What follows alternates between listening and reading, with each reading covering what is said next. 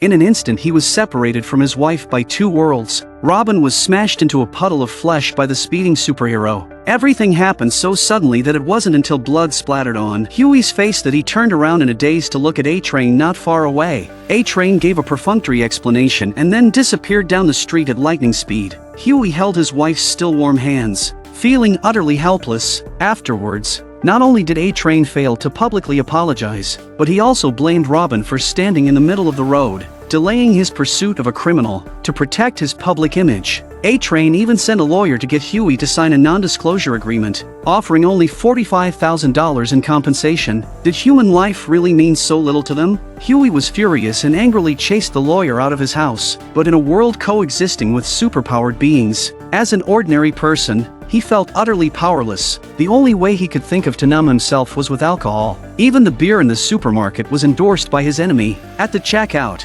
Huey collapsed helplessly to the ground. Huey thought he would never be able to avenge his wife. But then something unexpected happened. A man claiming to be a federal agent found Huey and revealed an unknown truth. Those so-called superheroes kill hundreds of innocent civilians every year, but the facts are always covered up by their company, Vought International. Billy, as a vigilante, punishes them in his own way whenever he discovers those bastards crossing the line. In the past, Huey would have thought this man was crazy. Going against superpowered beings as an ordinary person was undoubtedly suicidal. But now, Huey thought, what did he have to lose? So he followed Billy to an underground bar. This was the Soups Club for superpowered individuals. Billy showed Huey a video, and Huey couldn't believe that his cherished wife had become a drunken topic of conversation for A-Train. A-Train told another superpowered individual that when he crashed into Robin, he was running so fast that he swallowed one of Robin's teeth, which was as disgusting as swallowing a bug. After saying that, the two of them laughed heartily. Huey finally understood that human life was nothing but a joke to them. He made up his mind to make those superpowered beings pay for their blood debts. To expose these bastards, he decided to use the non-disclosure agreement as an excuse to plant a bug at Vought International, so he could track their movements. After successfully passing security, Huey arrived at the conference room in 7 Tower. A-Train and the lawyers were also there, but in Huey's eyes, A-Train was still that bloody figure. However, he had to endure it, otherwise, the plan would fail. Understanding this, Huey immediately calmed down. Before signing the agreement, Huey asked to go to the bathroom, where he prepared to take out the bug hidden in his phone case. Unexpectedly, his hand slipped and the bug fell out. At that moment, Starlight suddenly walked into the bathroom. Fortunately, she was preoccupied with fixing her makeup and didn't notice anything unusual. After Starlight left, Huey quickly picked up the bug and left. But Huey could never have imagined that Translucent had a perverse peeping habit, and he saw everything. When Huey returned to the conference room, he signed the agreement while stealthily placing the bug under the table. The mission was completed smoothly, and Huey felt an exhilarating rush from acting like a secret agent, but his excitement was quickly extinguished. Billy had only seen Huey as a pawn, and now that the mission was over, he discarded Huey without a second thought. After tearing up the check, Huey returned to his job as a regular sales clerk, but Translucent was not about to let him off the hook. Huey clearly feels someone walk in, but he can't see the other person, only the bug floating in the air. Translucent suddenly grabbed Huey's name tag and slammed him hard onto the counter, initiating a one-sided beatdown. Huey was utterly defenseless but still refused to betray Billy. When Translucent saw Huey wouldn't crack, he picked up a television, ready to smash it down and kill Huey. In the nick of time, Billy drove straight into the store, sending Translucent flying several meters. Billy then grabbed a crowbar and fiercely swung it at the collapsed wall, but missed. Translucent kicked Billy away. Unable to see his opponent, Billy was beaten helplessly by Translucent, and all his attacks were effortlessly countered by Translucent. Thinking quickly, Billy spit a mouthful of blood at Translucent, making him visible. Billy then began to fight back with his fists. However, Translucent's abilities went beyond invisibility. His carbon-based body was nearly indestructible, and he soon overpowered Billy. Just then, Huey crawled over and tried to use a high-voltage wire to attack. Billy notices this and pretends to surrender to distract Translucent, but Huey ran into trouble. The wire wasn't long enough, and the noise he made drew Translucent's attention. At that moment, Billy smirked and kicked Translucent right into the wire Huey was holding. The powerful electric current finally brought Translucent down, rendering him motionless. It turned out that the high conductivity of the carbon-based material was Translucent's only weakness. Billy recognized Huey's bravery and quick thinking, deciding to recruit him, but Huey panicked, knowing that Translucent was one of the 7, and if anyone found out he had taken down Translucent, he'd be in deep trouble. They put Translucent's body in the trunk, planning to bury him somewhere hidden. Suddenly, there was a noise from the trunk. It turned out that even the high voltage hadn't killed Translucent. Now they had an even bigger problem: how to kill the invulnerable Translucent. So Billy sought out his former partner, Frenchie, a professional assassin who might have a solution. When Frenchie saw the 2 audacious guys had kidnapped Translucent, he panicked and pulled out his gun, telling them to get lost. Every superhero had a tracking chip, and Frenchie didn't want to get involved, but Billy forced Frenchie to join them. This is not my problem, huh? Well, it is now. He knows what you look like.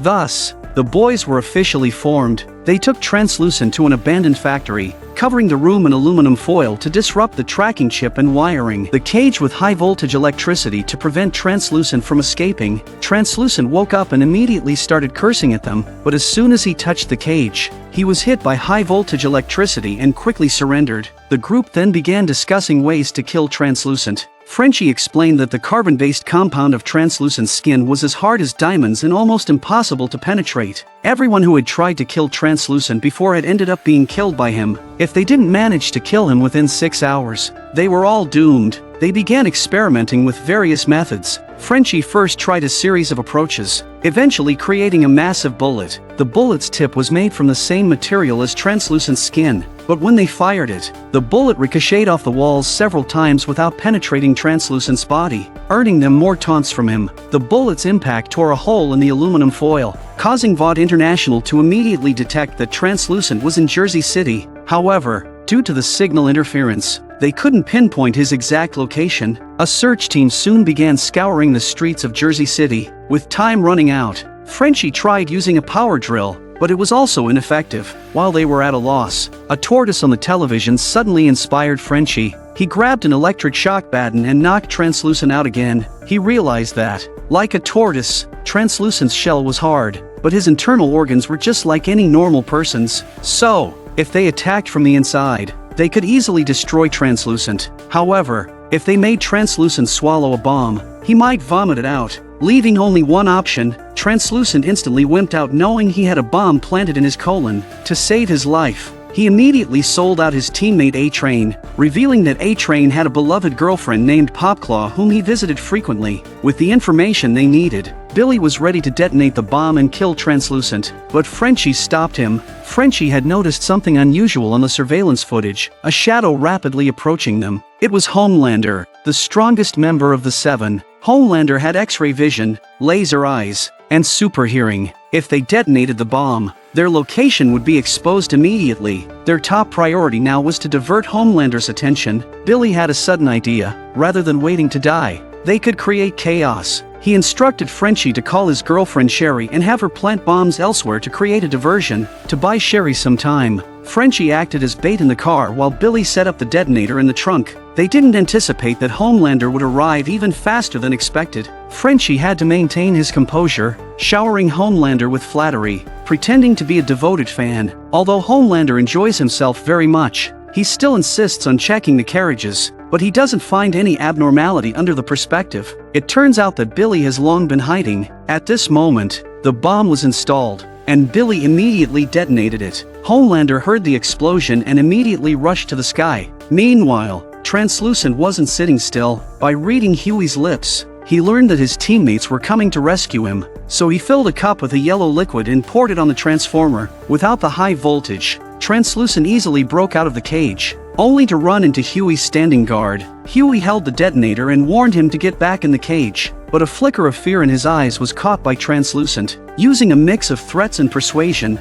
Translucent managed to intimidate Huey. Strolling towards the exit, the immense psychological pressure overwhelmed Huey. As Translucent turned invisible again, Huey finally snapped, pressing the detonator without hesitation, obliterating Translucent. Covered in blood, Huey was left with a swirl of mixed emotions, but now was not the time to relax. Since Translucent's skin couldn't be destroyed, it could be discovered by Homelander at any moment. They quickly gathered the scattered remains and packed them into a zinc-coated metal box. Billy planned to present a big gift to Homelander. This was just the first step in his revenge. With much more to come, Billy then contacted his old partner M, an experienced investigator. With his help, they quickly located Popclaw's residence. Popclaw was A-Train's secret girlfriend. If they could surveil Popclaw, they could uncover more secrets of Vought International. Billy brought out several large cameras, planning to sneak into Popclaw's apartment, but Huey mocked the outdated approach. In this day and age, all they needed was to hack into Popclaw's home network to have a 360-degree view without dead angles. The group exchanged glances and agreed on the plan. Huey and disguised themselves as broadband service technicians and went to Popclaw's house. Claimed to be Popclaw's fan and chatted with her, while Huey took the opportunity to go straight into the listening program. The process went unexpectedly smoothly, but just as they were about to leave, Huey ran into A-Train. Huey's heart raced, but A-Train seemed not to remember him. Feeling a mix of relief and anger, Huey was infuriated that this bastard had killed his wife just days ago and now acted as if nothing had happened. In a fit of impulse, Huey said something that made M's heart skip a beat. Haven't we met before? Maybe. I meet a ton of people. It turns out that in their eyes, human life is indeed as insignificant as grass. Back in the surveillance van, they quickly discovered some clues. A-Train was going to race against Shockwave, and if he lost, he would be kicked out of the 7. To win, A-Train asked Popclaw for Compound V. Popclaw immediately objected, saying that Compound V was a double-edged sword. While it could enhance abilities, it was hard to control, and the last time it caused him to kill a civilian was the best example. But A-Train was determined and promised that if he won the race, he would make their relationship public. In the end, Popclaw relented. Billy saw this as an excellent opportunity to get leverage over the superheroes. All they needed to do was steal Compound V from A-Train's bag during the race. The day of the challenge arrived. The group had clear roles. Huey disguised himself as a reporter to keep watch for Frenchie. Frenchie hid in the ventilation ducts, waiting for Billy's signal to act. Billy mingled with the crowd, observing A-Train's movements, while was in charge of handling emergencies. With Homelander's grand entrance, the atmosphere reached a fever pitch. A-Train entered first. Seeing the right moment, Billy gave the signal. Frenchie started moving, but just then, Starlight walked toward the locker room. Seeing this scene, Huey was afraid something would go wrong and hurriedly called out to Starlight. Frenchie, hanging in midair, was nearly discovered. Luckily, Huey had met Starlight before, which saved Frenchie. Huey struck up a conversation to distract Starlight. Frenchie immediately went to work but found nothing. A-Train had hidden Compound V in another location. Seeing his opponent Shockwave enter the track, A-Train felt a twinge of unease. In a flash, he seemed like a different person, behaving with unusual excitement. Billy, watching closely, realized A-Train must have secretly injected Compound V. It looked like they would come up empty-handed. However, made a discovery and left the stadium alone. By then, A-Train and Shockwave were ready at the starting line. With the firing of the starting gun, both racers vanished from sight, the strong air currents almost knocking over the front row spectators. The high-speed camera replay showed A-Train crossing the finish line first, winning the race with a time of 342 milliseconds. They thought they had failed. But then found a breakthrough.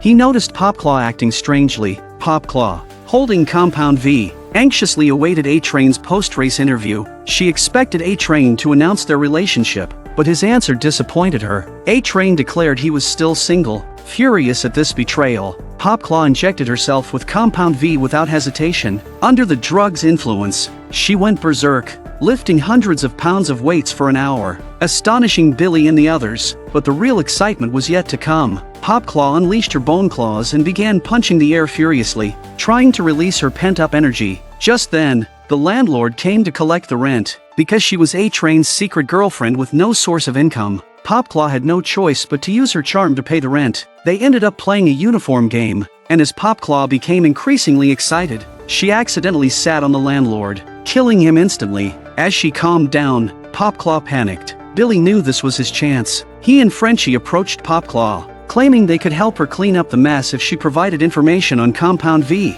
Meanwhile, Homelander received a gift from Billy. The Deep had found the box containing Translucent's remains. Madeline remarked that this group must be insane, but Homelander disagreed. Thinking they were clever, his laser eyes couldn't see through zinc, and the box's exterior was made of zinc, with a taunting message on the lid. This was a direct declaration of war against Homelander. However, Billy and his team were unaware that Homelander's greatest advantage wasn't his superpowers, but his ruthlessness. A father and son had simply stared at Homelander on a plane, prompting Homelander's eyes to glow red as twin laser beams sliced the plane in half in an instant. And that was just a warm-up. The real show was yet to come. Homelander leaped into the air, and in the blink of an eye, he was inside the 1,000-meter-high skyscraper, leaving the furious Queen Maeve behind. Gritting her teeth, Homelander could have flown Queen Maeve up, but he chose to wait by the elevator. Homelander pushed the door open with a slap and Queen Maeve went up and subdued the assailant in 3 moves. Normally, that would have been enough, but Homelander was in a foul mood. He punched through a criminal's body, killing him instantly without a chance to scream. Of course, Homelander was meticulous and wiped the blood off his hand on the criminal's clothes before picking up an M416 from the floor. Queen Maeve immediately understood, extending her hands towards him as Homelander fired a burst at her. And these are just daily operations. Homelander had some quirks, like staring at his own portrait for no apparent reason. You might think he's narcissistic, but he's actually using his X-ray vision to spy. The guy has a bit of an Oedipus complex. Inside was Madeline from Vought International. Over the years, Madeline had leveraged the Seven, led by Homelander, to make a fortune. Publicly, they were superheroes fighting evil, but in reality, they engaged in all sorts of shady dealings. Despite Vought International's numerous ventures, Madeline was never satisfied and always hoped to get the superheroes into the Department of Defense. This day, an opportunity arose. Flight 37, an intercontinental flight, faced a hijacking. Madeline instructed Homelander to rescue all passengers before the Department of Defense could intervene. This way, no one would dare oppose her proposal. By this time, the hijackers had fully taken control. Suddenly, the cabin door was forcibly opened, and the powerful air pressure instantly blew the hijacker at the door out of the plane. Queen Maeve charged in first, effortlessly lifting another hijacker into the air like a rag doll and snapping his neck with a single move. Another hijacker was approaching when 2 laser beams pierced his chest in an instant. There was no doubt that Homelander had arrived. After closing the door, calm returned to the cabin, and the passengers erupted in thunderous applause, chanting, "Long live Homelander!" Clearly, Homelander enjoyed such adulation. To boost his public image, he even interacted with 2 children. However, Queen Maeve noticed something was wrong. The cockpit door was shut tight. Homelander pushed the door open, finding a hijacker pointing a gun at the pilot. While the co-pilot was already dead, Homelander tried to persuade the hijacker to stay calm, but the hijacker's hand trembled, and he shot the pilot dead. Seeing this, Homelander immediately killed the hijacker with his laser vision, but he used too much force, damaging the control panel and sending the plane into a nosedive. Queen Maeve quickly tried to contact the ground with the radio, but it had also been destroyed. Homelander thought for a moment, then put on a reassuring smile and told the passengers that everything was under control. Did he have a plan? Not at all. He just didn't want to deal with the mess. Queen Maeve reaches out to stop Homelander and asks him to stall the plane from the outside, but Homelander refuses, citing a lack of footholds. Queen Maeve was desperate. "Fly over and push it back into position if you have to." Homelander still refused, saying that at his speed, he would likely tear through the plane. Queen Maeve realized he had a point. She then proposed Homelander ferry the passengers to the ground one by one. Homelander burst into laughter at the suggestion, expecting the mighty Homelander to play the role of a courier, making 123 trips back and forth. He wouldn't even consider it, even if he could do it. A child then asked if he would leave them behind. After calming the passengers once more, Homelander signaled Queen Maeve to leave. He opened the cabin door, and the sudden rush of air knocked over the flight attendant and the meal cart. Queen Maeve knew she couldn't save everyone, but she still hoped to save a few children at least. But Homelander flatly refused, explaining that if anyone survived, they would tell the world that it was his fault the plane crashed, which would create enormous trouble. At this point, the passengers realized Homelander's intention and tried to resist. What followed was another signature moment for Homelander. Homelander then grabbed Queen Maeve and jumped out of the plane, watching as it plummeted straight into the Atlantic Ocean.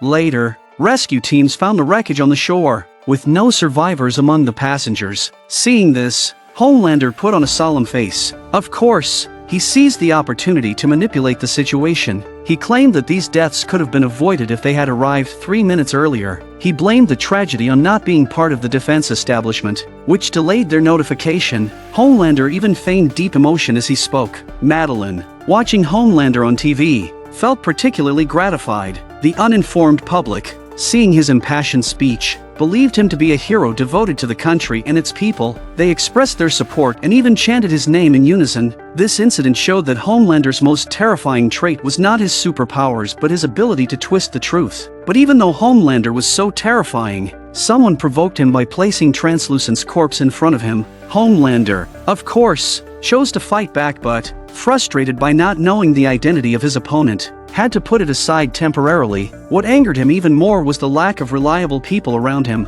Queen Maeve still had a conscience and was not fully usable. Starlight was a newcomer and untrustworthy. A-Train was too dependent on Compound V and had become a superpowered junkie. The most infuriating was the Deep, who neglected his duties and spent all his time thinking about how to save fish. Homelander was at a loss. In contrast, the boys were gaining momentum, following the clues provided by Popclaw. They finally focused their target near a noodle shop. A-Train would always bring Popclaw a bowl of sesame noodles every time she delivered Compound V. After staking out for several days, they finally noticed something. A person from the noodle shop carrying 2 bags and a gun aroused their suspicion. It was time to investigate. They followed the person to a supermarket, where they discovered a hidden door leading to an underground hideout guarded by several sentries. Seizing an unguarded moment, they reached a room at the end and began searching for Compound V. Frenchie's attention was drawn to an iron door. Approaching it, he saw a woman locked inside. warned Frenchie with a look not to get involved. But Frenchie ignored him and opened the door. The guards arrived just then. Instead of shooting, they shouted, "Don't let her escape!" The woman leaped and instantly disemboweled a guard, then twisted forcefully, making the guard stop struggling entirely. The woman then rushed toward another guard and ferociously clawed at his abdomen. The scene left Huey dumbfounded. Kimiko then charged at Huey and the others. Thinking quickly, Frenchie used the iron door to block her initial attack. Luckily, Kimiko remembered something more important. Covered in blood, she headed to a nail salon. The owner panicked upon seeing Kimiko, and in a fit of screams, the owner was killed. At this moment, the boys made a significant discovery. While clearing the scene, they found a leftover Compound V syringe. It was clear that Kimiko was an experiment created by A-Train using Compound V. Though the purpose remained unknown, their immediate priority was to find Kimiko. Then, the group, following a tip, arrived at the nail salon, only to find A-Train already there. It turned out that after seeing the bodies of those unlucky guys, A-Train knew Kimiko had escaped. Using his speed advantage, he got there first. Billy immediately felt tense, knowing that A-Train could scour the entire city within half an hour. It's a fool's errand to get to Kimiko before A-Train does. But Frenchie was confident because he had found a torn page during the search. It mentioned Kimiko's hometown, so she must be at the train station. They set off immediately and found Kimiko there. Frenchie puts down the hypnotic bomb in her hand and tells Kimiko not to be nervous. Frenchie had felt a kinship with Kimiko at first sight. He had also been abused and imprisoned by his father. Knowing well the yearning for home, after hearing Frenchie's story, Kimiko finally calmed down. Unexpectedly, a sudden emergency news broadcast caused Kimiko to go berserk. She sprinted from the electronics store to the platform. The boys caught up with her. Kimiko leaped off the platform, running along the tracks. But soon, her expression turned to terror. The next second, she was seized by the speeding A-Train. It wasn't until A-Train had run a considerable distance that the group realized what had happened. Kimiko, desperate to free herself,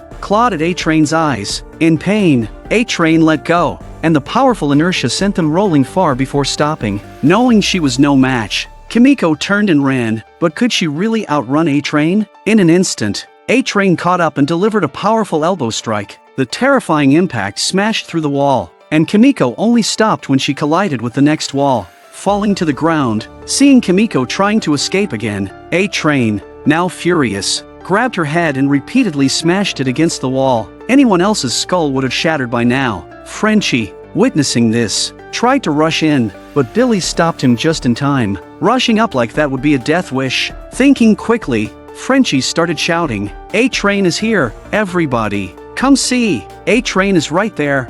Seeing the crowd gathering, A-Train stopped. As his public image was paramount, A-Train then put on a fake smile, engaging with the fans swarming around him. Kimiko took the opportunity to slip away, with the boys following closely behind. Billy attempted to subdue Kimiko with a hypnotic bomb, but Frenchie stopped him. Frenchie wanted to try talking to Kimiko. What if he could convince Kimiko to join them?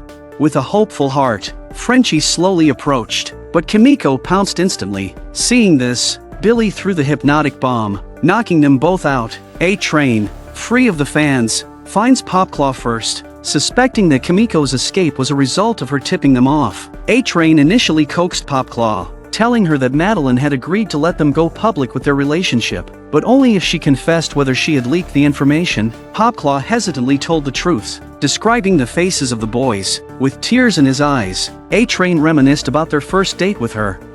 I love you. I love you too.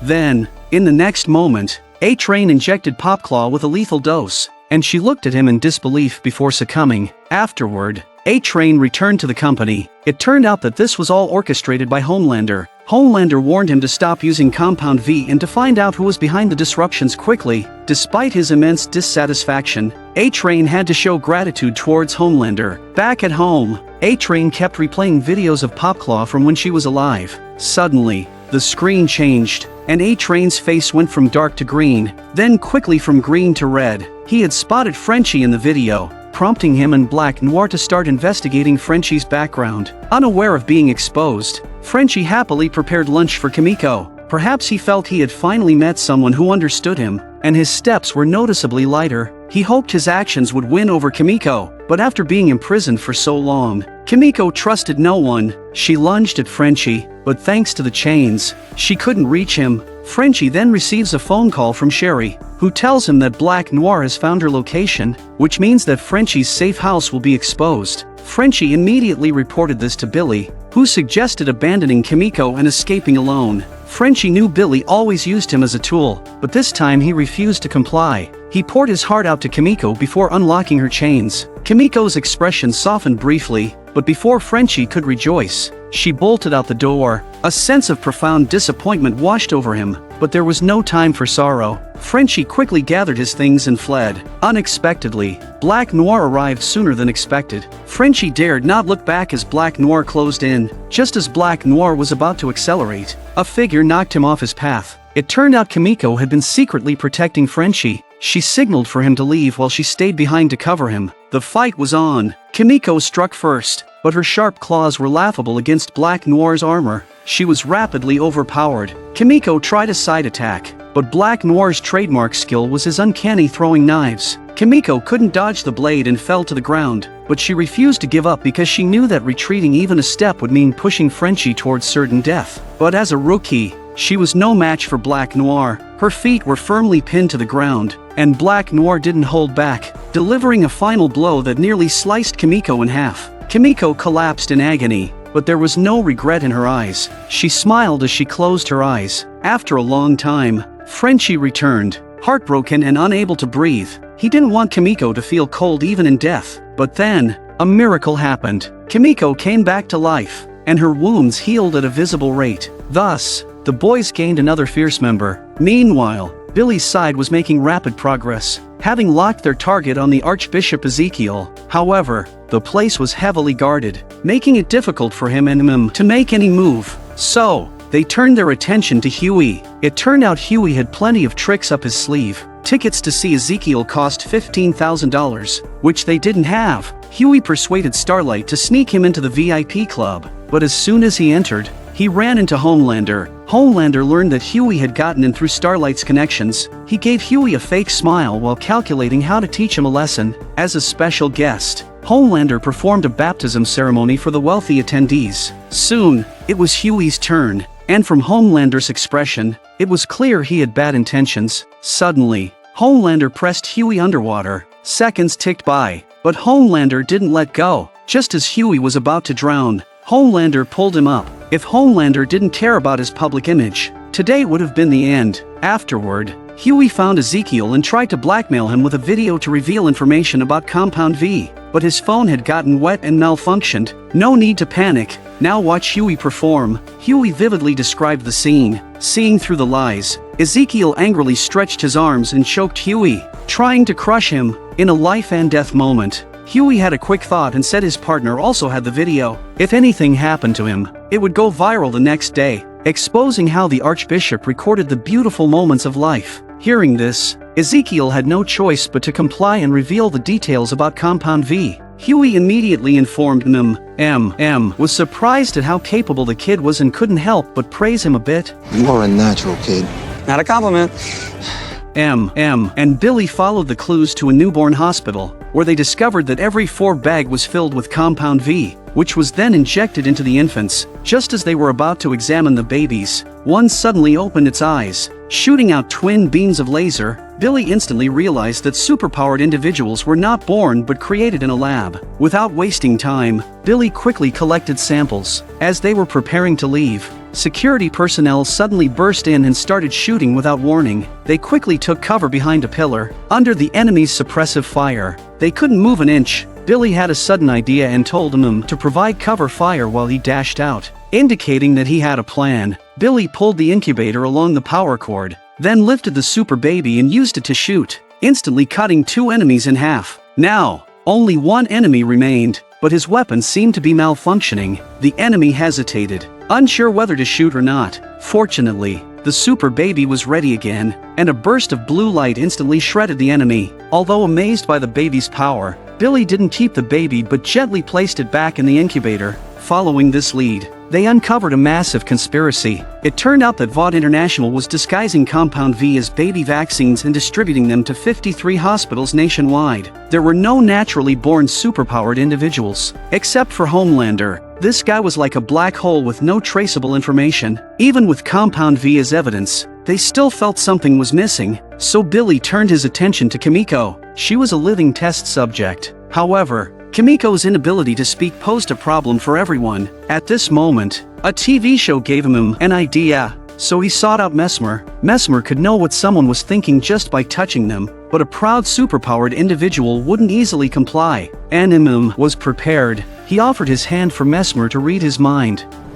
How do you know about Cleo?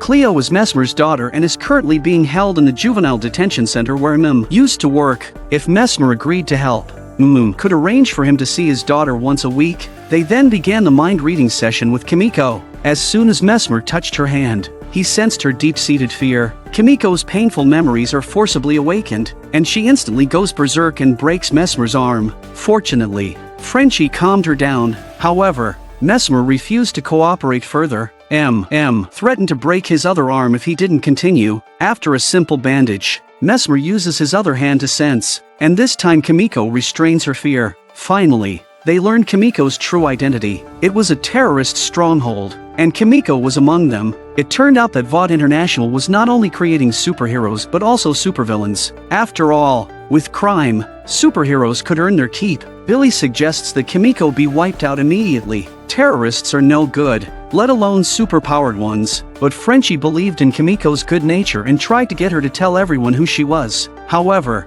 Kimiko genuinely couldn't speak. In desperation, Kimiko took Mesmer's hand and asked him to sense her thoughts again. This time, Mesmer saw an island, the place where Kimiko grew up. Terrorists had killed Kimiko's parents, kidnapped her and her brother, and forced them to join their organization. Kimiko was just looking for a chance to save her brother. After learning the truth, Billy no longer troubled them. Billy approached his former boss, Susan, hoping to exchange the evidence he had for FBI resources. Susan knew Billy's demands were high, but she didn't expect him to be this audacious. He asked for an exorbitant salary, for the boys to be stationed in the federal building, and for Homelander to be prosecuted within the legal framework. Susan could agree to the first 2 demands, but she pretended not to hear the last one. Joking aside, that was Homelander. Provoking him could endanger millions. Billy was shocked by Susan's cowardice and decided to go it alone. We'll take down Vought ourselves. But then they realized Huey was missing. It turned out he had gone to watch Starlight's speech. The speech itself was nothing but recitation. Starlight didn't want to be a puppet, so she asked the sound engineer to cut the music and made a shocking statement. Her words sent the deep. Who was watching on TV? What's immoral is the guy who shoved his dick in my face. Shit. Into turmoil. What exactly was the entanglement between them? Find out in the next episode. Every day, she would punch the wall hundreds of times. Even after breaking through the wall, Annie wouldn't stop. Her mother is right behind the wall, but instead of stopping her, she mocks Annie for being too weak. Her mother's words only make Annie more diligent. At 7 o'clock sharp, She does pull-ups, and they're one-armed. With no training equipment, Annie lifts cars by hand. Only when the car is above her head does she show a satisfied smile. Annie has aspired to be a superhero since she was a child, punishing evil and fighting crime. She not only has extraordinary strength but can also control light and electricity, earning her the charming nickname Starlight. Starlight has always dreamed of joining the Seven, so she records all her training sessions and sends them to Vaught International. But every email vanishes without a trace. Until Starlight received this phone call, all her efforts seemed in vain. Lamplighter of Vaught International announced his retirement, and the vacant spot urgently needed a superpowered individual to fill it. Starlight's dream had finally taken its first step. The red carpet was lined with people eager to see this new superhero. Ashley flatteringly praised Starlight for doing a great job, but Starlight was puzzled, as she hadn't done anything yet. However, what Starlight didn't know was that Vaught International valued not her superpowers but her sweet appearance. With her joining, the company's approval ratings could increase by at least 3 points, and the darkness within Vaught International was far from limited to this. On her first day on the job, Starlight faced a major life challenge. When the Deep found out that Starlight was a fan of his, he took off his pants and wanted Starlight to taste the ocean. The naive Starlight had never seen such a scene and just wanted to escape quickly, but the Deep wouldn't let Starlight off so easily. He teasingly said he just wanted to see how much Starlight truly desired her dream. Hearing her dream being ridiculed, Starlight could no longer hold back. Seeing this, the Deep signaled Starlight not to act impulsively. He said he was second in command here, and everyone's stay or leave was up to him. Starlight could either comply or get out. Caught between her dream and her dignity, Starlight didn't want to give up either, but she had to choose one. Clenching her teeth, she ultimately chose to yield to the Deep. Afterward, Starlight ran to the bathroom, retching uncontrollably. Queen Maeve immediately saw what Starlight had just gone through. She handed Starlight a tissue and angrily told her never to let anyone know about it. But in the bathroom of Vaught International, there are no secrets. Translucent had already been lurking there. Starlight's worldview collapsed once more. She couldn't believe that each one of these people was more despicable than the last. Starlight wanted to confide in her mother, but when the words reached her lips, she couldn't say them. All she could do was talk to strangers in the park. This is how she met Huey for the first time. The two of them, both having experienced tragic events, immediately hit it off. Encouraged by Huey, Starlight regained her confidence. No matter what others did, she would be true to herself. Soon Starlight has a chance to make her mark when she is tasked to fight a drug gang. However, her partner turned out to be the Deep.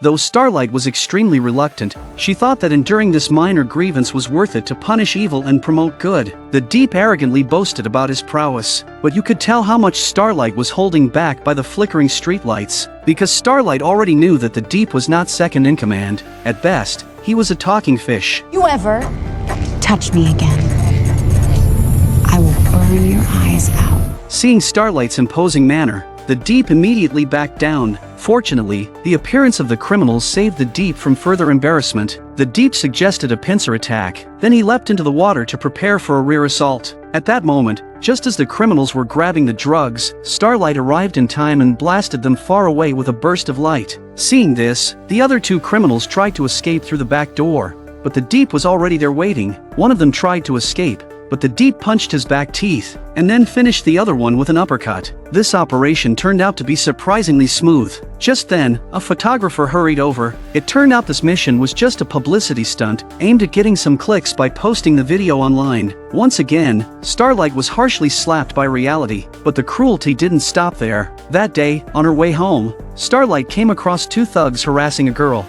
After her warnings went unheeded, Starlight decisively took action, blasting one thug away with a beam of light. The other thug didn't fare much better. Starlight turned and landed two punches, leaving the thug crying out in pain. After dealing with them, Starlight felt a surge of joy. It felt great to punish evil and promote good. But what Starlight didn't know was that the whole scene had already been recorded by someone with ill intentions. Ashley brought the video to confront Starlight. Now everyone believed Starlight had attacked civilians without reason. Starlight wanted to explain, but Ashley wouldn't listen and canceled all her scheduled activities, leaving her to await further instructions. Nervously, Starlight walked into the CEO's office, ready to explain to Madeline, but Madeline cut her off. It turned out that the girl who had been harassed spoke up for Starlight, and Starlight's popularity surged instead of dropping. Ashley changed her tune, praising Starlight's bravery, the company decided to rebrand her as the neighborhood girl who punishes evil and promotes good, a gimmick that was sure to make the company a fortune. However, Starlight's joy was short-lived and quickly turned to disgust. The operations director unveiled the new costume designed for Starlight. The neckline plunged nearly to her navel. Starlight immediately refused, stating that her body was hers to decide how much to reveal,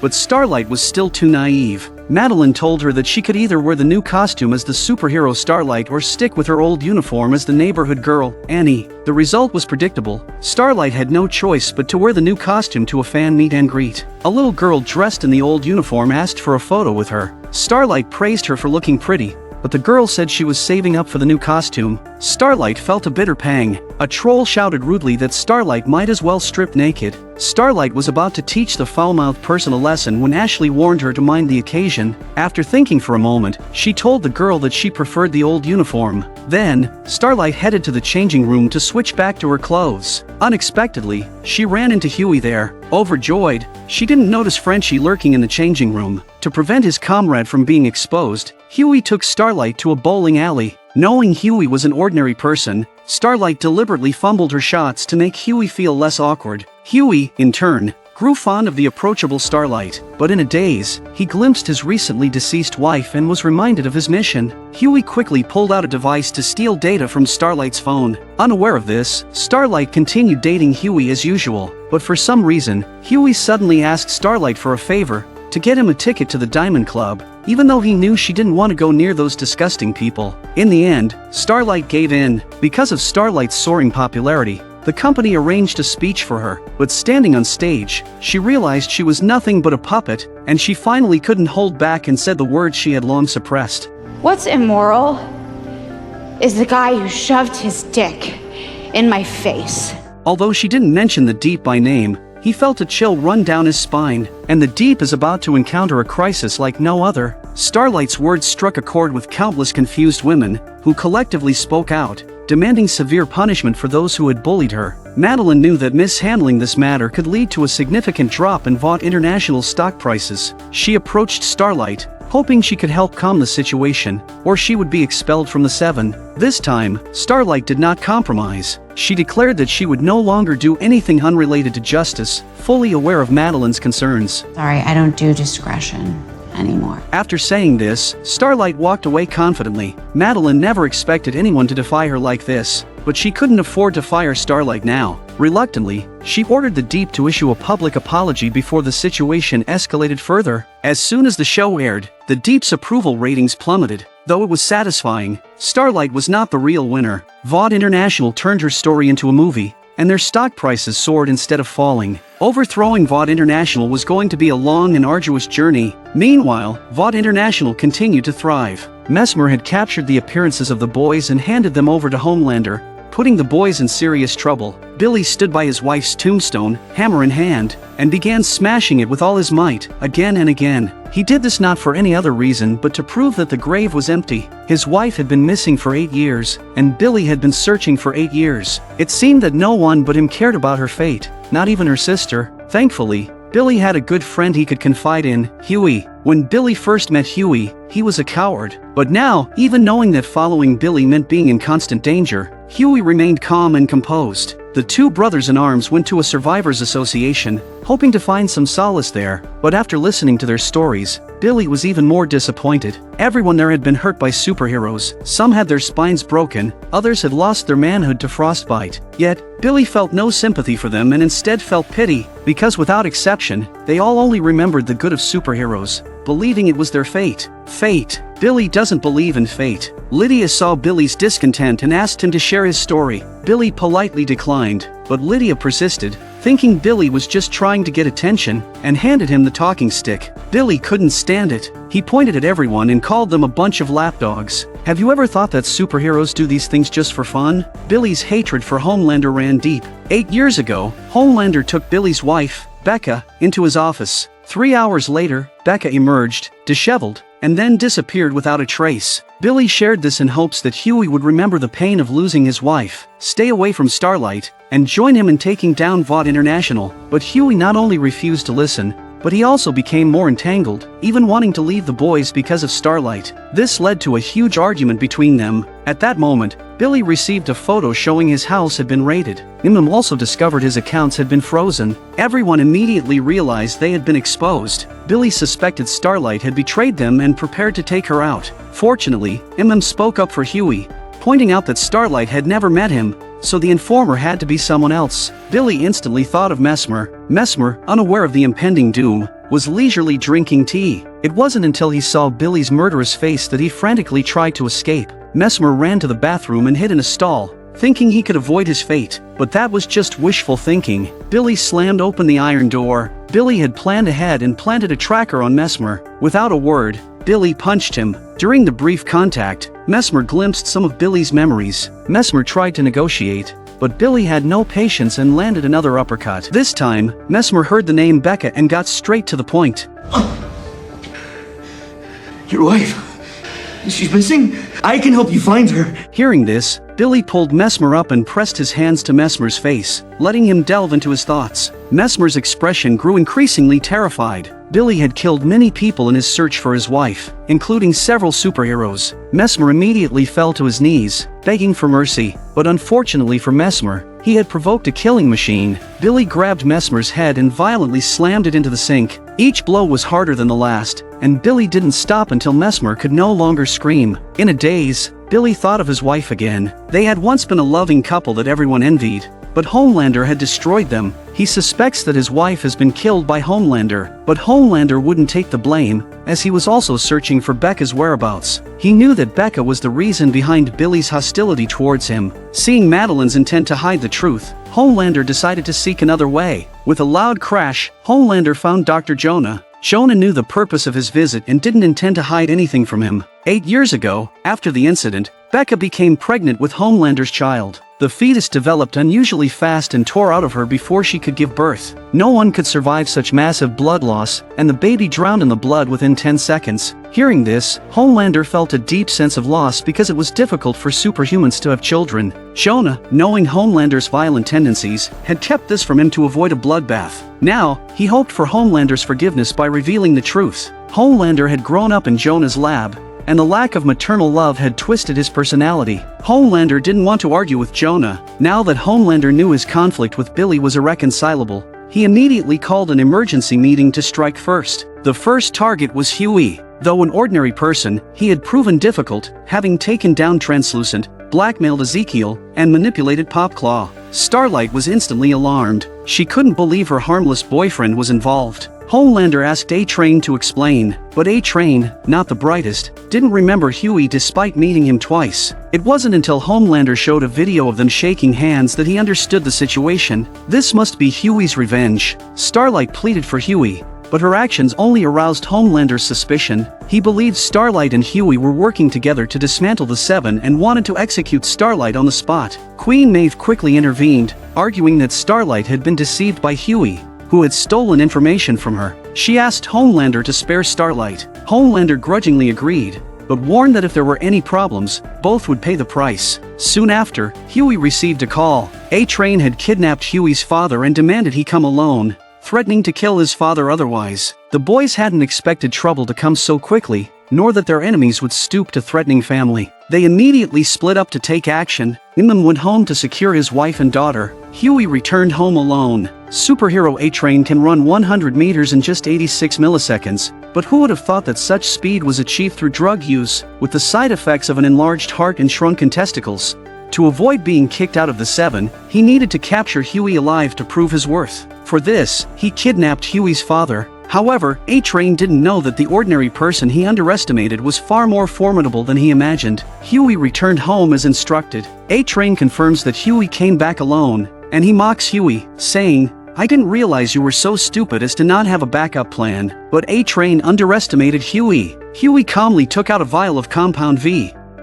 A-Train, feeling guilty, pretended not to know what it was. Huey responded by spraying the Compound V on the ground. This made A-Train panic, cursing Huey for wasting such precious material. Seeing A-Train take the bait, Huey quickly lied, saying he had plenty more. He promised that if A-Train let his father go, he would ensure A-Train remained the fastest man in the world. Hearing this, A-Train's demeanor changed. He threatened that if Huey tried any tricks, he could catch his father in milliseconds. Seeing that Huey was about to face A-Train alone, his father refused to leave. Huey repeatedly assured his father that he could handle everything. Seeing the determination in his son's eyes, his father finally chose to trust him. After his father left, Huey and A-Train began to exchange words, with Huey questioning A-Train about why he killed his wife. Unexpectedly, A-Train became even more agitated, retorting, "So you killed my girlfriend?" Huey was confused, insisting he didn't kill her. But A-Train wouldn't listen. A-Train believed that his act of killing Huey's wife was unintentional,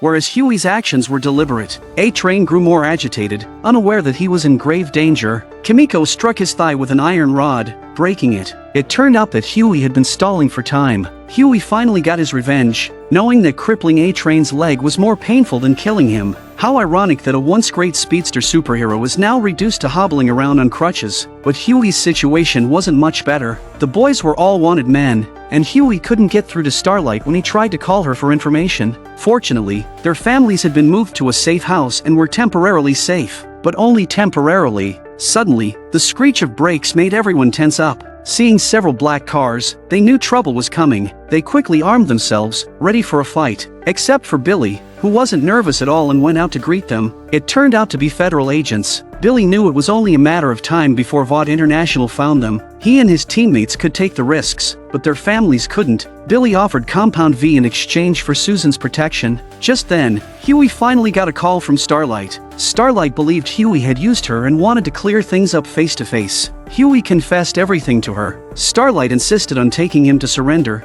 believing jail would be better than falling into the hands of superheroes. But Huey knew too many secrets. Going to jail was a death sentence, as Vought International would never let him live. Thinking quickly, he told Starlight about Compound V. Starlight was stunned to learn that her prized superpowers were artificially created. While Starlight was in shock, a red dot from a sniper's laser sight targeted her. Just as Huey was about to warn her, she was blasted away by a shot. It was Billy, who had come to rescue Huey. As Starlight tried to get up, Billy shot her again. Huey realized what he had to do and ran towards Billy, but when they go back, Billy drives past the safe house. Billy explained that their comrades had been captured, and returning would be walking into a trap. He pointed out that the windows had been replaced, and there were concealed tracks on the path. Only the CIA could execute such a meticulous setup. And that's exactly what happened. Kimiko had been the first to notice something was wrong. While Frenchie admired Kimiko's delicate appearance, 2 gas grenades crashed through the window. Frenchie knew he and MM were hit. He quickly pushed Kimiko into the bathroom and stuffed a towel under the door, hoping she could escape. MM and MM are both down, and now they can only pin their hopes on Kimiko. Kimiko held her breath, trying to escape during the commotion, but an attacker threw her to the ground. She broke his leg with a kick and jumped out the window, but as soon as she got out, she was injected with a sedative. She shattered the attacker's arm with a knee strike. Kimiko felt dizzy after running only a short distance. She crawled under a truck, helplessly watching Frenchie and MM being dragged away. Her vision blurred, and before losing consciousness, she looked at the nail polish Frenchie had applied for her. She couldn't escape her fate either. In the end, they were all captured. Meanwhile, Huey was naively planning with Billy on how to rescue their comrades. But Billy had no intention of doing that. His sole objective from the beginning was to kill Homelander, and he was willing to sacrifice anyone to achieve it. Seeing through Billy's true nature, Huey decided to part ways with him and rescue their comrades on his own. But he couldn't do it alone, so Huey sought out Starlight again, hoping she would help. However, having been deceived by him before, Starlight was unlikely to agree to his request. Seeing this, Huey immediately tried to guilt-trip Starlight. He said, "Vought International is using Compound V to create super-terrorists. Isn't punishing evil your core belief?" Starlight, hearing this, shook her head in shame. She was puzzled because she didn't remember saving him anywhere. Huey explained that after Robin died, all he could think about was revenge. It was Starlight's appearance that awakened his true nature. Although Starlight was moved by his words, she didn't agree to Huey's request. She didn't want to be used by anyone again. Huey faced constant setbacks. Meanwhile, A-Train was gaining momentum. He was pulling a train weighing nearly 10,000 tons for rehabilitation. It turned out he had injected himself with a large amount of Compound V, and his broken bones had long since healed. Not only that, but his strength and speed were also greater than before. He vowed to tear Huey to pieces if he ever saw him again. Obviously, Huey was unaware of this. At that moment, he was boldly walking towards the enemy's camp, but the way he swaggered made it seem like he was walking to his death. Sure enough, Huey was captured before he could get in. 2 soldiers roughly threw him into the cell. Even then, he boasted, "Brothers, I'm here to save you." Frenchie gave Huey a sympathetic look and then kissed him hard on both cheeks, saying he had never seen anyone speak so grandly about walking to their death. But what Frenchie didn't know was that getting captured was the first step of Huey's rescue plan. Huey knew he would be thoroughly searched, so he had hidden a lock-picking tool in his dental retainer, and now he just needed to get it out. It seemed stuck because Huey had used adhesive to secure it, underestimating the glue's strength. Frenchie tried a few times but failed. Luckily, Imam had an idea. He told Huey to relax, saying he would punch the tool out of his mouth, which might sting a bit. Surprisingly, it worked. They quickly knocked out the guard and took his weapons. Now, they only needed to find Kimiko. They cautiously searched the yard but still couldn't find any trace of her. Frenchie, filled with worry, ran over despite the danger. He had seen Kimiko in the lab, seemingly undergoing some kind of experiment. Fortunately, Kimiko woke up in time, and Frenchie felt relieved. However, the next second, Frenchie was shot. Imam rushed to help him, and they found a wall to use as cover. Under the enemy's heavy fire, they couldn't move, let alone rescue Kimiko. Frenchie blamed himself for being too careless. If he hadn't been, he could have provided cover fire for MM to rescue Kimiko. Seeing Frenchie's anxious expression, MM couldn't bear it any longer and was about to go after Kimiko. Knowing it was a suicide mission, desperate, Huey stepped up to cover MM, though he had never handled a gun before. Surprisingly, Huey got lucky. In his wild shooting, he managed to hit one of the enemies. The enemies, thinking Huey was a sharpshooter, didn't dare to show themselves. But who had ever seen someone killing while shouting apologies? Huey quickly ran out of bullets. Frenchie reloaded the magazine for him while waiting for MM to return. They waited for a long time but saw no sign of MM. Just as they feared the worst, MM rushed out during a lull in the enemy's attack. Huey immediately provided cover fire, but his shooting style was so wasteful that they soon ran out of bullets. The enemies, realizing they were out of ammo, closed in on them. It seemed like the end. Just as Huey thought all his efforts were in vain, a bright light suddenly shone behind them. Several soldiers flew over Huey's head. It was Starlight who had arrived, looking stunning at that moment, but there was no time for admiration. Starlight swiftly took out one soldier with a single move. Another tried to sneak up on her from behind but was knocked out with 2 punches. The last guard was pinned to the ceiling by a powerful light beam. There was no time to talk. They quickly grabbed Kimiko and prepared to retreat. At that moment, A-Train appeared. Huey, realizing the danger, told them to go ahead without him. He knew that A-Train's target was him, and staying behind was the only way to ensure his friend's safety. A-Train is looking unusually grumpy at the moment. Huey knew he must have injected Compound V and was ready to sacrifice himself. Starlight tried to plead for Huey,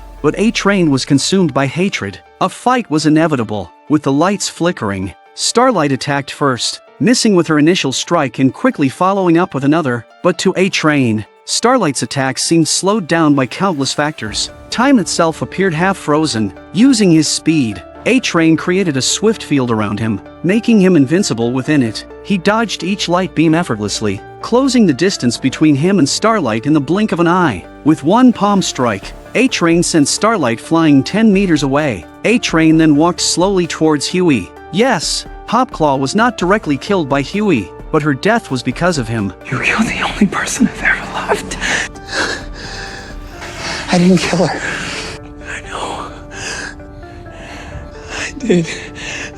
Perhaps the true source of A-Train's twisted psyche was having to kill his beloved with his own hands. He wanted to vent his hatred for Homelander onto Huey, but just then, A-Train's expression turned into a grimace, and it was clear that the side effects of Compound V had saved Huey's life. A-Train's heartbeat grew increasingly rapid, and then he collapsed in agony, quickly falling silent. Seeing the man who killed his wife lying lifeless before him should have made Huey happy, but for some reason, he couldn't feel any joy. Maybe he saw a reflection of his former self in A-Train's anguish. At that moment, Huey's hatred vanished. All he wanted was to save the man in front of him. He instructed Starlight to call for an ambulance while he performed CPR on A-Train. Seeing this, Starlight had no choice but to call for headquarters support. She urged Huey to escape. Promising to save A-Train, Huey reluctantly stood up and left. A-Train's life is uncertain at this moment. Madeline is also in trouble at this point. Susan came to the door with evidence against Vought International and said she'd put an end to Vought. For half a century, Vought had claimed that superheroes were God's gift, but the truth showed they were merely lab-grown monsters. Susan advised Madeline to abandon the dream of integrating these monsters into the military. To turn the tide, Madeline hoped Homelander would complete a national tour to boost support for Vought International's military integration. However, Homelander was still resentful over her hiding Becca's pregnancy and refused to cooperate. Seeing this, Madeline resorted to her trump card. She knew Homelander had always lusted after her and promised him a reward if he completed the tour. Homelander hesitated for only half a second before happily filming the tour video. The next moment, I have to admit, Homelander's ability to change his expression is impressive. He then eagerly went to claim his reward. Madeline, of course, did not break her promise. Afterward, Homelander lay in Madeline's arms like a child. Madeline took the opportunity to make a new request, asking Homelander to carry out a secret mission. Homelander descended from the sky, and it was time for his hunt. At that moment, the terrorists were still focused on making drugs, completely unaware of the impending doom. Homelander activated his laser eyes and instantly killed 2 terrorists, then entered a mode where anyone he saw died. Even those hiding upstairs were not safe, as Homelander could see through walls. One foolish terrorist tried to sneak up on him from behind, but Homelander turned and killed him with a glance. Facing such a killing machine, the terrorists had no choice but to flee. But it wasn't just the terrorists who were terrified, even the Navy SEALs outside were scared. The consequences of provoking someone like Homelander were obvious. In no time, Homelander had killed everyone in the building. One person's death was particularly gruesome. Homelander crushed his skull underfoot. Feeling refreshed, Homelander walked out of the enemy camp and saw an unfortunate survivor. Before leaving, Homelander praised the Navy SEALs on the scene. In reality, Homelander's true goal was not to eliminate the terrorists but to frame them. He took the opportunity to put all the blame for Compound V on them. Anyone with a bit of intelligence wouldn't believe that terrorists could create such a compound. But now, who could prove VOD International's involvement?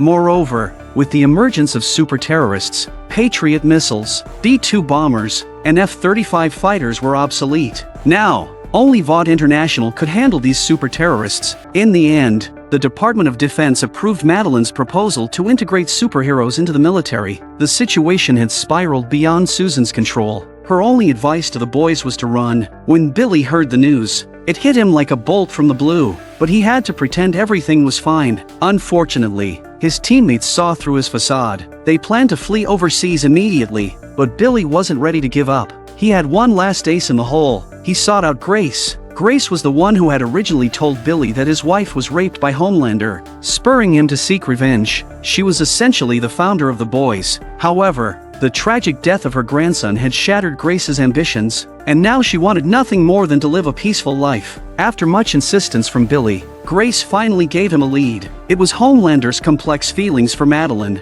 She was his only weakness. This clue indeed gave Billy an idea. To defeat Homelander, Billy decided to kidnap Madeline. Madeline was holding a celebration at that moment. The soon-to-retire CEO, Stan, was very pleased with how she handled the company crisis and intended to promote her. Madeline attributed it to luck, saying a super terrorist appeared just in time to help her through the tough situation. But how many coincidences can there be in the world? Homelander confessed to Madeline that he was the one who had A-Train deliver Compound V to terrorist organizations across the country. Even though the survival rate for adults injecting it was far lower than for babies, some still managed to survive. Madeline praised Homelander for his foresight. Caressing his face like a mother, Homelander casually asked about Becca, but Madeline replied that she had miscarried. Homelander was taken aback, as her answer didn't match Jonah's story. One was a miscarriage, the other was a postpartum hemorrhage. There had to be more to the story. Madeline had no idea she had already provoked 2 killing machines. She only realized something was wrong when she got home, but by then it was too late. Billy had already snuck into her house and strapped her with C4 explosives, then notified Homelander. Homelander appeared with a loud bang. He could see Billy's blood pressure was soaring, but he didn't feel fear. He felt anger. Billy thought he could avenge his wife Becca. Even if he couldn't kill Homelander, he could at least let him feel the pain of losing his beloved. But what Homelander said next made Billy's faith crumble. Homelander explained that the fault wasn't his. It was Becca who voluntarily approached him out of infatuation. Moreover, Becca wasn't dead. She had given birth to Homelander's son. After Madeline let it slip, Homelander went back to Jonah and forced out the truth. Knowing the truth, Homelander was disgusted with Madeline, and the sound of the baby's cries made him more and more annoyed. He asked Madeline if she had a word of truth in her mouth. I said I'm scared. Of you. I'm scared of you. Homelander thanked Madeline for her honesty this time. He gave her a final kiss and then used his laser eyes to kill the woman full of lies. Billy realized that without Madeline, Homelander had no weaknesses. In despair, he detonated the bomb. After the explosion, Billy found himself on a grassy field. There, he saw his wife, whom he had been searching for 8 years. But this wasn't heaven. Homelander had saved him from the explosion. He wanted Billy to see his child. It turned out that Billy's years of revenge had been nothing more than his own one-sided obsession. After that, Billy disappeared. No one knew where he went or if Homelander had killed him. With Madeline's death, Vought International entered a new era. Stan took over the reins and personally negotiated with the Department of Defense to help the military rid the world of super-terrorists at a cost of tens of billions a year. City mayors also had to pay a hefty price to hire superheroes for maintaining law and order. Seizing the opportunity, Vought International publicly announced Translucent's death, portraying him as a hero brutally killed by terrorists during a mission. Homelander's heartfelt speech moved countless civilians to mourn the fallen hero. With the PR department's full efforts, a simulated video of Billy viciously insulting Madeline and pressing the detonator was repeatedly broadcast on social media. Simultaneously, the government cooperated with Vought International to issue a nationwide manhunt for Billy and his associates. Under the nationwide hunt, the boys had no place to hide. Frenchie used his underworld connections to return to being an arms dealer, with Kimiko occasionally acting as his bodyguard. Once a military medic, stayed to help treat gunshot wounds for gang members. Only Huey has nothing to do and is currently hiding in a cramped basement. Compared to the now famous Starlight, he was as insignificant as a speck of dust. But in reality, Huey had his own plans. Even without Billy, his score with Vought International was far from settled. Only by bringing down Vought International could he see the light of day again. For revenge, he turned his life into a tragedy. A 3-meter square basement became his only sanctuary. Yet, despite it all, Huey still strives to face life positively. He picks up a shirt that doesn't smell as bad, trying to force a smile, but he just can't do it. When a diligent, humble man's wife is turned into a pile of meat by a superhero, without even an apology, and instead, he is hunted down by the hero's teammates. What do you expect him to do? When he blew up the pursuing Translucent, only to have the enemy portray Translucent as a heroic martyr and launch a nationwide manhunt for him, what do you expect him to do? When his last hope, his companions, accused him, making him endure repeated scorn and ridicule, what do you expect him to do? He just wants to be an ordinary person, but the powerful Vought International is like a mountain. Unless this mountain is moved, he will never see the sunlight. Therefore, Huey secretly contacts Starlight, hoping to use her to collect clues about Compound V and expose Vought International's crimes to the world. But ever since Stan took over Vought International, the control over Compound V has become increasingly strict. Even Starlight can't get close to the core lab, let alone obtain a sample. Of course, Huey anticipated this situation. He managed to get hold of some information. A man nicknamed Gecko, a guinea pig in the lab, might be a breakthrough. When Nim found out Huey had contacted Starlight again, he scolded him harshly. Fucking crazy, man! Are you crazy? Be careful, what you doing? We use burner phones. Kid, you don't get it. They could have been following you. They could be watching us right now. S fears are not unreasonable. If Vought International tapped Starlight's mobile phone, it would be the end of all of them, including Starlight, of course. At this moment, an injured man interrupted their argument. He had an accident at the dock, and his bones were crushed. The boat belonged to Frenchie, so they couldn't avoid responsibility. They hurried to the dock, where tens of thousands of tons of cargo ship had overturned. They were dumbfounded at the sight. Fortunately, noticed a surveillance camera by the roadside. From the footage, they saw the ship being used for smuggling people into the country. A man stepped out of the cabin, and instead of following the line like the others, he got into an argument with the smugglers. He pushed a smuggler away with one palm and then used telekinesis to lift the ship and smash it into the smuggler before disappearing into the night. Kimiko seemed to know the identity of the superhuman. She wrote the word boy on paper and handed it, along with an origami found at the scene, to Frenchie. But Frenchie couldn't understand what Kimiko meant. Maybe only heaven knows what these people are up to. But with such a major incident, they are likely to be exposed. Their only option now is to seek shelter from Deputy Director Susan of the CIA and inform her about the super-terrorists smuggling into the country. Susan suddenly started laughing after hearing this. She had been looking for the final piece of the puzzle to put everything together, and now she had found it. Okay, so then what's the whole picture? The whole picture? It's Vought. It's a coup from the inside. Just as she finished speaking, Susan began to bleed from her nose. Then her head exploded, killing her instantly. Everyone was terrified and quickly got into the car to escape. Huey kept asking questions non-stop. Fortunately, their heads were still attached to their necks, and they made it back to the basement safely. Huey felt immensely guilty about Susan's death, but told him it wasn't his fault. Upon analysis, they realized that someone must have planted a bomb in Susan beforehand, set to detonate if she said something she shouldn't have. If it were a superhuman's doing, they would have been dead by now too. The mastermind behind it was obviously Vought International. Knowing that Vought had become so reckless, Huey immediately contacted Starlight, wanting her to abort the plan. He didn't want to lose another important person, but Starlight clearly had her own thoughts. Huey knew he couldn't argue with her and reluctantly hung up the phone. Just then, the guard at the door suddenly rolled down the stairs, and everyone tensed up, readying their guns. A man walked slowly towards the stairs. It wasn't until they saw his face that they lowered their guns, but Huey was very displeased with his arrival. Frenchie tried to persuade him, saying that times were different now and the team needed a real leader. Billy detonated the bomb without hesitation, smiling as he accepted death. After a loud explosion,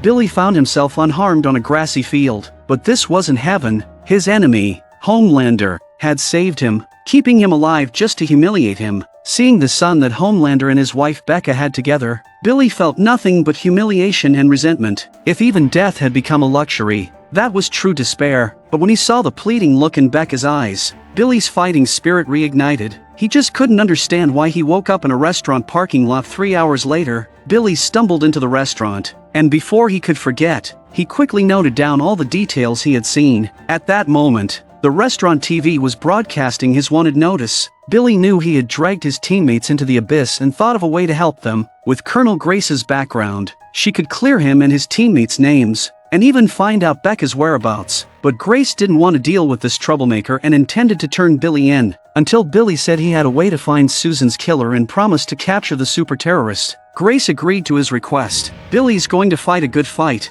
Billy's return instantly gave them a backbone, but Huey found it hard to trust this traitor who had abandoned his companions. But what choice did he have? After all, only Billy could lead them out of this predicament now. They then follow Grace's address to the terrorists' hideout. Frenchie expertly picked the lock, and they split up to search the place. Kimiko rushed ahead. By the time the guard noticed her, it was too late. She lunged at him and swiftly decapitated him. The sight left Frenchie dumbfounded. Then, he noticed a double snake with sun emblem tattooed on the guard's chest. This was the terrorist organization that had killed Kimiko's parents and kidnapped her and her brother. Kimiko climbed onto the shelves, continuing her search. She finally found the stowaway from the surveillance footage. She leaped down, but instead of attacking, she embraced the stowaway tightly. It turned out he was her long-lost brother, Kenji. She excitedly communicated with him in sign language, expressing how much she had missed him. Frenchie then realized that the boy Kimiko had written about was her brother. Billy didn't care about their reunion. He raised his gun,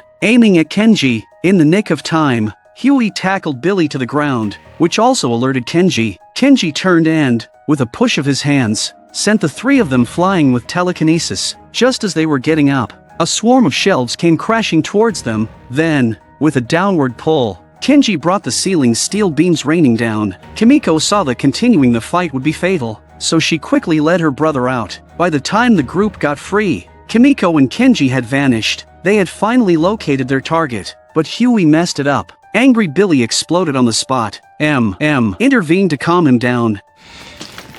You. Off.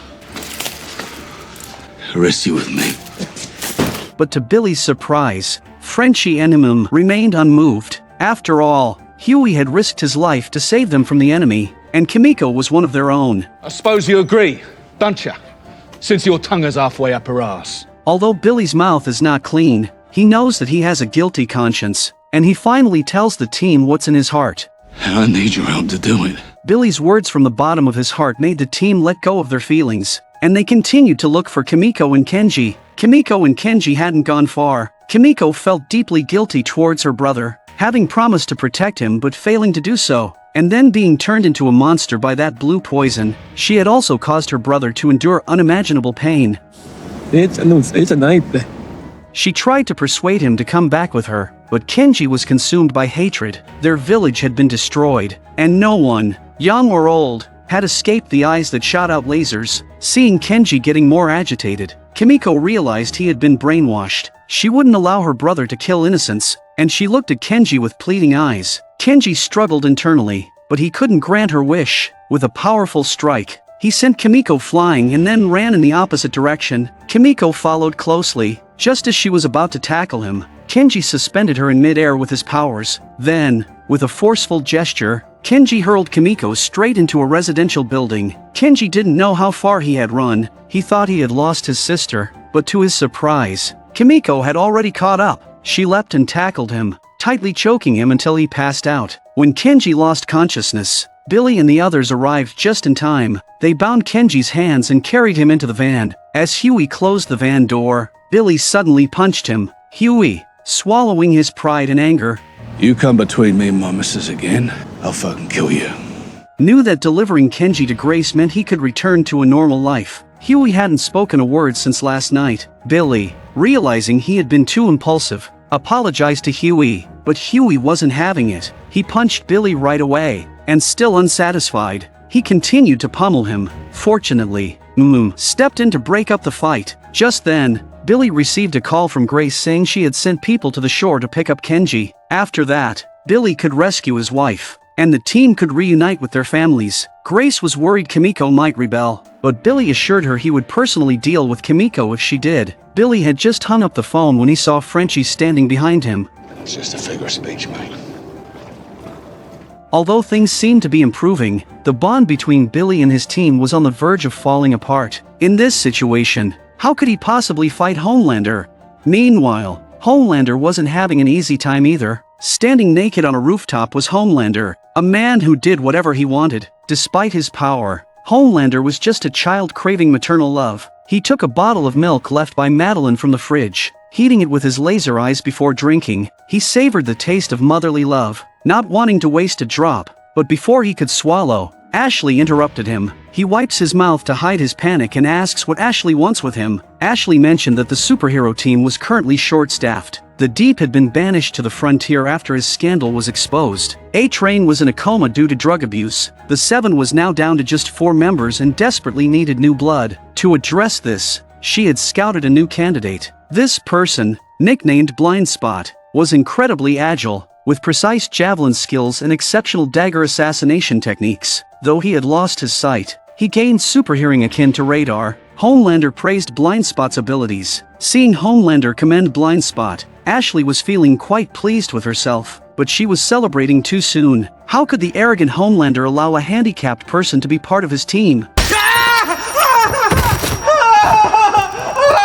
Homelander then turned his wrath on Ashley, declaring that from now on, every decision within the company, big or small, must go through him. Ashley didn't dare utter a word and quickly nodded in agreement. Yet, despite Homelander's tyrannical ways, someone had the nerve to publicly confront him. Your eyes are really f***ing blue up close. Not wanting to ruin his public image, Homelander made an excuse to leave, but the woman, pushing her luck, insisted that Homelander greet her fans. This woman was Stormfront, the new member of the Seven, personally appointed by the company's president, Stan. Homelander, thinking of himself as the company's most important asset, was furious and went to confront Stan. He tried to threaten Stan by bringing up his soon-to-expire contract, but Homelander was wrong. Facing the man who could easily turn people into dust, Stan remained unfazed. To Stan, Vought International was never a superhero company but a pharmaceutical conglomerate, and Homelander was just a successful product. Products can be replaced, but the compound's formula is the foundation of the company. However, Homelander had foolishly let Compound V get out. Stan warned Homelander that if he didn't behave, he wouldn't clean up his mess anymore. Homelander was extremely displeased with Stan's tone but didn't dare act out. He had no choice but to swallow his pride and leave. With a loud boom, Homelander arrived at Becca's house, seeking comfort from his son, Ryan. But Ryan showed no signs of having superpowers, which disappointed him somewhat. Then began Homelander's most outrageous parenting attempt. He gently tossed a baseball into the air, and it disappeared into the clouds. He then told Ryan to fly up and retrieve it. Ryan was puzzled. He couldn't fly. The most absurd part followed. Because Homelander could fly, he assumed his son could too, so he told Ryan to jump off the roof. Ryan looked down, puzzled again. His father wanted him to jump off a 6-meter-high roof. When Homelander heard his son call him Dad, he was very touched. Dad, please. Please don't make me jump.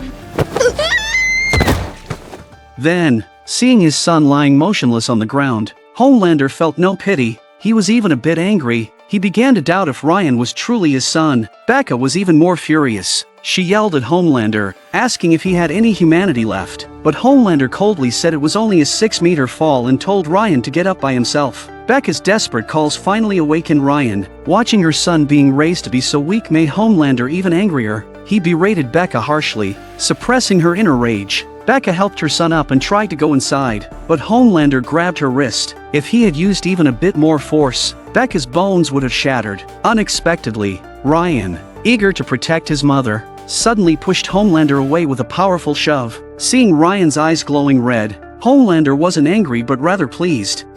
Good boy.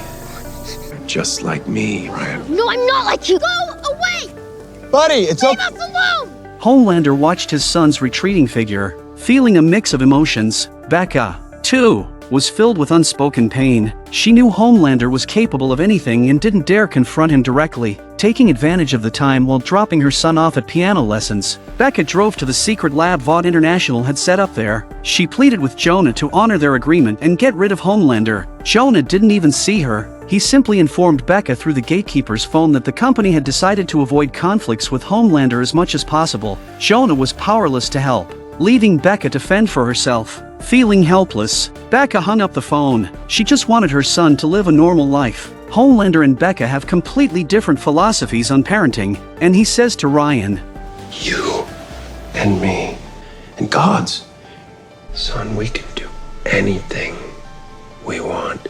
Not wanting to become as arrogant as Homelander, Ryan asked him to leave. He was going to bed. As Homelander stepped out of the bedroom, he encountered Becca at the door. You need to get the out of my house. Meanwhile, Starlight's quest for revenge had made progress. Based on the information Huey provided, she had waited for days and finally spotted Gecko. Gecko, looking suspicious, followed a man into a rented apartment. Starlight initially thought they were about to engage in some shady deal, but she was utterly shocked when the man picked up a large machete and chopped at Gecko's arm. Holy shit, thank you!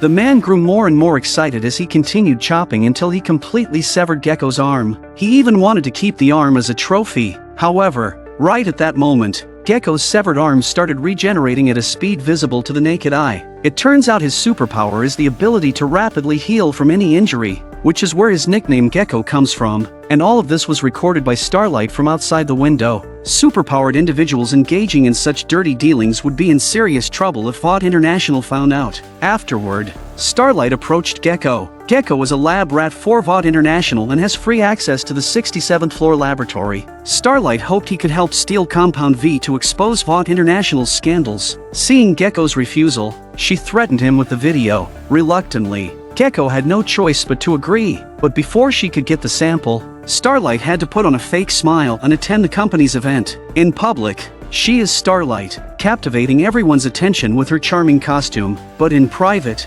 she remains Annie, passionately dedicated to upholding justice. Just when she thought things were about to go smoothly, A-Train suddenly rushed onto the set, startling Starlight. This guy had been in a coma for half a year, and he just had to wake up at this critical moment. If A-Train reported her collusion with Huey, their plan would be completely ruined. So, Starlight decided to test A-Train first. She asked if he remembered that she gave him CPR the night he had a heart attack. A-Train's response was even more surprising. He said he not only remembered that but also remembered Starlight helping her traitor boyfriend escape. Hearing this, Starlight's heart started pounding. It seemed she needed to be wary of A-Train. No matter how much she guarded against him, she still couldn't prevent what happened next. Just as Starlight got the Compound V from Gecko, A-Train showed up. A-Train asked what she had stuffed into her boot. Starlight hurriedly explained that her leg was just itchy. Obviously A-Train didn't believe her, and he searched Starlight's boots, but he didn't find anything. It turns out Starlight had already hidden the stuff in Stormfront's bag. After getting rid of A-Train, Starlight finds Stormfront and uses the opportunity to get close to the new superhero to get her stuff back. Starlight quickly returned to her room to contact the media, but then A-Train appeared like a gust of wind and took the bag out of Starlight's boot at the speed of light. A-Train calmly took out the Compound V. Now, There was no way to explain it away. A-Train was going to report her, but how could Starlight possibly surrender so easily? Thinking quickly, she threatened A-Train with the fact that he killed Popclaw, demanding that he give back the Compound V. A-Train thought Starlight was bluffing, even if he did kill her. So what? Who could prove it? But A-Train underestimated Starlight. Starlight had also seen Popclaw's autopsy report. 4 syringes were simultaneously inserted into her arm veins, one of which had shattered a bone. Only someone with A-Train's speed could have done it, despite Vought International's best efforts to cover up the truth. If she leaked the information to the media, A-Train's reputation would be ruined. Feigning calm, A-Train said, "If you do that, I'll take you down with me." But Starlight didn't care because nothing mattered more to her than justice. A-Train, however, was different. He injected Compound V and killed his girlfriend Popclaw for fame and fortune. So, he could only watch helplessly as Starlight took the sample back from him, then turned and left without a word. The next day, Starlight appeared in the Seven's conference room with a smile on her face. On the surface, she was focused on the script the writers had prepared for them, but inside, she was anxiously waiting for the media to break the news. A-Train wasn't in good shape either. When Queen Maeve asked, he claimed he had partied too hard last night, but the truth was his heart still had issues. Just then, Ashley suddenly received a message. The smile that had just lit up her face vanished after she read it, and she rushed out of the conference room. Of course, only Starlight knew what had happened. Her plan had finally succeeded. Watching the major media outlets rush to denounce Vought International, Starlight couldn't help but laugh. A-Train came running when he heard the news. He knew all this was Starlight's doing, but Starlight remained calm under pressure. She even turned the tables, accusing A-Train of withholding information. If something happened to her, he'd be in trouble too. Starlight then told him that there were things more important than money. You know the only people that say that are the people who grew up with money. Once the report aired, Vought International faced its biggest PR crisis in history. The stock price plummeted by 20%, along with the support for the superheroes and the money in their pockets, because now everyone knew these superheroes were artificially created. Of course, their troubles were the source of the boys' happiness. Huey saw the report and immediately messaged Starlight to congratulate her. Hugged Huey excitedly. Frenchie couldn't resist giving him a kiss. The cabin was instantly filled with laughter and joy, except for Billy, whose face showed no emotion. Huey was upset with his attitude and asked him why he couldn't be a little happier and give him a compliment. And even then I won't. I just won't do it. Actually, what Billy meant was that he didn't want the team to get too happy too soon. They were still far from taking down Vought with such a small trick. Right now, the only way to truly clear their names was to hand over the kid in the cabin to Grace. Any slip-up would mean all their previous efforts were in vain. Unfortunately, their worst fears came true. On the surface, Kenji seemed well-behaved, reminiscing with his sister, but as soon as Kimiko left, he immediately began using the iron lock to rub against the tape, looking for an opportunity to escape. That's when Frenchie sneaks into the cabin with a drink and chips to try and impress Kenji. Frenchie knew Kenji could communicate with Kimiko using sign language, but he had never seen that kind of sign language before. Kenji told him that after their parents were killed, his sister stopped speaking, and they created that sign language themselves. Frenchie asked him to teach it to him. Frenchie got up reluctantly, leaving the drink on the cabinet before he left. Little did he know that this drink bottle would become Kenji's best tool for escape. With just one finger, Kenji easily made the drink float in midair. With a flick of his finger, the bottle was crushed into a sharp dagger. Now, he only needed to cut the tape to regain all his superpowers. However, what he didn't know was that without this escape attempt, he might have had a better outcome. At this moment, Billy and the others were in a tense standoff with the airborne police. Suddenly, the boat anchor burst through the water straight towards Billy. Fortunately, tackled him just in time, saving his life. Undoubtedly, it was Kenji who had escaped. Kimiko rushed forward to stop her brother, but she was a step too late. Kenji raised his hand, ready to kill Billy. Kimiko suddenly pinned him down, but unexpectedly, Kenji's power struck the helicopter in the air. The helicopter lost control and crashed into the water, becoming a heap of scrap metal. Knowing the chances of survival were slim, Huey still threw a life buoy into the sea. Although they managed to restrain Kenji again, this incident left them with no way out. If they didn't hand Kenji over to Grace soon, they were all done for. Grace sent a message saying the commotion they caused was too big, and she couldn't send anyone to help. They had to find a way out on their own, but everyone knew escaping the sea area wouldn't be easy. The helicopter crash was like the first domino falling, triggering a chain reaction. Vought International CEO Stan stared at Kenji's photo, lost in thought. He then issued a directive to the Seven: they must capture this person, dead or alive. Despite Homelander's resentment towards Stan, this matter concerned the reputation of the Seven. He decided to lead the team personally for the capture. Even the Deep saw an opportunity in this situation, knowing that the ocean was his battlefield. Meanwhile, Billy and Imam were intently watching the approaching shoreline. A mere 1.6 nautical miles felt like an insurmountable distance for them. Suddenly, the yacht was struck with a violent impact. They had just regained their footing when another violent impact hit them, and it was then that they realized they were in serious trouble. A swarm of sharks was rapidly approaching. Billy immediately grabbed a machine gun and began firing at the water, but there were too many sharks, and the collisions grew more frequent, causing the yacht to lose power. Billy quickly went to check below deck,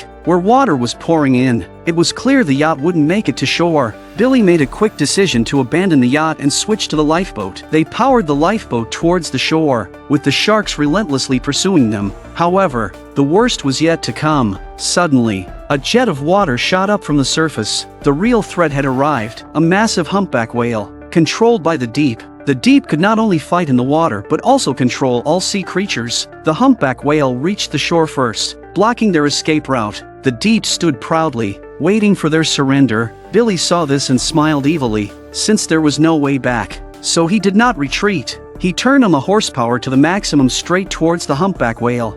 Now it was the Deep's turn to panic, but he had no way to escape either. Amidst their screams, the speedboat shot forward like an arrow from a bow. With a dull thud, blood and flesh splattered everywhere as the humpback whale was eviscerated. The massive impact knocked the Deep to the ground, leaving him unconscious. Not long after, Billy was the first to wake up. The others soon crawled out from the whale's belly, but Huey was nowhere to be seen. Huey was still sitting in place, dazed. Billy knew Homelander would be arriving soon. He tried to get Huey to leave, but Huey refused. A series of traumatic events had pushed Huey to the brink of collapse. He'd rather wait here to be captured by Homelander than continue living in constant fear. Billy decided not to force Huey and ordered the team to retreat. However, didn't want to abandon Huey. Knew Huey too well. Huey might choose to die himself, but he'd never drag his friends down with him. Billy led the group into the spillway, hoping to use the complicated terrain to escape, but hope quickly turned to despair, as Homelander had already arrived with his team. After extracting information from the Deep about Billy and the others' whereabouts, he ordered the rest to immediately search the flood channel. As for the Deep, he can't return to the team yet. Ordinarily, searching the flood channel would be A-Train's specialty, but now he couldn't run for long without his heart racing and blood pressure spiking, forcing him to stop and rest. Despite multiple attempts, he couldn't manage it in front of Homelander. However, A-Train had to pretend everything was fine, claiming his lack of rehabilitation training post-hospital discharge was to blame. Due to A-Train's slow progress, the Seven split up to search. Meanwhile, the lagging Huey sensed something was off behind him and quickly hid. Luckily, it was Starlight who found him. The near-broken Huey felt as if he'd seen his lifeline. Just as Huey was about to express his longing, Starlight suddenly attacked, blasting Huey several meters away with a light wave. Starlight had spotted the hidden Homelander and thought this would deceive him, but unfortunately, Homelander wasn't fooled. Homelander ordered Starlight to kill Huey to prove her loyalty. Billy and the others,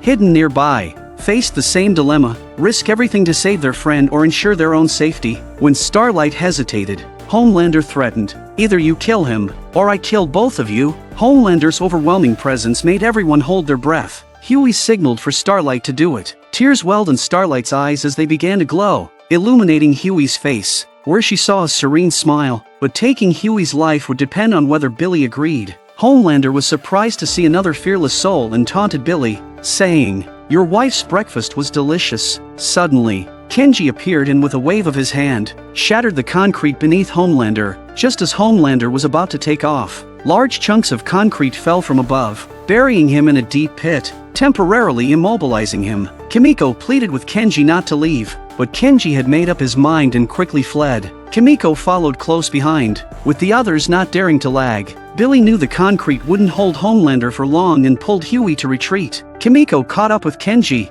using sign language to express her love for him. Her brother loved her too, but who would have expected Stormfront to burst in? unleashing lightning from her hands and sending them crashing through the walls into a residential building. It seemed unlikely the siblings would survive. Stormfront is like a god of killing. She doesn't care about the civilians around her. She struck down Kimiko with her left hand, then unleashed lightning with her right, sending Kenji flying until he crashed into another wall and fell to the ground. Seeing the civilian blocking the way, Stormfront raises his hand and slaps it. It's obvious he's not going to make it. Stormfront is not happy with the noise from the mother and son, and the room goes silent with a loud bang. Are superheroes allowed to take lives so casually?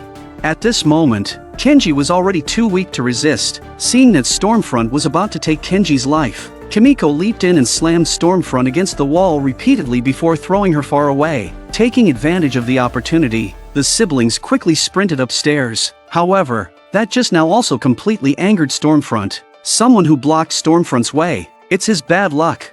Wherever Stormfront passes through, no one is spared. The sound of explosions and screams are heard one after another. It becomes a hell on earth. In no time, the entire building was left in ruins by Stormfront's rampage. Just as the siblings reached the rooftop, they realized there was no way out. In desperation, Kenji leaped to the adjacent rooftop. However, when he turned back, his sister was nowhere to be seen. Kimiko had stayed behind to buy time for Kenji to escape. Fully aware that she was no match for Stormfront but determined to fight alone, Kimiko loved her brother, and he loved her too. Kenji, risking everything, tackled Stormfront but was quickly subdued by her. Kimiko tried to get up, only to be struck by Stormfront's lightning, which blasted her away and left her unconscious. Seeing Kenji attempting to use his powers to resist, Stormfront brutally snapped his arms, ending his abilities. Even then, Stormfront didn't stop. She clamped her hands around Kenji's neck. When Kimiko woke up, it was too late. She witnessed her brother's murder, utterly powerless to do anything about it. At that moment, Homelander descended from the sky. He questioned why Stormfront didn't leave him the head. Kimiko looks at her brother's body from a distance. She can't even collect his body now, let alone take revenge. But the worst was yet to come. Vought International held a press conference, framing Kimiko's dead brother, Kenji, as a super terrorist who attacked the apartment building, causing 59 deaths. Stormfront was hailed as the superhero who saved everyone. Hatred rooted itself deep in Kimiko's heart. She mingled with the crowd, looking for a chance to strike at Stormfront. Though Kimiko knew the risks were high, thoughts of her brother's death left her with no other choice. Fortunately, Frenchie stopped her. When Kimiko turned back, Stormfront had already flown away and disappeared from sight. To lure out Stormfront, Kimiko became an assassin, targeting those who had once worked for Stormfront. At that moment, the gang leader had no idea death was imminent. Kimiko kicked him down, grabbed his ear, and tore off his face. The other two fared no better. Kimiko snapped one of their necks with a single move. The other kept shooting at Kimiko, but the bullets had no effect on her. Kimiko seized the gun and plunged it into his head. Frenchie, worried about Kimiko, followed her closely. Wherever Kimiko went, she left a trail of corpses. Frenchie couldn't bear to see the once innocent Kimiko turn into a killing machine, but Kimiko's heart was already filled with hatred. She pushed Frenchie away and said to him in sign language, "Stormfront killed my brother. He was the only one I cared about. Stay out of this." Frenchie left in anger. Kimiko continued to vent her hatred for Stormfront in her own way. However, Kimiko wasn't the only one who hated Stormfront. Homelander also had a grudge against her. Stormfront had stolen the spotlight that should have been his. Further twisting his already warped personality, he descended from the sky into a house, where a woman's figure emerged from the darkness. The woman was Madeline. Madeline feeds him milk with her fingers and then makes Homelander lie on her lap. Homelander began to voice his recent frustrations. Madeline told him that he was the true leader of the Seven, and to reassert his authority, he needed to eliminate anyone who opposed him. As Homelander was plotting how to deal with his teammates, Madeline suddenly let out a strange cry and transformed into a man. Homelander drinks milk while looking at Madeline, who should be dead. Madeline was indeed dead. At that time, Homelander had watched her die just like this. Could it be that the person in front of him was a figment of Homelander's imagination? Because the way he was talking, it really seemed like he was talking to himself. But the strange thing was, not only could Homelander lie on Madeline's lap, he could also hear her speak. Maybe time to tear out the weed. As Homelander considered her suggestion, Madeline's mouth suddenly made a strange sound. In the next second, Madeline turned into a man. It turned out that this Madeline was actually Doppelganger in disguise. Whenever he transformed for more than 15 minutes, the pain would become unbearable, and he would revert to his true form. Under Homelander's threat, Doppelganger transformed back into Madeline, but what Doppelganger had said made sense. It was time to clean house. First, there was Starlight, who had refused to kill Huey. Maybe she was a traitor all along. Homelander stopped the elevator and suddenly grabbed Starlight by the throat, digging his fingers into her abdomen, demanding to know why she didn't kill Huey. For the first time, Starlight felt the fear of death. She struggled painfully, saying she hated Huey to the core, but she didn't kill him because she wanted to hand him over to the authorities. She didn't want to play executioner herself. Homelander closely observed Starlight's micro-expressions. From all indications, it seemed Starlight wasn't lying. Homelander didn't press her further, but letting someone off so easily made Homelander uneasy. So he set his sights on A-Train. A-Train clearly couldn't run that day, yet he had lied to Homelander's face. Homelander could tell right away that something was wrong with A-Train's heart. In his current state, A-Train couldn't even make it to the top 20, let alone first place, which would be humiliating for Homelander. Feeling that this wasn't enough, Homelander even arranged a farewell performance for A-Train. This is hard for A-Train to accept. He still wanted to keep the possibility of returning to the Seven, so A-Train went to Ashley and expressed his refusal to perform. Unexpectedly, Ashley was even more adamant. Ashley gave him two choices: either put aside his dignity and perform to get his severance pay, or leave with his dignity and get nothing. A-Train, with no other options, chose the money, and so, A-Train left the Seven, and his position was filled by Shockwave. Next was the one Homelander despised the most, Stormfront. The internet was filled with insults aimed at Homelander, while Stormfront was being praised to the skies. Some even photoshopped Stormfront's face over Homelander's, claiming she should be the leader of the Seven. Furious, Homelander stormed off to find Stormfront, but Stormfront was unfazed and even mocked him, enraging Homelander to the point where he was ready to use his laser eyes. Seeing this, Stormfront quickly told Homelander not to act rashly, explaining that everything she was doing was for his benefit. She argued that having 50 million fans praising you wasn't as valuable as having 5 million haters criticizing you. That way, you could stay trending longer. Homelander thought carefully and realized that Stormfront might have a point. Then Stormfront started to flatter him, saying he was the best among them and worthy of everyone's admiration. This flattery spoke to Homelander's heart, and made him feel as if he were punching cotton. Frustrated, he went to Queen Maeve to vent about his recent grievances. Among the Seven, he had known Queen Maeve the longest and thought she was the only one he could trust, but it was clear that Queen Maeve was deliberately hiding something from him. With tears in his eyes, Homelander asked tentatively, "Who's Elena?" Queen Maeve hesitated for a moment and then said it was just a normal friend, but her poor acting couldn't fool Homelander. The thing he hated most was deceit. So Queen Maeve became his next target for revenge. He first exposed on a show that Queen Maeve was a lesbian. Afterward, Queen Maeve tried to explain to Homelander, but he didn't want to hear it. Seeing this, Queen Maeve had no choice but to tell the truth. But Homelander still wasn't going to let her off the hook. He used Elena as leverage to force Queen Maeve to publicly come out as a lesbian in a movie. I'm gay. But after this, Homelander is even more frustrated, and even with Doppelganger's advances he can't get interested. Seeing this, Doppelganger assumed Homelander was tired of Madeline, so he said he could transform into anyone to satisfy him. By myself.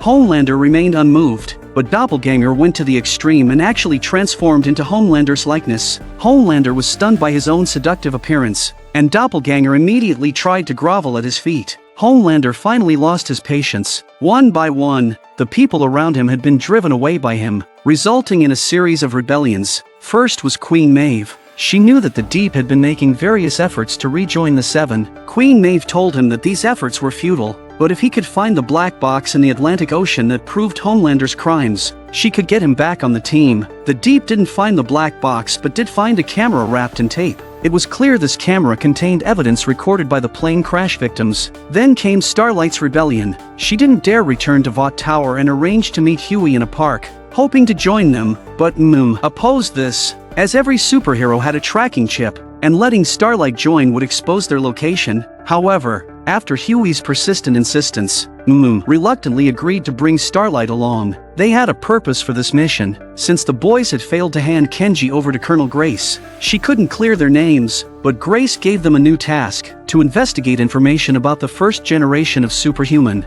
Liberty. Meanwhile, Grace also found the address of Billy's wife, Becca. So Billy and split up. Billy went to rescue Becca, and went to investigate Liberty. Following Grace's directions, they finally reached their destinations. A woman opened the door. Valerie became extremely cautious as soon as she heard it was related to Vought International.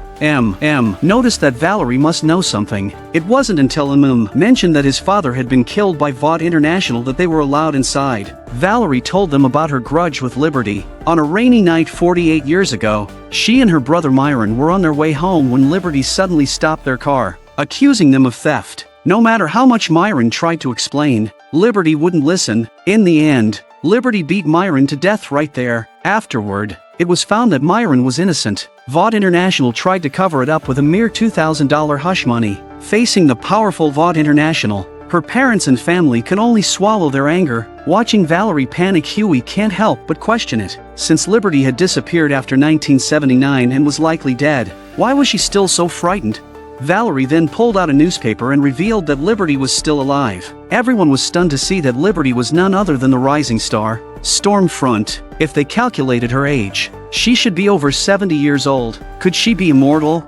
To verify this, Starlight sneaked into Stormfront's makeup trailer and found emails related to Sage Grove on her computer. Before Starlight could read the contents, Stormfront returned, pretending she needed to borrow makeup. Starlight tried to leave, but Stormfront wasn't going to let her go easily. She already knew that Starlight was the one who leaked Compound V to the media and intended to report this to Vought International. Seeing that she had been exposed by Stormfront, Starlight decided to come clean. She threatened to reveal Stormfront's secret identity as Liberty. If the public learned that Vought International was using such a superhero, the scandal would be as huge as the Compound V revelation. Seeing no other option, Stormfront let Starlight go. Meanwhile, Billy had quietly arrived at the secret location, fully aware of the dangers but undeterred. Surveillance cameras were everywhere, so Billy hid in a car to wait. Fortunately, Becca saw the open car door and discovered Billy curled up in the back seat, feigning a trip to buy cigarettes. Becca led Billy to a safe place. The couple, reunited after 8 years, were overwhelmed with emotion, their longing melting away in their embrace. Becca was worried that Homelander would find him and kill him. Billy reassured her, reminding her that he had escaped death once before. But he was wrong. The only reason he survived Homelander last time was because Becca had threatened to kill herself in front of Ryan if Homelander harmed Billy, ensuring he would never have his son's love. Billy finally realized how much Becca had done for him, which made him even more determined to escape with her. But there were surveillance cameras everywhere, and the walls were too high for Ryan to escape. They discussed it and realized that every day at 11 a.m., a garbage truck came by. Maybe Ryan could hide in the truck to get out. To avoid suspicion, Billy hid under a bridge overnight, waiting for the escape plan to unfold the next morning. But the next day, Becca didn't bring Ryan. She had seen in Billy's eyes that he didn't really like Ryan and would try to get rid of him. Becca's concerns weren't unfounded. Who could like the child of their enemy? During their argument, Billy said something he would regret for the rest of his life. He's a freak! Losing his wife's trust completely, Becca loved him, but she had to leave him. Billy experienced what it truly meant to love and lose. He went to a bar to drown his sorrows, aimlessly beating up tourists to vent his pent-up sadness, which resulted in him being beaten by a group. Afterward, Billy used ice to ease the pain, but ironically, even the ice pack was endorsed by Homelander. Huey called Billy to report on their mission. Billy no longer cared. All his efforts were for reuniting with his wife, and now it was all meaningless. But Billy hangs up and breaks the mobile phone card. He planned to visit his elderly aunt and then disappear for good, but Huey couldn't bear to see him so despondent. He wanted to tell Billy that even without his wife and with no hope for revenge, he still had his brothers. When Billy came home after walking his dog, he found Huey and him already waiting at his aunt's house. It turned out that Huey had heard the sound of a toy dog over the phone, and knew that Billy had left his beloved pet here. So, they decided to take a chance and found the place. However, Billy was already disheartened. Seeing that and Huey wouldn't leave, he decided to hide himself. As soon as he got in the car, he saw Black Noir hiding in the shadows through the rearview mirror. Black Noir, the super assassin, was clearly there for him. Billy hurried back inside, locking the door behind him. Saw Billy return and knew something was wrong. He was puzzled as to how Black Noir had tracked them despite changing cars multiple times. Of course Billy knows it's not M's fault because he gave his middle finger to the CCTV when he went to see his wife last night. But now wasn't the time to discuss who was to blame. They needed to figure out how to stay alive. Driving away was out of the question. Black Noir could outrun their car. Then came up with an idea. Black Noir never acted in crowded places. So, they called in a few fire trucks. Claiming a gas leak, the plan worked. Black Noir could only hide on the roof and observe secretly. However, this only bought them a little time. They prepared to set traps and bombs before the fire trucks left. But Billy knew these wouldn't be enough to hurt Black Noir. Since Black Noir was after him, he decided to lure him away to buy time for his friends and Ant to escape. But Huey couldn't just watch Billy go to his death. Everyone on the team had their tragic stories. After Robin's death, he had contemplated suicide, but Billy gave him hope to live. Emerged with a rope, making it clear they would either live together or die together. The only way out was to hide in the dark room of the basement and wait for Black Noir to trigger the 3 traps they had set up beforehand and then wait for an opportunity to act. As night fell, a loud explosion shattered the silence, indicating Black Noir had entered. Everyone stood ready. After the 3 makeshift bombs exploded, there was a brief silence, where they could even hear each other breathe. They thought they could wait for Black Noir to leave, but Billy's dog barked in fear. Billy quickly tried to calm the dog, but it was too late. A stun grenade was thrown in through the vent. Quickly used his shirt to shield himself from the gas. Billy kicked open the door, finding the room wrecked. He told them to leave immediately while he shut the door. This was the only way he could buy them time to escape. Black Noir stood proudly, completely unharmed by the 3 bombs. Billy picked up an iron rod, ready to fight Black Noir to the death. Just as Black Noir approached, the door was kicked open by who started shooting, but the bullets bounced off Black Noir's body. Black Noir threw a knife, instantly incapacitating him. Seeing Black Noir about to kill Billy quickly distracted him. At that moment, Huey rushed in with a gun, but Black Noir blocked the barrel with his hand. Billy struck Black Noir's arm with a crowbar, but Black Noir knocked him to the ground with a backhanded blow. Just as Billy was about to lose consciousness, his dog's frantic barking revived him. Seeing Huey in mortal danger, Billy finally thought of a way to deal with Black Noir. He called out to Black Noir and made a proposition. If he harmed his friends, Billy would reveal Vought International's dirtiest secret to the public. This secret was also Billy's deepest pain. If the public found out that the revered Homelander was a rapist, Vought International's reputation would be ruined. But Black Noir didn't understand what Billy was saying and reached out to strangle him. As Billy was about to suffocate, a phone call interrupted Black Noir's actions. It turned out Billy wasn't speaking to Black Noir but to the hidden camera on him. He knew Black Noir had a special status in the Seven and took orders directly from CEO Stan. Stan told Billy that if he kept the secret, they would be spared this time. They narrowly escaped death. After this ordeal, Billy realized he couldn't escape the vortex because he was its core. Before leaving, he left a toy dog for his beloved pet. Billy decided to no longer wallow in despair and vowed to take down Vought International and Homelander with his brothers. Homelander, with red lasers shooting from his eyes, instantly killed an innocent civilian. Not only did he show disdain, but he also gave a thumbs up to the victim's family, then flew off into the sky, disappearing into the clouds in an instant, leaving only the grieving family behind. Someone posted the video online, but Homelander showed no remorse and even mocked the situation, but he didn't realize that his comeuppance was imminent. Due to the video going viral online,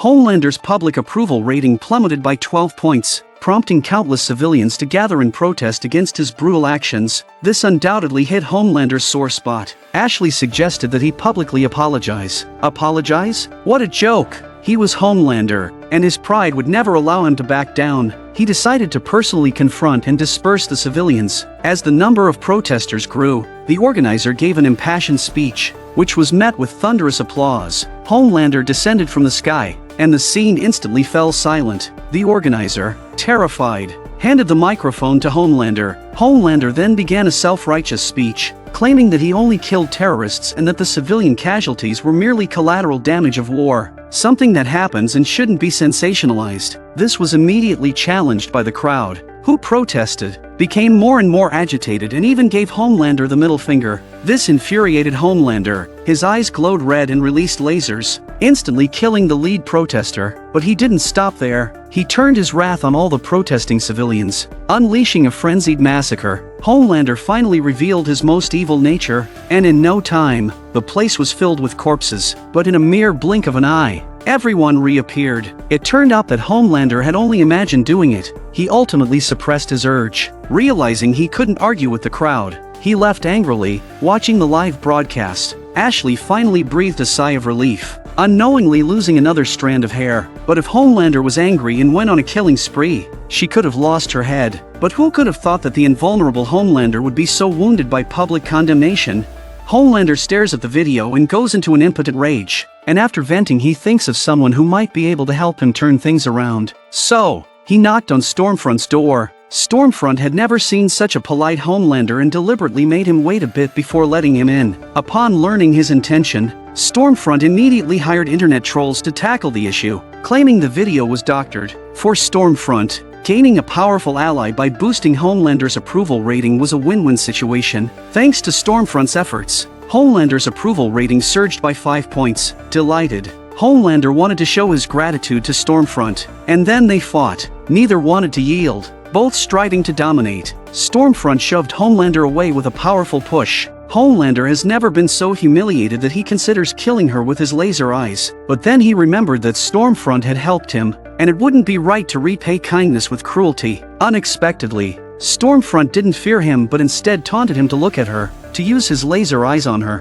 Homelander had never received such a brazen request and hesitantly used his laser eyes, but he couldn't penetrate Stormfront. Intrigued, Homelander increased the intensity slightly, but Stormfront only appeared to enjoy it. When Homelander stopped, Stormfront was dissatisfied. Seeing this, Homelander, not to be outdone, unleashed his full power. You should know that this laser would turn an ordinary person to dust with just a touch. Yet Stormfront could still laugh, showcasing her incredible resilience. They finally saw eye to eye, and their ensuing battle was even more intense, eventually taking to the skies. This fight completely won Homelander over. He became utterly devoted to Stormfront, even preparing little surprises for her now and then. Homelander eagerly invited Stormfront to his RV, but Stormfront declined, citing a meeting as her reason. When Homelander pouted, Stormfront reassured him like a child, saying she'd be back in 20 minutes and then she'd accept any surprise he had. Clearly, Homelander was convinced by this excuse and returned to his RV to wait patiently. However, as the minutes ticked by, his patience began to wear thin, so his RV ended up looking like this. Homelander despised being deceived the most. He had asked at the company and found out that Stormfront didn't have a meeting at all. He had been waiting for Stormfront to come clean, but she didn't. When Stormfront returned to her apartment, she found Homelander already there waiting for her. After so many betrayals, Homelander's tough exterior hid a fragile heart. Seeing Homelander's hurt expression, Stormfront decided to confess everything. She pulls out a stack of photographs, the first of which shows Stormfront with an elderly woman who Homelander assumes is Stormfront's grandmother. I didn't realize Stormfront said it was her daughter, who died of Alzheimer's 3 years ago. The following photo shocked Homelander even more. Stormfront was born in Berlin in 1919. During World War II, she met Heinrich Himmler and Joseph Goebbels, and later married Vought International's founder, Friedrich Vought. Friedrich was an extreme Nazi, dedicated to creating an army of superhumans using Compound V. Stormfront was the first successful test subject. After Friedrich's death, Stormfront continued his legacy. She had made significant progress and believed reclaiming the Third Reich's cultural dominance was imminent but needed someone to lead the superhumans. Until she met Homelander, he was the perfect leader for the army. This time, Homelander saw sincerity in Stormfront's eyes. He accepted her past and publicly announced their relationship. The news hit Billy like a thunderbolt. One Homelander was already difficult enough to deal with, and now he had a powerful ally. The scales of victory were tipping in favor of Vought International. Just when they were at their wits' end, Starlight's arrival offered them a glimmer of hope. She discovered on Stormfront's computer that Vought International had been secretly funding a psychiatric hospital called Sage Grove Center, which undoubtedly harbored some unspeakable secrets. But Billy didn't trust Starlight. He believed she was a spy sent by Vought International unless she could remove the tracking chip from her body. However, cutting through Starlight's skin was no easy task. This was where Frenchie came in. He took out a drill and aimed it at Starlight's neck. The sound of metal against flesh rang out, and it took 2 minutes to finally cut through Starlight's skin. Frenchie used tweezers to search inside and eventually extracted the chip. With that, the entire team of the boys assembled, targeting Sage Grove Center. The patients in this psychiatric hospital were not mentally ill but rather abnormal normal people, because they were all superhumans. Some could teleport, some could spit acid, some possessed immense strength. There was even one who could use a sausage as a weapon. Despite the danger, These ordinary people were planning to storm this treacherous place, with their first mission being to take over the surveillance room. Frenchie disguised himself as a patient, while and Kimiko posed as medical staff. Used the excuse of a patient attempting suicide by swallowing their tongue to lure the guard to open the door. Frenchie immediately shot the guard with 2 tranquilizer darts, successfully subduing him. Through the surveillance cameras, they saw not only the superhumans with various abilities but also Stormfront in a room, seemingly training them in their superpowers. One patient, using refusal to train as leverage, hoped to see his sister. Stormfront agrees with a smile on her face, but secretly gives a wink to the caretaker, who understands. Thinks the caretaker looks familiar, but can't remember. It wasn't until the caretaker pulled out a lighter and spewed flames from his palm, burning the patient to death, that realized who he was. He was Lamplighter, the one who burned Grace's grandson to death. Frenchie, harboring deep resentment towards Lamplighter, drew his gun to settle the score.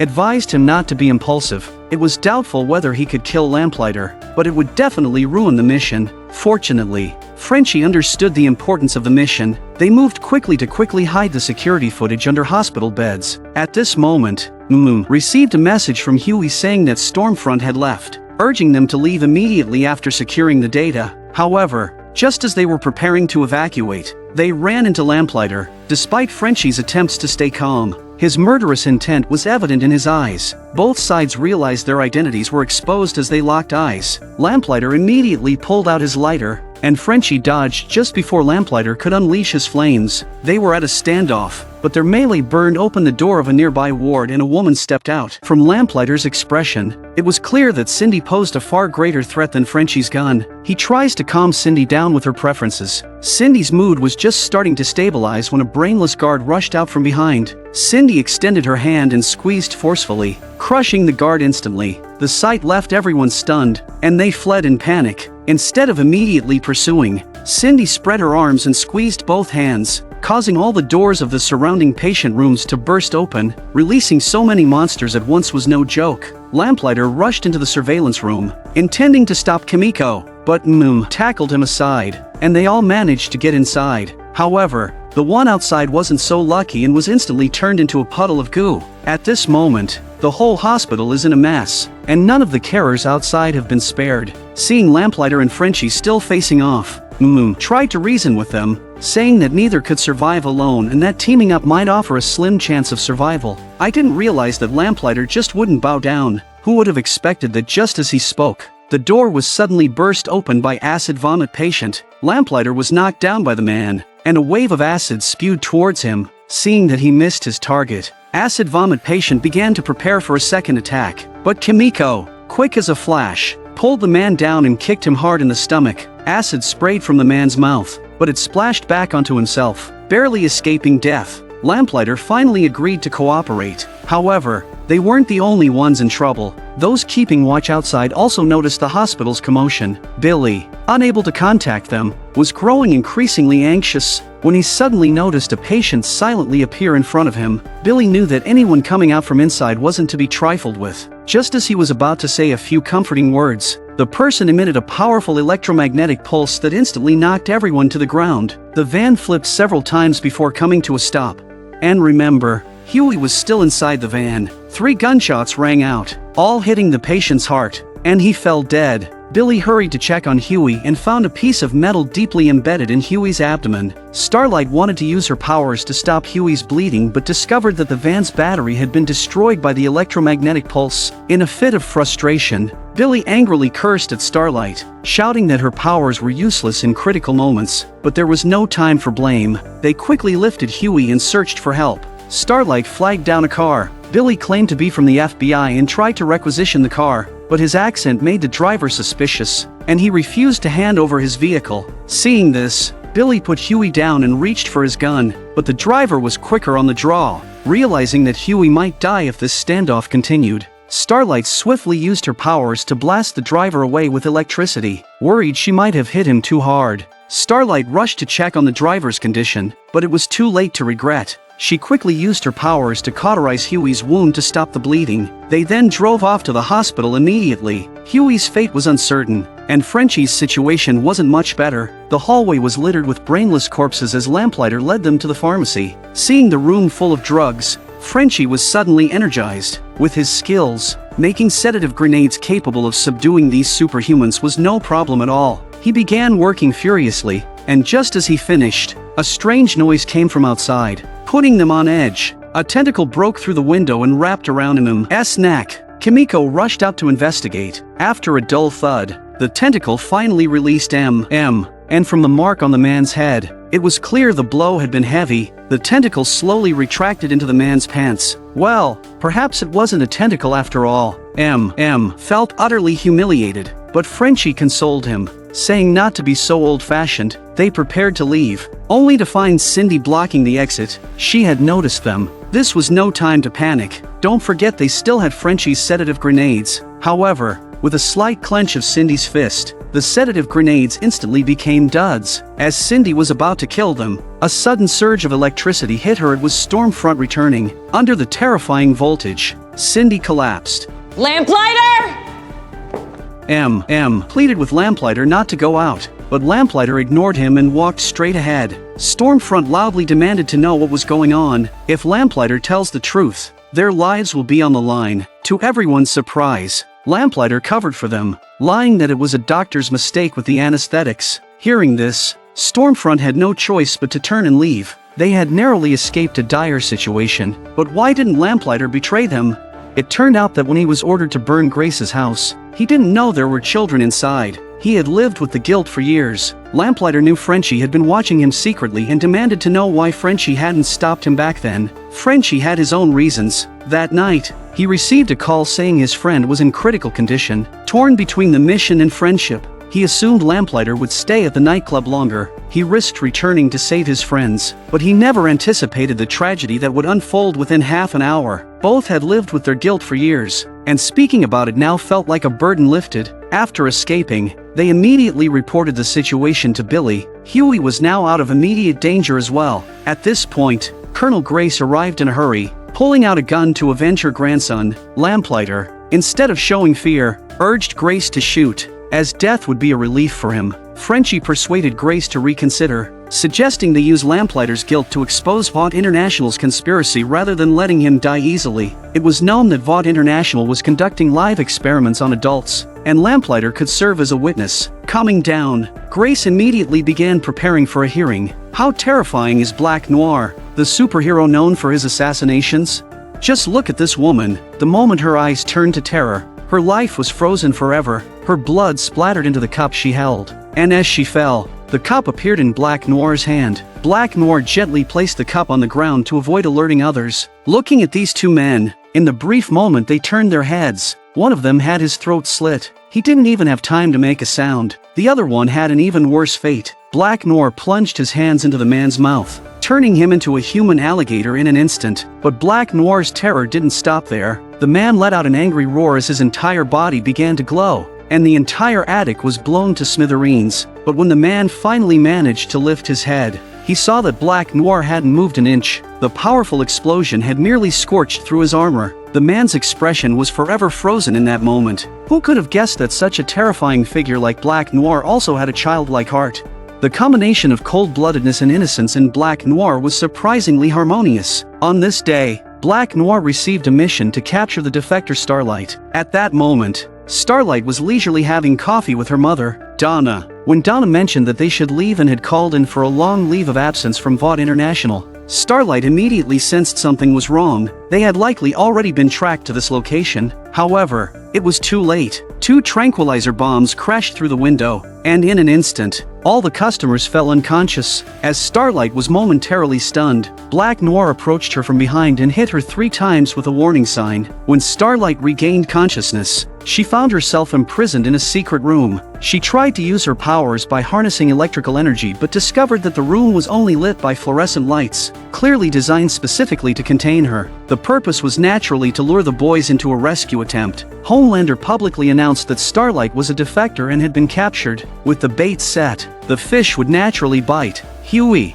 who has just recovered from his wounds, was so anxious that he immediately contacted his teammates to prepare for the rescue, but Lamplighter tells him that Starlight is probably being held on the 42nd floor of the Watts Tower. The place was fortified with impenetrable walls and 2-meter-thick steel plates that even superhumans could not break through, let alone ordinary people. But Huey was resolute. Unable to contact his teammates, he had to pin his hopes on Lamplighter, now a member of the Seven. After some provocation, Lamplighter was finally persuaded. They entered Vought Tower through a secret entrance to the basement. The critical moment arrived. If Lamplighter's system permissions were still valid, they could use the elevator to access the core area. Otherwise, the elevator doors would open to reveal 2 armed guards. Lamplighter pressed his palm against the door scanner, and the elevator doors successfully opened. They arrived safely on the 42nd floor, only to find it was a meeting room. Lamplighter had no intention of rescuing Starlight. He just wanted to see if his statue was still there. He walked into the meeting room dejectedly, then, without warning, flicked his lighter. Flames engulfed him instantly. Under Huey's stunned gaze, Lamplighter turned into a man of fire. It wasn't because he was weak, but because he could no longer bear the torment within. The flames on Lamplighter triggered the smoke alarm, and the fire alarm rang throughout the entire building. This was the same floor where Starlight was held captive. The warning lights flashed continuously, but to Starlight, they were not signals of danger but of hope for escape. Her hands began to glow as she absorbed electrical energy and unleashed a full power blast, causing the heavy iron door to collapse. Once free, Starlight searched frantically for her mother. Meanwhile, Huey was also busy. To escape, he needed Lamplighter's palm print. Although the sprinklers had extinguished the flames on Lamplighter, it appeared he was already dead. With no other options, Huey resorted to desperate measures. He smashed a bottle, stomped on Lamplighter's arm to break it, and then used the broken bottle to sever the attached hand. Huey had just exited the meeting room when Starlight arrived on the 42nd floor, but before she could take a few steps, Black Noir grabbed her and threw her through the wall, sending her crashing back into the meeting room. Starlight hit Black Noir with a wave of light and blasted him against the wall. She was about to escape when she saw the charred body of Lamplighter. In that moment of distraction, Black Noir grabbed her and slammed her into a pillar. He picked up a chunk of concrete and brutally pummeled Starlight, leaving her defenseless. If it weren't for the orders to keep her alive, Starlight would already be dead. Black Noir grabbed her by the leg and threw her, sending her crashing through the pillar. He then yanked her by the hair and smashed her head into the table repeatedly until it shattered. But he didn't stop there. Black Noir strangled Starlight, and just as she was about to lose consciousness, she suddenly caught her breath. Queen Maeve had come to her rescue. Queen Maeve choked Black Noir and pulled off his mask, stuffing a piece of chocolate into his mouth. Wait, chocolate? It turned out the chocolate contained almonds, and Black Noir was allergic to nuts. He reached for his epinephrine injector, but Queen Maeve knocked it away and kicked it aside. Who would have thought that the terrifying Black Noir would be defeated by chocolate? But there was no time to relax. Finding her mother was the priority. Starlight wanted to ask Queen Maeve to go with her, but Queen Maeve shook her head. Obviously she had another purpose. Meanwhile, Huey had used his access card to open a cell door, finding Starlight's mother inside. Just then, Starlight arrived. The mother and daughter were overjoyed to have escaped death. Starlight was deeply moved by Huey's daring rescue, but there was no time for emotions now. They finally returned to Grace's place. But now there was a problem. With Lamplighter dead, what would happen to the hearing the day after tomorrow? Colonel Grace conveyed the bad news to Billy, but Billy assured her not to worry, saying he had it all under control. Billy had anticipated Lamplighter's unreliability and had already contacted Jonah. Jonah knew all about Homelander's past and the dark secrets of Vought International. However, Jonah refused to testify. He wasn't afraid of dying. He feared for his family's safety. Billy knew that too. He didn't have the same moral and legal concerns as Grace. Anything Vought International could do, Billy could do as well. And immediately, Jonah knew this guy would do anything. He didn't have a choice. To prevent any further incidents before the hearing, Frenchie took on the role of observer and bodyguard. His relationship with Kimiko was also rapidly advancing, with Kimiko even creating a sign language just for Frenchie. Although everything seemed to be heading in a positive direction, Vought International wouldn't surrender easily. They had their own new plan. What should a robber do when confronted by Homelander? The answer is to run where there are lots of people. Otherwise, the robber would end up like this one. Of course, there were also ones like this, and ones like this, but the unluckiest one was the next guy, because he encountered not only Homelander but also Stormfront. Stormfront raised her hand and broke his arm. At first, the robber begged them to take him to the hospital, but when Stormfront said they were going to kill him, he immediately pleaded to be taken to jail instead. Homelander pressed his hand on the robber's head while getting cozy with Stormfront. The more excited Homelander was, the more the robber suffered. Kill me! Afterward, Stormfront claimed that the robber's death was caused by a super terrorist blowing his head off, bringing her brainwashing rhetoric to the screen. Those with weak wills became her followers, starting to kill indiscriminately. As the situation escalated, it provided Vought International with an opportunity to exploit it. Homelander and Stormfront, posing as a romantic duo, capitalized on the public's fear, proclaiming that the nation needed more superheroes to face future threats. In preparation for the upcoming hearing, during this time, Stormfront saw a baby in the arms of a female supporter and displayed a rare moment of maternal affection. Homelander, though outwardly calm, was overjoyed. He had been looking for a stepmother for his son, and Stormfront seemed perfect. Homelander descended from the sky in front of his son, Ryan, with Stormfront following closely. As a woman who had lived for nearly a century, Stormfront knew how to handle a child, quickly bonding with Ryan. Seeing the timing was right, Homelander planned to take Ryan away that night. Becca desperately tried to keep her son. However, Ryan's entire world had been the cabin and the surrounding few square miles of forest. He knew nothing of the world beyond the walls. When Stormfront lifted him into the sky, Ryan saw the vast world beyond the walls. And no matter what Becca said, he didn't believe her. Homelander flew off with Ryan in his arms. The hearing took place as scheduled. Homelander thought victory was in his grasp, but when Jonah appeared in the hall in a wheelchair, his expression instantly froze. Jonah raised his right hand to take the oath, and just as the chairman of the hearing was about to say a few words, his head exploded. It was the same method used to kill the CIA deputy director, something Huey, watching on TV, knew all too well. The head explosions continued, and Jonah was not spared. The scene turned into chaos. One explosion after another filled the hall with blood. Sadly, Shockwave, the newest member of the Seven, was killed before he could prove himself. Grace quickly pulled the bewildered Congresswoman Victoria to safety, knowing that protecting her was essential to bringing down Vought International. Blood and smoke filled the hall, turning it into a hellish slaughterhouse. The boys' hopes were dashed with each explosion.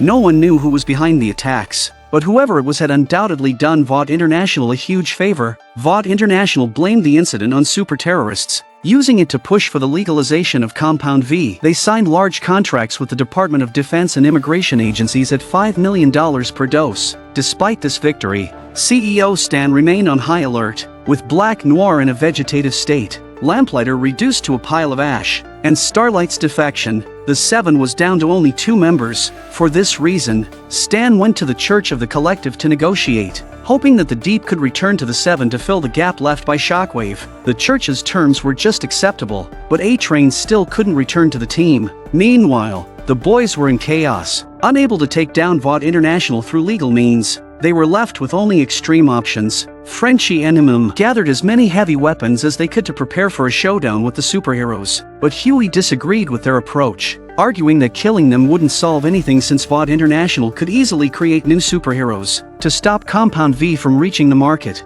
they had to continue with the hearing. Starlight pondered and decided to seek out Queen Maeve, hoping she would testify, but Queen Maeve flatly refused. After repeated failed attempts at resistance, she believed any effort now was futile. As Starlight and Huey left, disappointed, A-Train suddenly appeared in their car. Huey, terrified, pulled over and started to run, but how can they outrun the A-Train? The A-Train came to Huey's face in a flash. Oddly, A-Train didn't harm them. Instead, he handed over a file containing incriminating information about Stormfront's Nazi past. A-Train knew Stormfront would never allow him back in the Seven. Taking her down was crucial for his return, and after all, Huey and Starlight had saved his life, so he decided to do them a favor. This way, their past grudges would be settled. But the good news didn't stop there. Becca, having lost her son, returned to Billy. After explaining the situation, Billy realized this was his chance. An unencumbered Homelander was nearly invincible. But now, with Ryan in the picture, he had a vulnerability. Finding Ryan became the top priority. Seeing the long-separated couple reunite brought smiles to the team's faces. Billy had his own plan. He contacted Stan to negotiate. With Colonel Grace's skills, finding Ryan would be easy, but Vought International would never let go of a natural-born superhuman, so even if they found Ryan, they couldn't return him to Becca. The best option was to hand him over to Stan. This way, Billy could stay with his wife. Stan readily agreed, as Ryan was the leverage he needed to control Homelander. In the end, Stan and Billy reached an agreement. The upcoming battle would center around Ryan. To bond with Ryan, Stormfront took him to a children's amusement park. Ryan was filled with joy and curiosity about all the new experiences. However, as more of Homelander's fans gathered, Ryan became increasingly anxious. Homelander noticed his son's distress and quickly took him away from the crowd, placing him in a secluded cabin. While Homelander was calming Ryan down, Billy, thanks to a tip from Stan, learned of Ryan's location. Seeing Stormfront's file brought them great relief. Handling two superhumans simultaneously wasn't easy, but this information, though not enough to take down Stormfront directly, could at least cause her significant trouble. They immediately sprang into action. Huey was tasked with sending Stormfront's dossier to various media outlets. Billy and Imam prepared an array of specialized weapons. Frenchie gathered a whole box of speakers. Once everything was ready, Becca grew worried. She still didn't believe that Billy would hand Ryan over to her. She demanded that Billy swear on his brother's soul. Seeing the helpless look in Becca's eyes, Billy's resolve softened. I swear to you. I swear to you on Lenny's soul.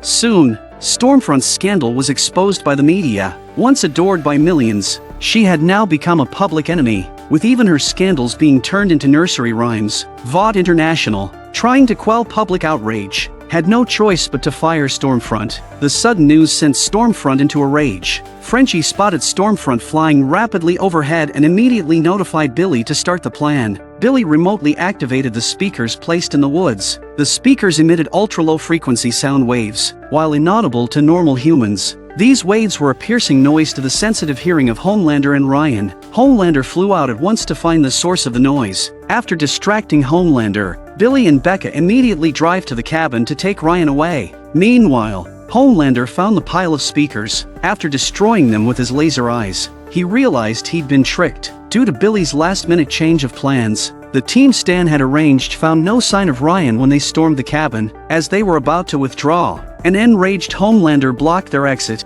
Is my son! What could have driven Homelander to such despair? Is my son!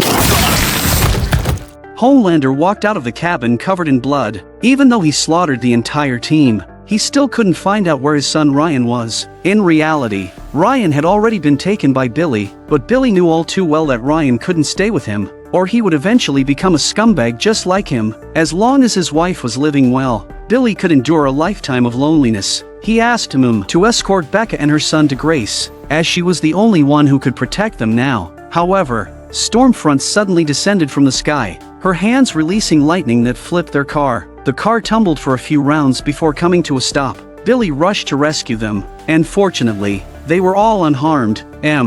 Told Billy to take Becca and her son and go while he and the others stayed behind to cover their retreat. Kimiko glared at the murderer of her brother but couldn't help but laugh. She signed something to Frenchie and had him relay her message. Kimiko and Stormfront smiled at each other. The battle was about to begin. Starlight struck first, with Kimiko quickly closing in on Stormfront under her cover, landing 2 punches to her face. Just as Stormfront freed herself from Kimiko, she took a kick to the face from Starlight, then flipped and used an electric arc to blast Starlight away. Seeing this, Frenchie immediately tried to use the rocket launcher they had prepared. Stormfront, of course, wouldn't let them have their way. An electric arc entered the car first, causing the rocket launcher to explode. They were blown back by the blast. Kimiko seized the opportunity during Stormfront's attack to land a series of punches, grabbing her head and smashing it fiercely. Just as Kimiko was about to finish Stormfront off, she was struck by lightning from Stormfront's hands. Taking advantage of Kimiko's paralysis, Stormfront grabbed her and twisted her neck, snapping it. Frenchie is furious. They keep shooting at Stormfront with their pistols, but the normal bullets can't do any damage to Stormfront.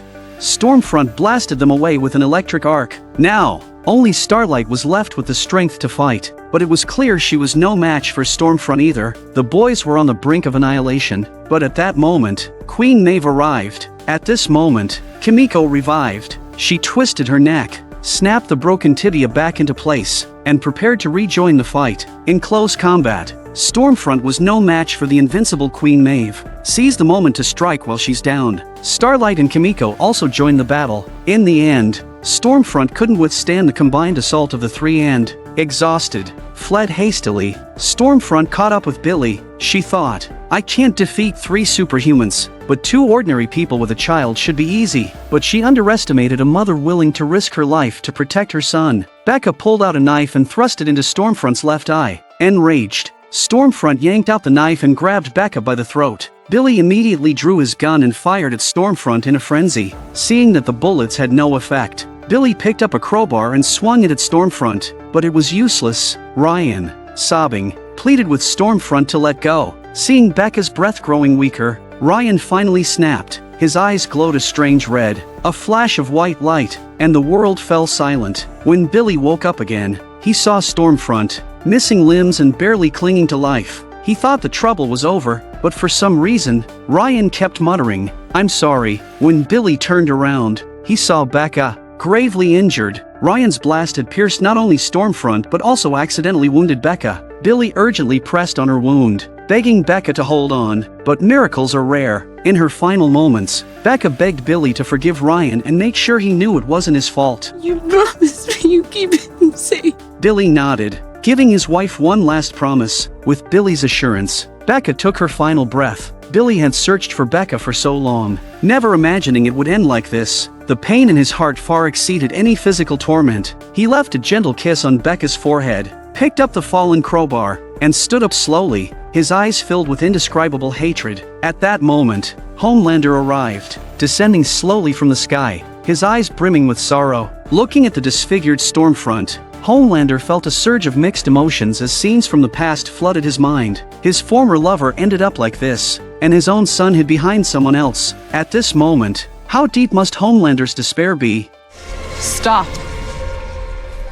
You're gonna let them go. You're gonna leave me and Elena alone. You're gonna stop hunting Starlight. Or I release this.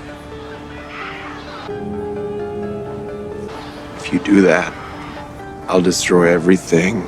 As long as everyone sees what a monster you are. As long as no one ever loves you again. Now, Homelander had lost his lover and his son. He couldn't afford to lose the people's love too. With no other choice, he had to endure the immense pain and let Billy and Ryan leave. Later, Vought International CEO Stan held a press conference, placing all the blame on the crippled Stormfront and announcing the indefinite delay of Compound V's release. Homelander publicly apologized to Starlight, claiming that her betrayal was a frame-up by Stormfront. He welcomed her back to the Seven, stating that both Starlight and Queen Maeve were his closest comrades. Yet, when Homelander spoke these words, there was an indescribable emptiness in his eyes. A-Train, who betrayed Stormfront, was hailed as a hero against Nazism, taking back his spot on the Seven from the Deep. The Deep's journey back to the team was arduous and lengthy. Billy gave his amulet to Ryan and entrusted Colonel Grace with his care. Through Grace's efforts, all charges against the boys' members were dropped. Victoria also provided funding to secretly form a team to monitor Supes. She hoped Billy would continue to lead them. Billy gave no definite answer. He put on his sunglasses and left in silence, cleared of charges. Finally reunited with his beloved wife and daughter, Frenchie and Kimiko waltzed beautifully into their honeymoon. Huey and Starlight officially began their romantic relationship. Though Billy stopped overseeing Supes, Huey didn't give up. He sought out Victoria, hoping to continue his fight against Vought International. But this seemingly kind and amiable supervisor was not as simple as Huey imagined. The leader of the church had just finished a pleasant conversation with Victoria. Before he could hang up his phone, his head exploded. Victoria stood outside the main building of the church, staring at the splattered blood on the window with a cold smile. No one knew Victoria was a Supe, let alone that she was the dreaded head popper. Having lost everything, Homelander stood atop a tower, venting his frustration unabashedly. He was a child grown in a test tube, with no understanding of what it means to have a father or a mother. A 4-meter square lab was his home. His only toy was a worn-out blanket. His demands were few. As long as someone visited him daily, he was content. But to others,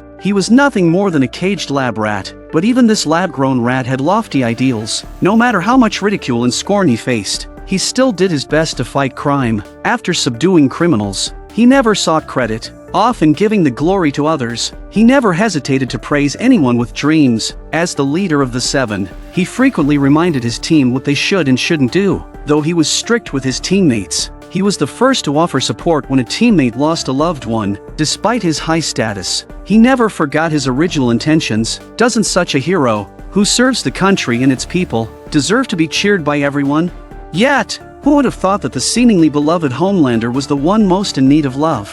When unrecognized by the public, he would find a quiet corner to cry silently. So alone. After all, he was just a child who had never known maternal love. Only through milk could he feel a taste of a mother's love. Fortunately, he still had a lovely son. To give his son a complete childhood, he often spent time playing with him, using his unique ways to train his son's superpowers. The days were simple and joyful, but the good times didn't last long. During a mission, his mistake caused a plane crash. He knew he couldn't lift a plane like Superman, yet faced with the pleading eyes of a little girl, he told a comforting lie, but he wasn't a god. In the end, he could only save his teammate, Queen Maeve. He believed that with Queen Maeve's abilities, she could save more people in the future. Though he felt sorrow for this, it left him with a vulnerability. What he didn't expect was that the one who betrayed him was his most trusted teammate, Queen Maeve. His former lover was now a cripple, his beloved son turned to the enemy, and even the people's adoration had become a bargaining chip for threats. All his ambitions vanished in an instant. Homelander ultimately became a slave to the powerful, a puppet at their disposal. Due to his girlfriend's Nazi affiliation being exposed, Vought International, to salvage their image, forced him to star in an anti-Nazi film. They found someone to play his girlfriend, Stormfront,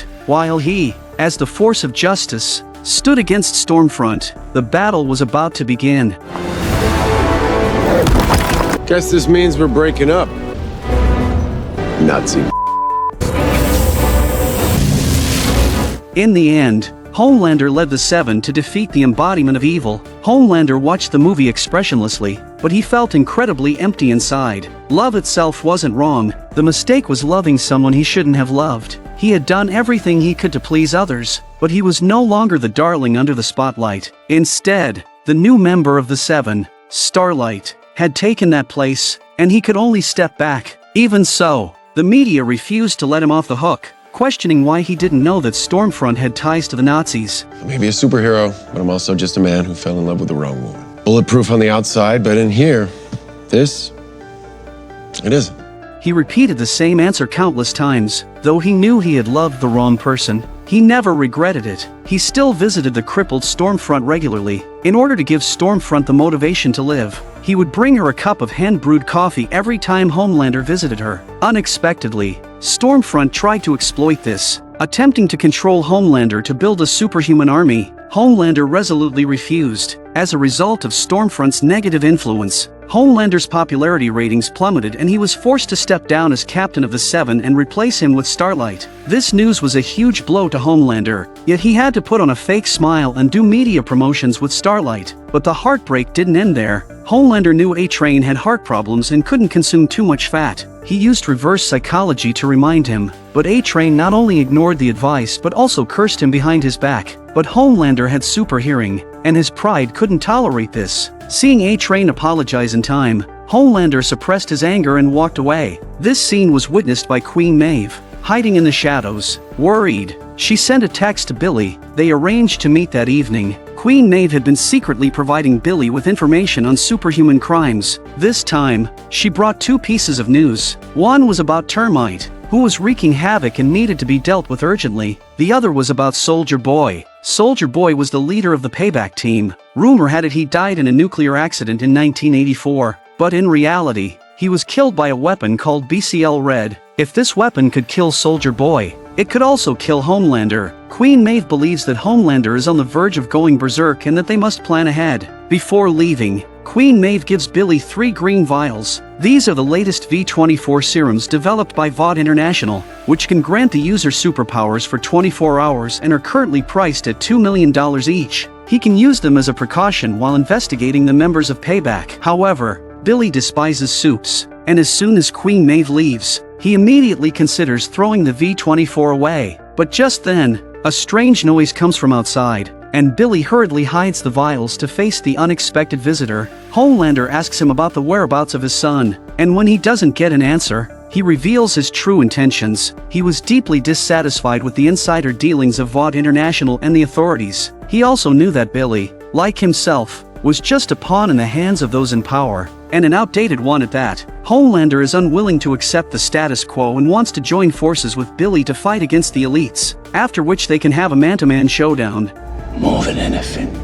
But Billy's eyes were on the hidden V-24 when he said this. When Billy turns his head back, Homelander has already disappeared. As if he had never been there, the superhero Termite has the ability to enlarge and shrink his body at will, but he uses it for the most depraved activities. Termite especially loves to explore inside other people's bodies, regardless of whether they are male or female. Unexpectedly, he merely sneezed and accidentally caused that person to explode. Frenchie hears the screams and rushes into the room, and seeing the scene before him, he wishes he could slap himself. But now, it's too late to run. Termite rapidly shrinks, and before Frenchie can find him, Termite throws him across the room. Clearly, Termite intends to kill to silence him. Termite quickly crawls into Frenchie's pant leg. Kimiko rushes over upon hearing the commotion and frantically searches Frenchie's pants, but just as she grabs Termite, he bites her hand. Kimiko, in pain, immediately let go, but as a result, she was also thrown against the wall by Termite. Frenchie panics and pulls out his gun, but he doesn't know where to aim. While he hesitates, Termite grabs his leg and knocks him out. Then, Termite launches himself towards Frenchie's mouth, but just before he can enter, he is caught in a suddenly appearing bag. It turns out that Billy had arrived. He poured a handful of white powder into the bag and then shook it vigorously. After he had mixed it thoroughly, Termite was completely high. Billy raised his hand, ready to crush him, but Termite pleaded for mercy. In the end, Billy restrained himself and decided to hand Termite over to the Bureau of Superhuman Affairs. This unusual behavior immediately aroused Frenchie's suspicion. Billy explained that the higher-ups had ordered him to spare Termite's life. In the past, Billy would have slapped Termite to death without a second thought, but since his wife Becca's death, Billy had changed. He diligently kept his promise to her, taking care of Ryan and even playing games with him from time to time. Colonel Grace was pleased with Billy's transformation, even hoping he might retire from the fight against Soups like him did. But Billy clearly had his own ideas. His obsession with eliminating Soups was too deep.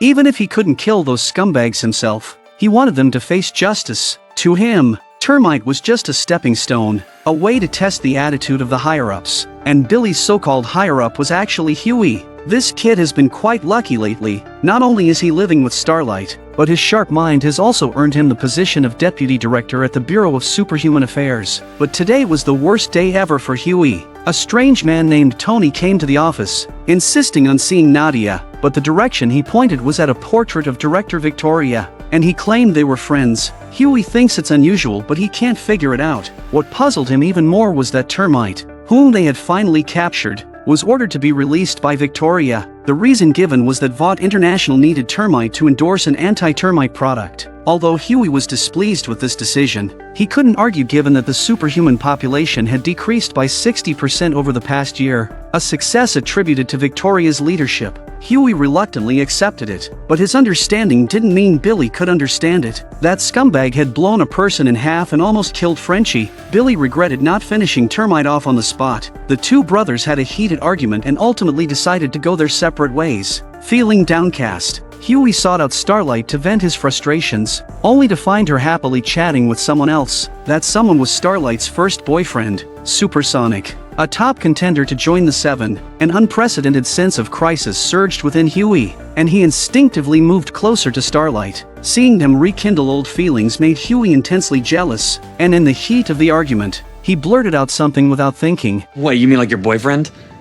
Seeing Starlight's expression, Huey immediately realized he had said something wrong. In the end, they parted on bad terms as well. After barely surviving a terrible day, Huey saw Tony again just before clocking out. Driven by curiosity, Huey followed Tony into a secluded alley and discovered that Victoria was there as well. His intuition told him that something was definitely off. It seemed Tony and Victoria did know each other, but Victoria looked particularly anxious about his presence. Tony pleaded with Victoria to speak out for Red River. At first, she seemed extremely reluctant, but finally, she appeared to make a decision and agreed to Tony's request. Tony was visibly happy and gratefully hugged Victoria, but his joy was short-lived. Soon after, he started bleeding from his nose. Realizing this, he immediately shoved Victoria away. who then collided with the trash bin where Huey was hiding. Tony rushed forward to cover Victoria's eyes, but Victoria forcefully pried one of his hands off, and her pupils began to turn white. Tony's hand instantly exploded. The scene terrified Huey. Tony quickly used his other hand to press down on Victoria's head to avoid her deadly gaze, but Tony was already barely holding on. With just a sidelong glance from Victoria, his jaw instantly exploded into a gaping hole. 2 more eye blasts from Victoria, and Tony was left with only half a face. Why'd you have to come looking for me? By then, even if Tony wanted to answer her, he couldn't. In the end, he was blown to bits by Victoria, scattering bloody smoke all over the sky. Huey was so scared he didn't dare breathe. He never imagined that Victoria was the infamous head popper. Afterward, Huey began to investigate and found that the Red River Tony mentioned was a welfare institution under Vought. Starlight suggested sending Billy to deal with the matter, but Huey refused. If Billy found out he had been the deputy to the head popper for a year, he would end up worse than Tony. Huey wanted to handle it alone. Starlight told Huey to just think about it and do nothing until she got home. Huey knew that everyone looked down on him, and it made sense. He was a grown man who couldn't even open a can by himself. Frustrated, he smashed the can open, accidentally injuring himself. Really useless. Instinctively, Huey called Starlight for help, but Supersonic answered the phone instead. Feeling another surge of crisis, he didn't want to be a worthless loser anymore. So, he made a bold decision. Even if Red River was a dangerous place, he was determined to venture in. This orphanage, under the guise of charity, was collecting all sorts of superhuman children. Some could move objects with their minds, others could defy the laws of physics, some could even teleport. Even the fearsome head popper might have originated from this orphanage. To verify this, Huey pretended to be an administrator from Vought International, planning to steal the orphanage's files. Unfortunately, the TV overhead was broadcasting a video of him and Starlight. Fearing the director would recognize him, Huey was about to lead her away when a boy suddenly appeared and pointed at the TV. Huey's cover was blown, and Vanessa asked him to leave, claiming the Bureau of Superhuman Affairs had no right to enter. Thinking quickly, Huey said that he and Starlight had always wanted a child, but he was infertile. His superb acting actually convinced Vanessa. Vanessa was, of course, eager to have these children adopted. After all, with a superhuman mother, the chances of the parents dying at the hands of the child would be much lower. She then boasted to Huey about how well-behaved the children were. As Huey nodded along, he discreetly inserted a pre-prepared USB drive into the main computer. After downloading the data, Huey immediately searched for the head popper's file. He discovered a shocking secret. Head popper's real name was Nadia, and she had killed her biological parents when her powers went out of control. She was adopted after entering the Red River Orphanage, and the person who adopted her was none other than Stan, the CEO of Vought International. At this point, Huey finally understood everything. The hearing they had painstakingly organized was a complete joke, because Nadia was now Victoria. Victoria, who was ostensibly the director of the Bureau of Superhuman Affairs fighting against Vought International, was secretly Stan Edgar's daughter. What a perfect scheme. Huey is scared to death to learn the truth, but he has to go back to work. As a result, he was blocked by Victoria just as he entered the office. Victoria's opening statement was a bombshell. So who's Nadia? Don't panic and watch Huey's performance. Yeah. No, there was a guy, and he was looking at your picture. He said your name was Nadia, said he knew you from like way back when. You weren't gonna tell me?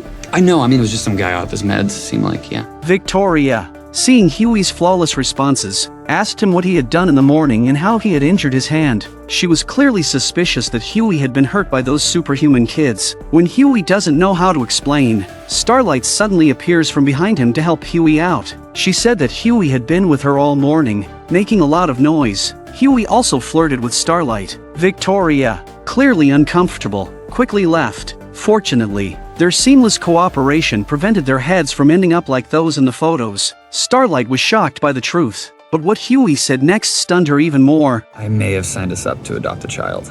The situation had escalated beyond Huey's expectations, so he told Billy everything. Now, trying to take down Vought International through normal means was a pipe dream. Their only hope was for the boys to become even bigger scumbags and more ruthless than their enemies. But that was easier said than done. M had turned into a super dad. Frenchie and Kimiko, those still in the team, were completely absorbed in their romance. To unite the team, Billy used the investigation of Soldier Boy's death as an excuse, hoping Imum would rejoin the group. If there was a weapon that could kill Soldier Boy, it could also kill Homelander. Billy decided to start with Soldier Boy's teammates. Frenchie was tasked with investigating Crimson Countess. Billy took on the investigation of Gunpowder, and Soldier Boy was assigned to Mim because Soldier Boy had killed Mim's parents. Billy thought getting Mim back on the team would be a piece of cake, but he was rejected. Billy glanced at Mim's daughter and immediately understood his concerns. However, the trip wasn't entirely fruitless as Mim provided a lead. Some dirt on Gunpowder. After reading it, Billy gave him a meaningful look.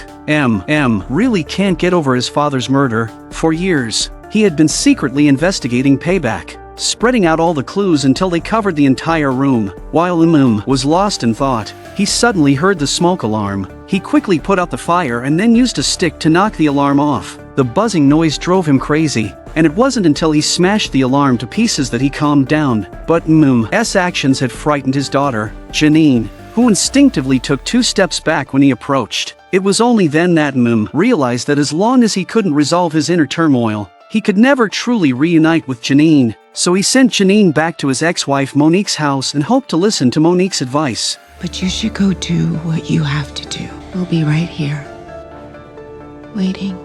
Monique's words undoubtedly gave him a strong dose of encouragement. Rejoined the boys, and shortly after, so did Huey. The boys were finally back together, but Billy raised a concern. If Huey just didn't return to work, he'd arouse Victoria's suspicion, and his head could explode at any moment. Of course, Huey already had a plan. Can you please break my arm? He knew faking an illness wouldn't fool Victoria. Frenchie, worried about his friend, tossed him a bottle of marijuana, but Huey refused because it would make his drug test positive. He decided to tough it out. Billy was surprised at Huey's resolve, and even looked at him with newfound respect. Huey signals Kimiko to do it on the count of 3, 2.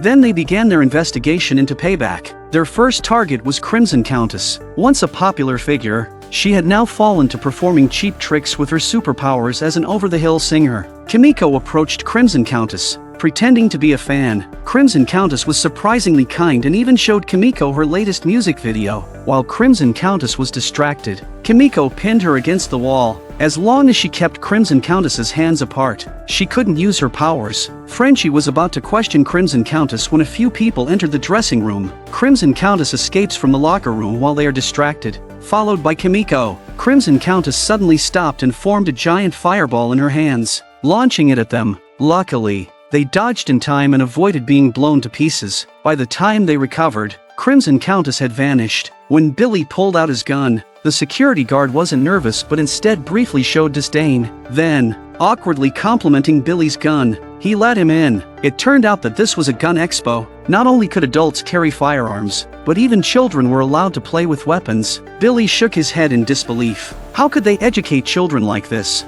Even more absurd was that they were openly brainwashing the public to arm themselves, including women and children. The purpose, of course, was to sell more guns. What a cunning scheme. Billy stared coldly at Gunpowder on the stage, calculating how to get him to talk. He took advantage of Gunpowder's bathroom break, pretending to be a fan to coax him into revealing the cause of Soldier Boy's death. When Gunpowder refused to budge, Billy threatened to expose his dark secrets. If your fans found out you were abused by Soldier Boy, you'd be a laughingstock. To his surprise, Gunpowder remained defiant, insisting Billy was talking nonsense. Just as Billy thought he was getting nowhere, he saw a dangerous signal in the rearview mirror and dodged just in time to save his life. It seemed Gunpowder intended to kill him to silence him. Billy wasn't about to sit idly by. He used a car as cover, waiting for the right moment to strike. But when it came to gunfights, Gunpowder was an expert. Billy hadn't even located him before a ricocheted bullet hit his left leg. Realizing his position was compromised, Billy quickly moved to another spot. He thought hiding behind a pillar would keep him safe, but he was sorely mistaken. Gunpowder walked out confidently, locking onto Billy's position in the mirror, calculating the trajectory in milliseconds. He pulled the trigger, and the bullet shot out. The most unbelievable part was about to come. This was what you called a bullet with eyes. Billy couldn't believe Gunpowder's terrifying marksmanship. If the bullet had deviated even a centimeter, his head would have been blown apart. Their shooting skills were on completely different levels. Thinking quickly, Billy started his own bizarre maneuver, shooting all his bullets at the car. Gunpowder was stunned by Billy's unexpected tactic. When Gunpowder reached the pillar, he found only a pool of blood on the ground. Billy was already gone. This incident taught Billy a harsh lesson. If even a second-tier superhero was this terrifying, how could he ever hope to take down Homelander? Feeling disheartened, he opened the video Ryan had sent him. In it, he heard his deceased wife's voice. After closing the laptop, Billy finally understood Ryan's intentions. Ryan loved him. In that moment, Billy's heart wasn't just filled with hatred. A strong protective urge surged within him. He took out V-24, deciding to turn himself into a monster. Just then, he heard Homelander's voice behind him. You really gonna shoot that shit in your veins? Odds are you'll die screaming. Billy realized that a person with a conscience could never win against those superheroes. He finally turned himself into a complete bastard. At this point, Gunpowder had no idea trouble was looming. He saw that Billy was as cocky as ever. Gunpowder fired 3 shots, and Billy fell to the ground. Gunpowder couldn't believe Billy was so easily taken down. However, in the next second, his smile vanished. Billy slowly stood up, the 3 bullets falling to the ground. Billy gave a sinister smile. What followed was a one-sided massacre. With just one hand, Billy snapped Gunpowder's Desert Eagle. One headbutt knocked Gunpowder to the ground. Gunpowder got up to fight back, but his punches on Billy were like stones thrown into the ocean, not causing even a ripple. Billy backhanded a punch, sending Gunpowder flying several meters, crashing into a car. Billy then grabbed Gunpowder by the collar and beat him mercilessly. Gunpowder quickly knelt and begged for mercy. Half of his teeth knocked out by Billy. He knew if he didn't confess,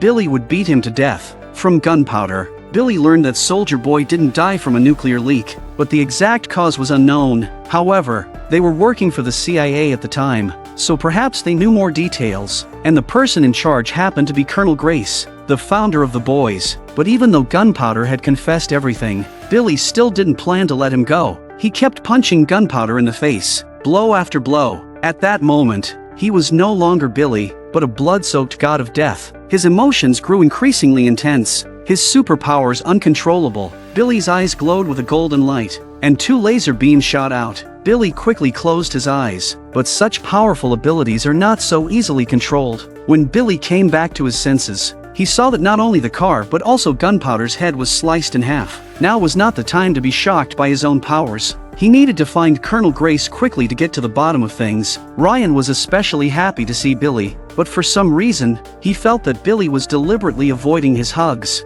Billy confronted Grace directly, asking her about her relationship with Payback, but Grace claimed she didn't know anything about Payback. Clearly, Billy had anticipated this response, so he had borrowed a ledger from Grace's safe in advance. The ledger recorded the payment transactions of agents worldwide. Once those records were made public, everyone who had worked for Grace would be doomed. Hearing this, Grace had no choice but to tell the truth. Back then, she was a commander fighting against the rebels and hired Payback for this purpose. To her surprise, these so-called superheroes were a bunch of incompetent fools, each more ridiculous than the last. Swatto flew into the sky just to show off. Gunpowder spent all day cleaning his gun but never fired a single shot. The TNT twins were just 2 solar-powered heating panels. Black Noir was obsessed with fame and refused to wear his helmet. The most absurd was Soldier Boy, who wanted to blow up their own armory with a rocket launcher just to see a fireworks show. They weren't just laughable, they were also cowards. Swatto's showmanship just now exposed the location of the troops, but in order to escape, these guys even pointed the spear at their own people. Black Noir was killing everyone he saw. Swatto was blasted to bits by an enemy rocket as soon as he flew into the sky. The most infuriating was Gunpowder, who, in his first attempt at shooting, killed only his allies and even chased after Grace. At that moment, a missile struck, sending Grace flying. She had barely gotten up and started to run when another explosion knocked her out. When she came to, the entire army was wiped out. Only Payback members had survived thanks to their excellent survival skills, except for Black Noir, whose head was injured in the blast. Crimson Countess then ran over to tell Grace that Soldier Boy was killed by some Russian weapon and they took his body. In the end, the higher-ups covered up the incident, but Billy was not satisfied with this story. No matter what Grace explained, it was too late because Billy had already backed himself into a corner. Billy went to the bathroom and vomited violently, clearly suffering from the side effects of V-24. His powers were spiraling out of control again. After what felt like an eternity, Billy finally managed to suppress his rampaging self. Despite his efforts to hide it, He couldn't fool Ryan. Ryan was still worried about him and urged Billy to rest. When Billy insisted on leaving, Ryan grabbed his wrist. You said you'd always watch out for me. Ryan, let go. No, I won't let you. Well, maybe I don't want to look at you. After what you'd done to my Becca, did you ever think about it? Billy's words broke Ryan's heart. The red glow in Ryan's eyes was his uncontrollable anger. He ripped off the talisman Billy had given him and smashed it to the ground. Ryan left in a rage, but Billy was just as upset. Perhaps Ryan's dependence on him was his greatest inner demon. He used to be the arrogant and domineering Homelander, but now he's just a timid and compliant employee. When the boss reprimands him, he scurries over in a little jog. Even after being demoted, he still has to smile and follow orders. Even the newcomer Starlight dares to look down on him now. Today is a big day for Homelander. He wants to hear Starlight sing a birthday song for him, but just listen to how Starlight sings. Happy birthday to you, happy birthday. Even a fool could tell how perfunctory Starlight's singing is. And of course, so can Homelander. To make Starlight sing with more emotion, Homelander even arranged backup dancers for her. Just when Starlight was thinking about how to get rid of Homelander, a voice appeared in time to help Starlight out. The voice belonged, naturally, to Stan,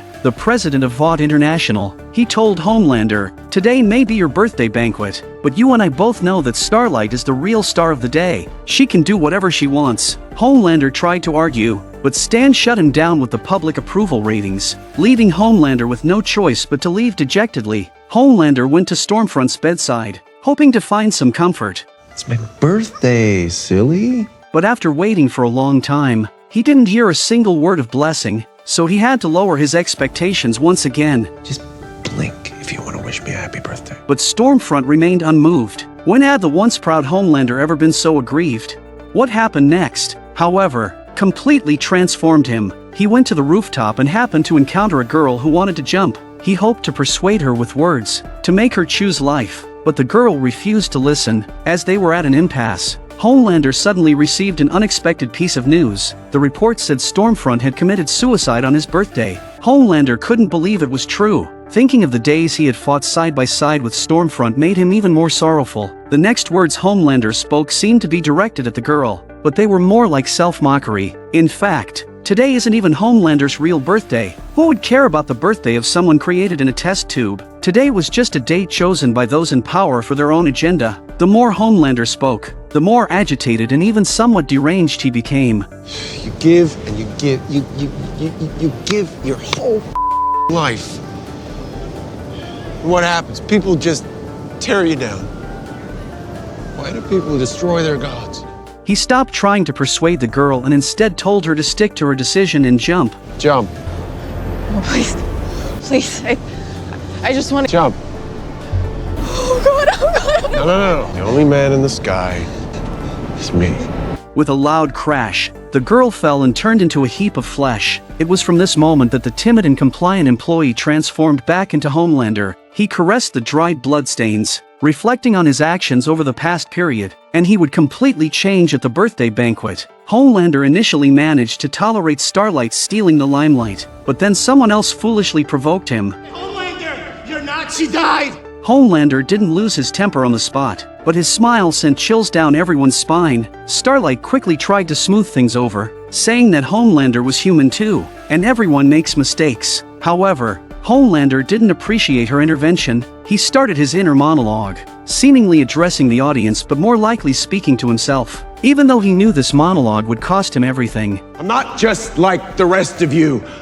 I'm stronger. I'm smarter. I'm better. I am better. You're not the real heroes. I'm the real hero. So what? What did he have left to lose anyway? Homelander stares naked at the video of his speech, waiting for reality to set in, but he never expected the opposite. Ashley informed him that not only had his approval ratings not dropped, but they had reached a historic high. Everyone loved the combination of him and Starlight, with their popularity surpassing even Soldier Boy's, reaching an astonishing 98%. With this newfound success, Homelander became even more reckless. To prove to Starlight that he was still the leader of the Seven, he deliberately called over the Deep to test her reaction. Everyone knew that Starlight loathed the Deep after what he had done, and Homelander wanted to disgust her. The Deep, desperate to rejoin the team, had gone to great lengths, even preparing a gift for Starlight. But Starlight's trauma was still too fresh. She could never stand being in the same room as the Deep. So, Starlight threatened Homelander with exposing his crimes, urging him to reconsider his words. Unexpectedly, Homelander simply replied, "Do as you please," in a dismissive tone, because once he lost everything, he had nothing left to hold him back. At that point, he could easily wipe New York off the map and even threaten to destroy Starlight's hometown. Homelander's test was undeniably successful. Starlight, facing Homelander's unpredictability, finally understood what it meant to experience true fear from the depths of her soul. Seeing that Starlight was frightened, Homelander's behavior became increasingly outrageous. From this moment on, Homelander was completely transformed. Yet, his maliciousness didn't stop there. To celebrate the Deep's return, he hosted a seafood banquet. It is known that the Deep can communicate with all sea creatures, and eating seafood is like eating his own kind. Watching others devour the food, the Deep felt nauseated, but he dared not show his anger in front of the newly changed Homelander. However, the lobster was just an appetizer. The real main course of the day was yet to come. The octopus's name was Timothy, and he was the Deep's good friend. They had been chatting just the night before. The Deep said he couldn't bring himself to eat it. He kept pleading for Timothy's life, saying the octopus had children. At that moment, the Deep's wife sent him a text message, clearly indicating that the octopus was his ticket back into the Seven. Under the pressure from Homelander, the Deep had no choice but to eat Timothy. He put the entire octopus into his mouth, but the only thing he could do for his friend now was to avoid chewing. To lessen the pain, the Deep swallowed Timothy whole. Though the cost of rejoining the Seven was steep for the Deep, he achieved his goal and secured the last spot after Supersonic. But Homelander is up to no good again, and during the taping of the show, he openly stated that Starlight is his girlfriend.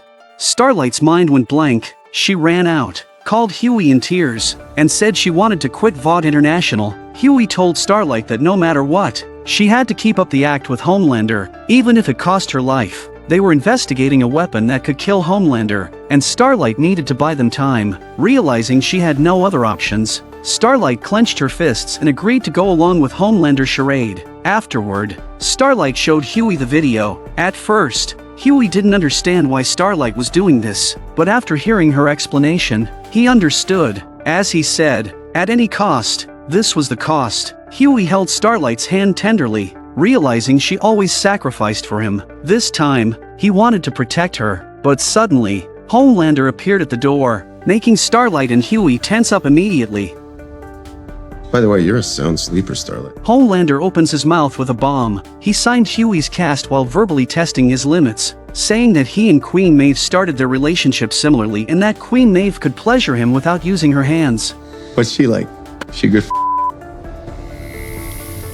Homelander's words made Huey lose his temper, ready to explode. Touch him or anyone he cares about, and I'll walk. And I'll take my approval points with me. Seeing this, Homelander backed off, not wanting to waste the publicity Starlight brought him. This incident made Starlight understand one thing: constantly giving in would only make Homelander more audacious. She knew she had to take action. So, Starlight approached Queen Maeve and asked if she had heard of a weapon called BCL Red. Queen Maeve had, as she was the one who leaked the information to the boys. For the past 4 months, she had been rigorously training in combat, waiting for the boys to find BCL Red to take down Homelander once and for all. But they couldn't do it alone. They needed more allies. Starlight started recruiting Supersonic. Unexpectedly, Supersonic agreed without hesitation and even supported Starlight during the meeting. Good news kept coming. A-Train proposed removing Blue Hawk from his position, citing his excessive patrolling in black communities. Before Homelander could respond, the Deep opposed the idea. He argued that the Seven was already short-staffed and should not agree with A-Train's proposal, seizing the opportunity to flatter Homelander. After the meeting, A-Train immediately confronted the Deep, berating him for meddling and expressing disgust at his bootlicking. The Deep wasn't afraid of him and retorted sharply. When neither could win the argument, they started fighting. A-Train punched the Deep right in the gills, his most vulnerable spot. The Deep retaliated by slamming A-Train against the wall. The commotion caught Homelander's attention. Homelander pulled up the Deep, ignoring A-Train and throwing in some taunts. Seeing the Deep act all high and mighty infuriated A-Train, but luckily Supersonic held him back just in time. He couldn't understand how he lost favor with Homelander after all he had done for him just because of one loss. His words gave Supersonic an opening to recruit him. It seemed that the scales of victory were tipping in Starlight's favor. Starlight informed Stan that Homelander had subtly mocked him on the show, which deeply angered Stan. Stan decided it was time to put Homelander in his place and remind him who was really in charge of Vought International. When the news reached Homelander, he immediately realized the gravity of the situation. The press conference proceeded as scheduled, with Starlight's team eagerly awaiting this moment. But, unexpectedly, what was supposed to be a denunciation of Homelander's misdeeds turned into a praise fest for him, even putting Stan in the hot seat. Stan slowly removed his glasses, realizing his era was coming to an end. This news was a heavy blow to Starlight, leaving everyone shocked except for Homelander, who wore a sinister smile. Afterward, Homelander approached Victoria, bringing her two things as rewards. One was evidence of her crimes, the other was the latest batch of Compound V. His aim was to turn Victoria to his side. Homelander's strength lay not only in his superpowers but also in his cunning strategies. Homelander is no longer the one who has to trot around when he's being lectured, and he's desperate to see Stan lose his temper. Unfortunately for him, Stan saw Homelander as nothing more than a son seeking his father's approval. You are not worthy of my respect. You are not a god.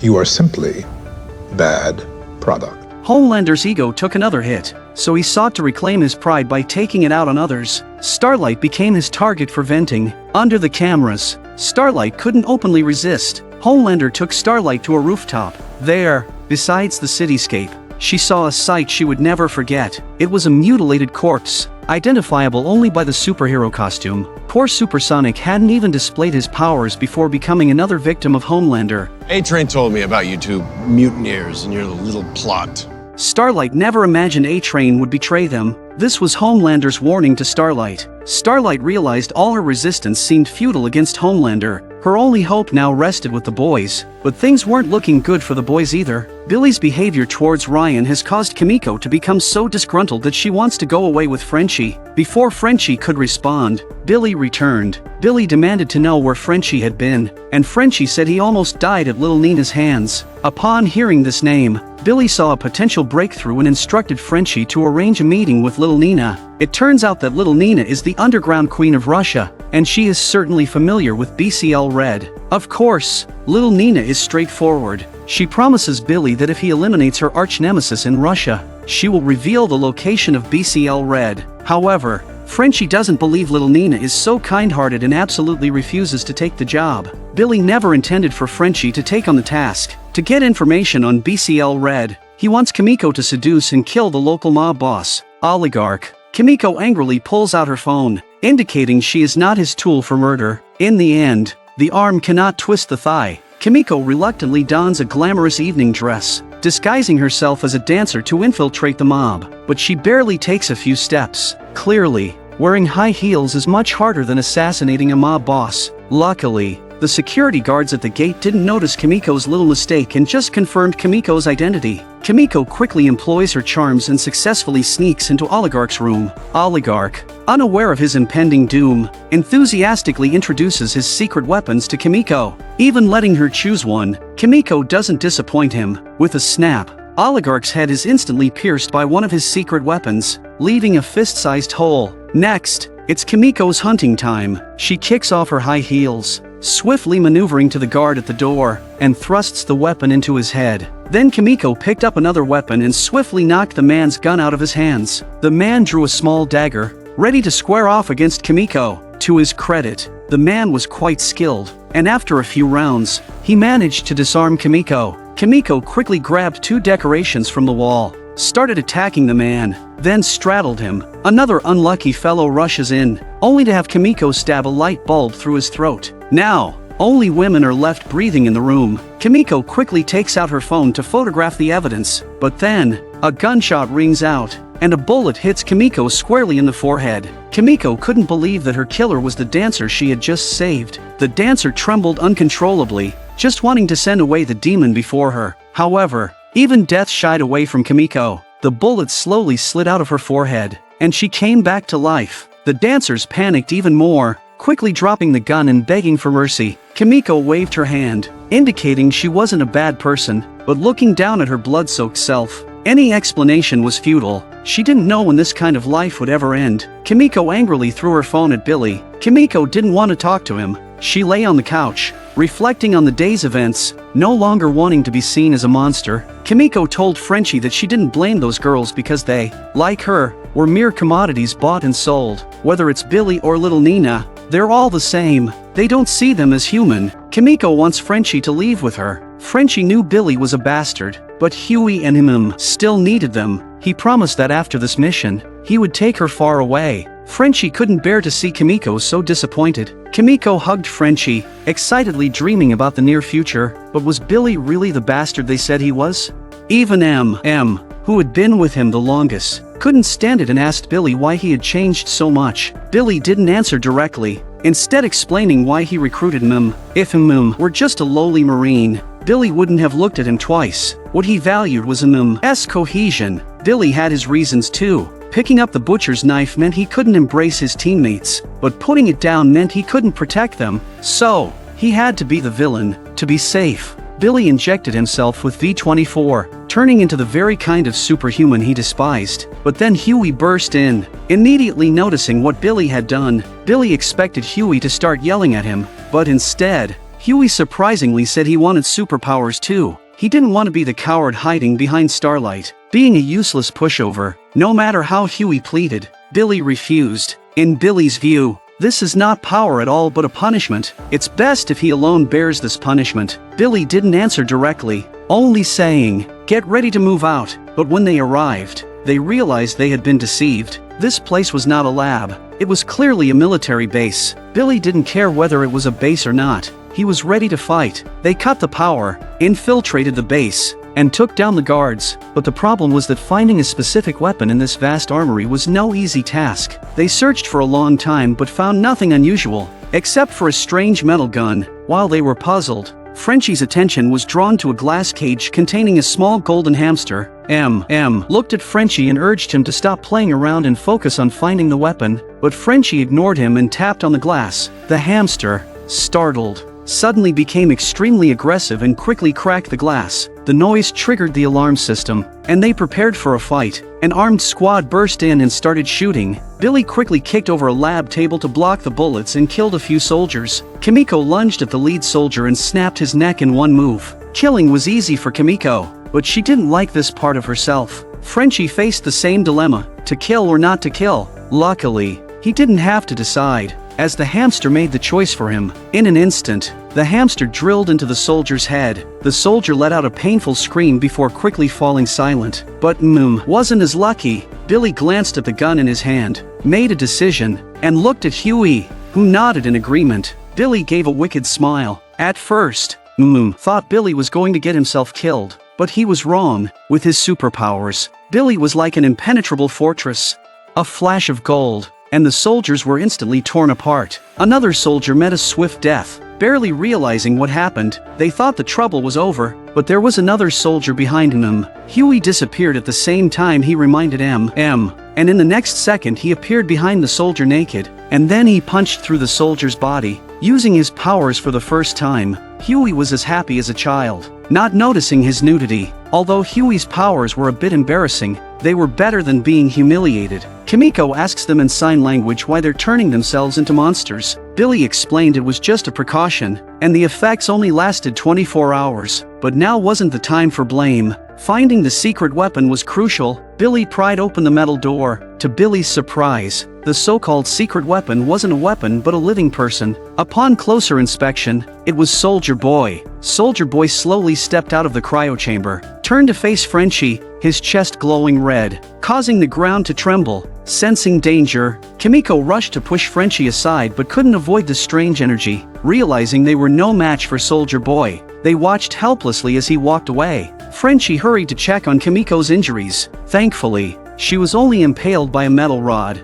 which she usually healed from quickly, but this time, Kimiko's wounds showed no signs of healing. Despite M's medical skills, he was at a loss. He instructed Frenchie to keep Kimiko awake at all costs. While and Frenchie were worried, the other two behaved insensitively. Huey was lost in his own world. Billy was only concerned with Soldier Boy's powers. M couldn't understand how having superpowers could make them disregard their teammates' lives. Fortunately, Kimiko eventually stabilized. Seeing her wounds not healing, she suddenly smiled. She asked Frenchie to bring her something heavy. After several attempts, she couldn't lift it. Confirming her suspicion, she was finally an ordinary person again, no longer a monster in anyone's eyes. Elated, Kimiko spent her days with Frenchie, listening to her favorite operas, but as she listened, she suddenly sensed something.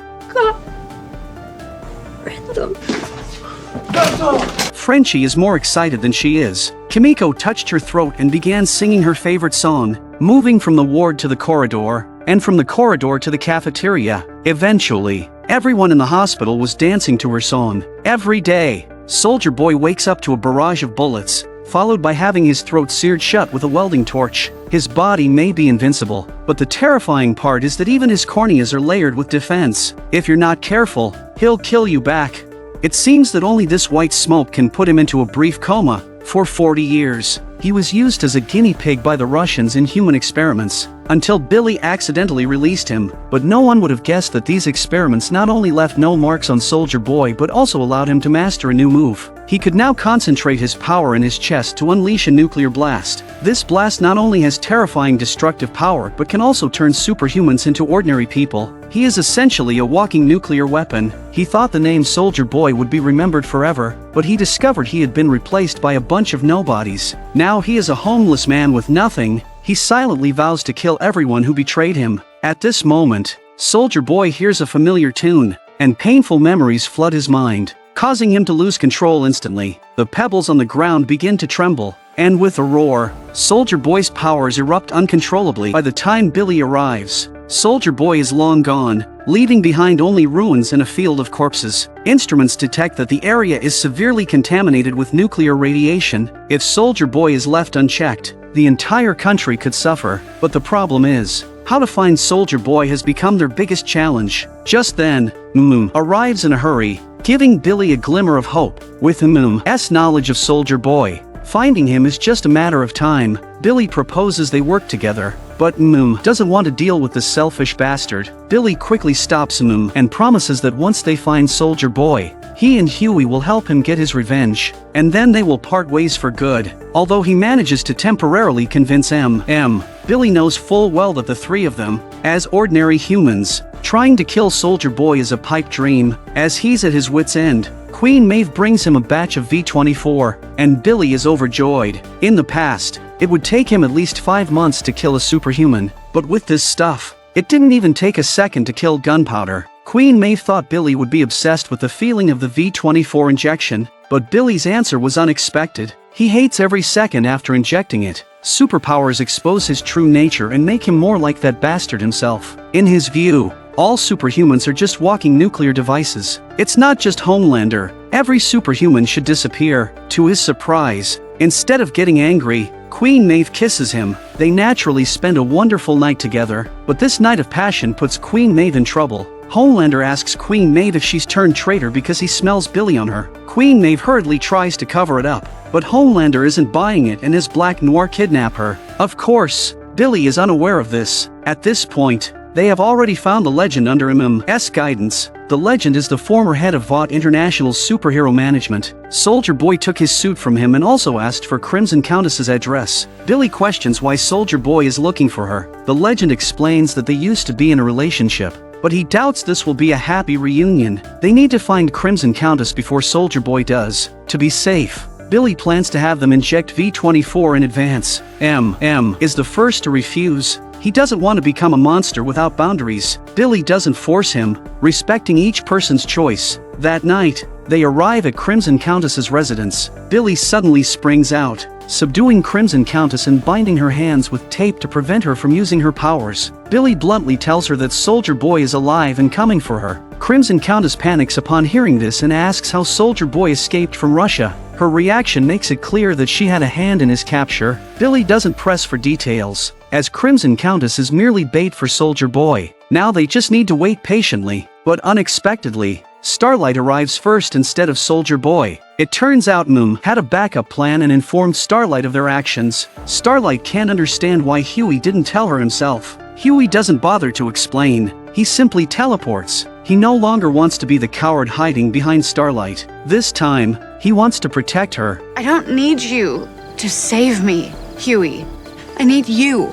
However, Starlight's words leave Huey in silence. Just then, the radiation detector alarms, indicating Soldier Boy's approach. M tries to get up but finds himself weak and unable to move. He looks at the water bottle Billy gave him earlier and realizes everything. He demands to know why Billy did this. It turns out Billy never planned to kill Soldier Boy but instead wants to team up with him against Homelander. Crimson Countess is his peace offering to Soldier Boy. Soldier Boy asked Crimson Countess why she betrayed him and what the Russians were offering her, but Crimson Countess tells him she received nothing, she just wanted him dead. Her words not only infuriate Soldier Boy but also seal her fate. Soldier Boy's chest begins to glow brighter and brighter. With a loud explosion, a powerful shockwave hits. By the time Huey reaches the scene, it's already a wasteland. Soldier Boy slowly emerges from the rubble. Starlight immediately prepares for battle, but to her surprise, Huey steps in front of her.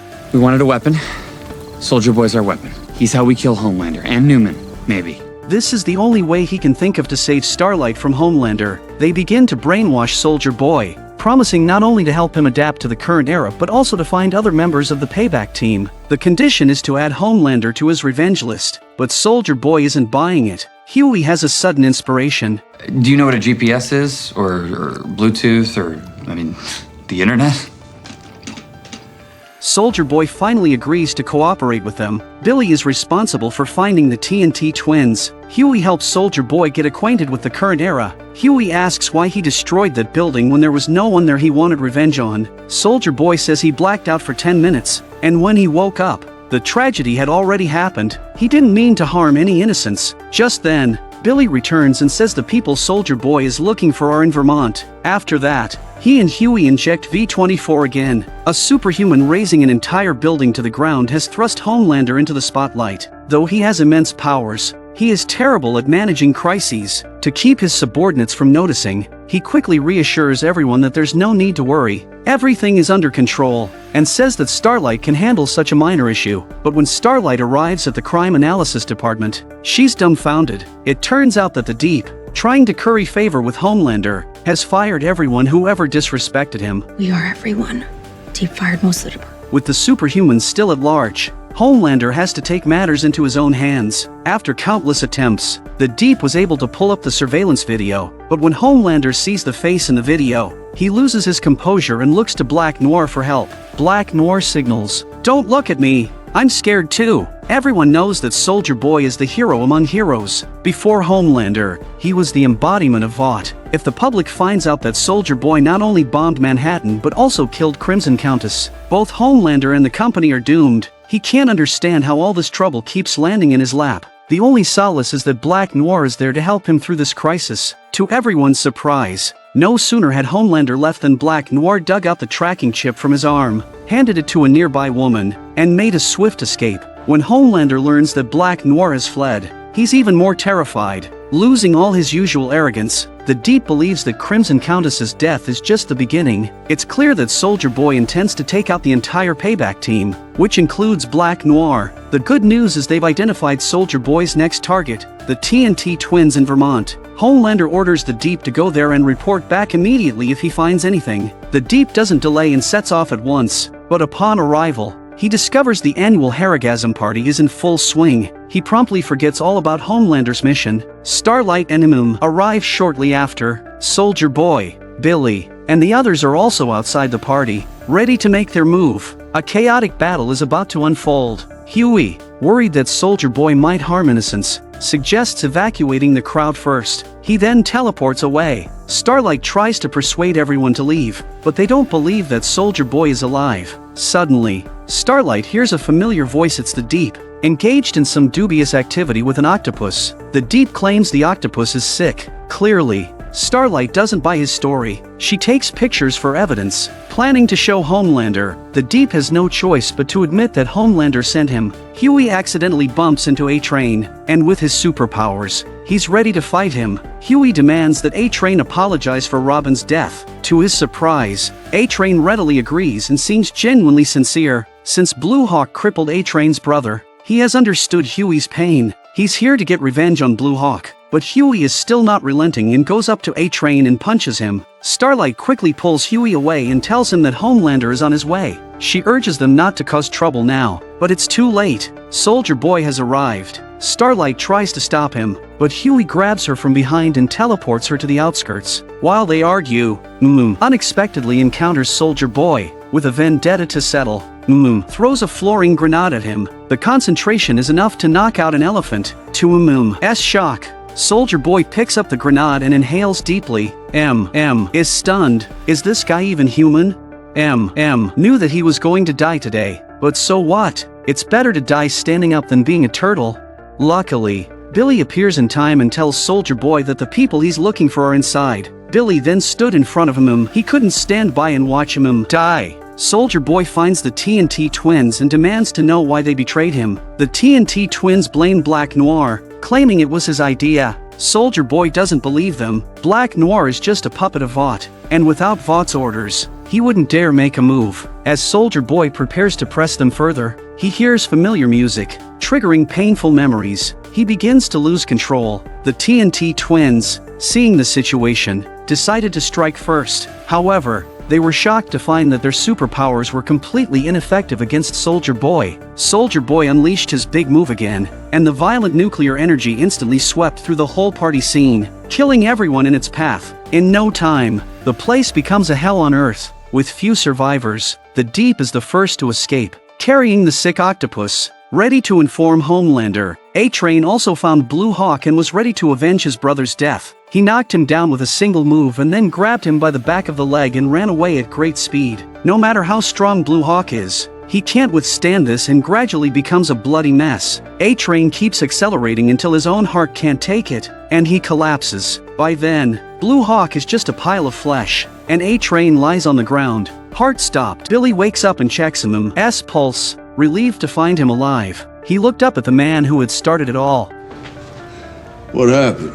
When Homelander received the news, instead of rushing to the scene, he stood in front of the mirror and gave himself a pep talk. Arrogant, cold-blooded, hypocritical, and violent, these are all synonymous with Homelander, but who has seen the lonely, weak, helpless, and insecure man behind the mirror?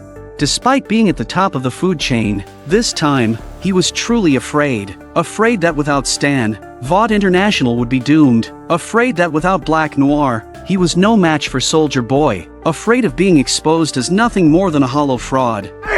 Want them to love.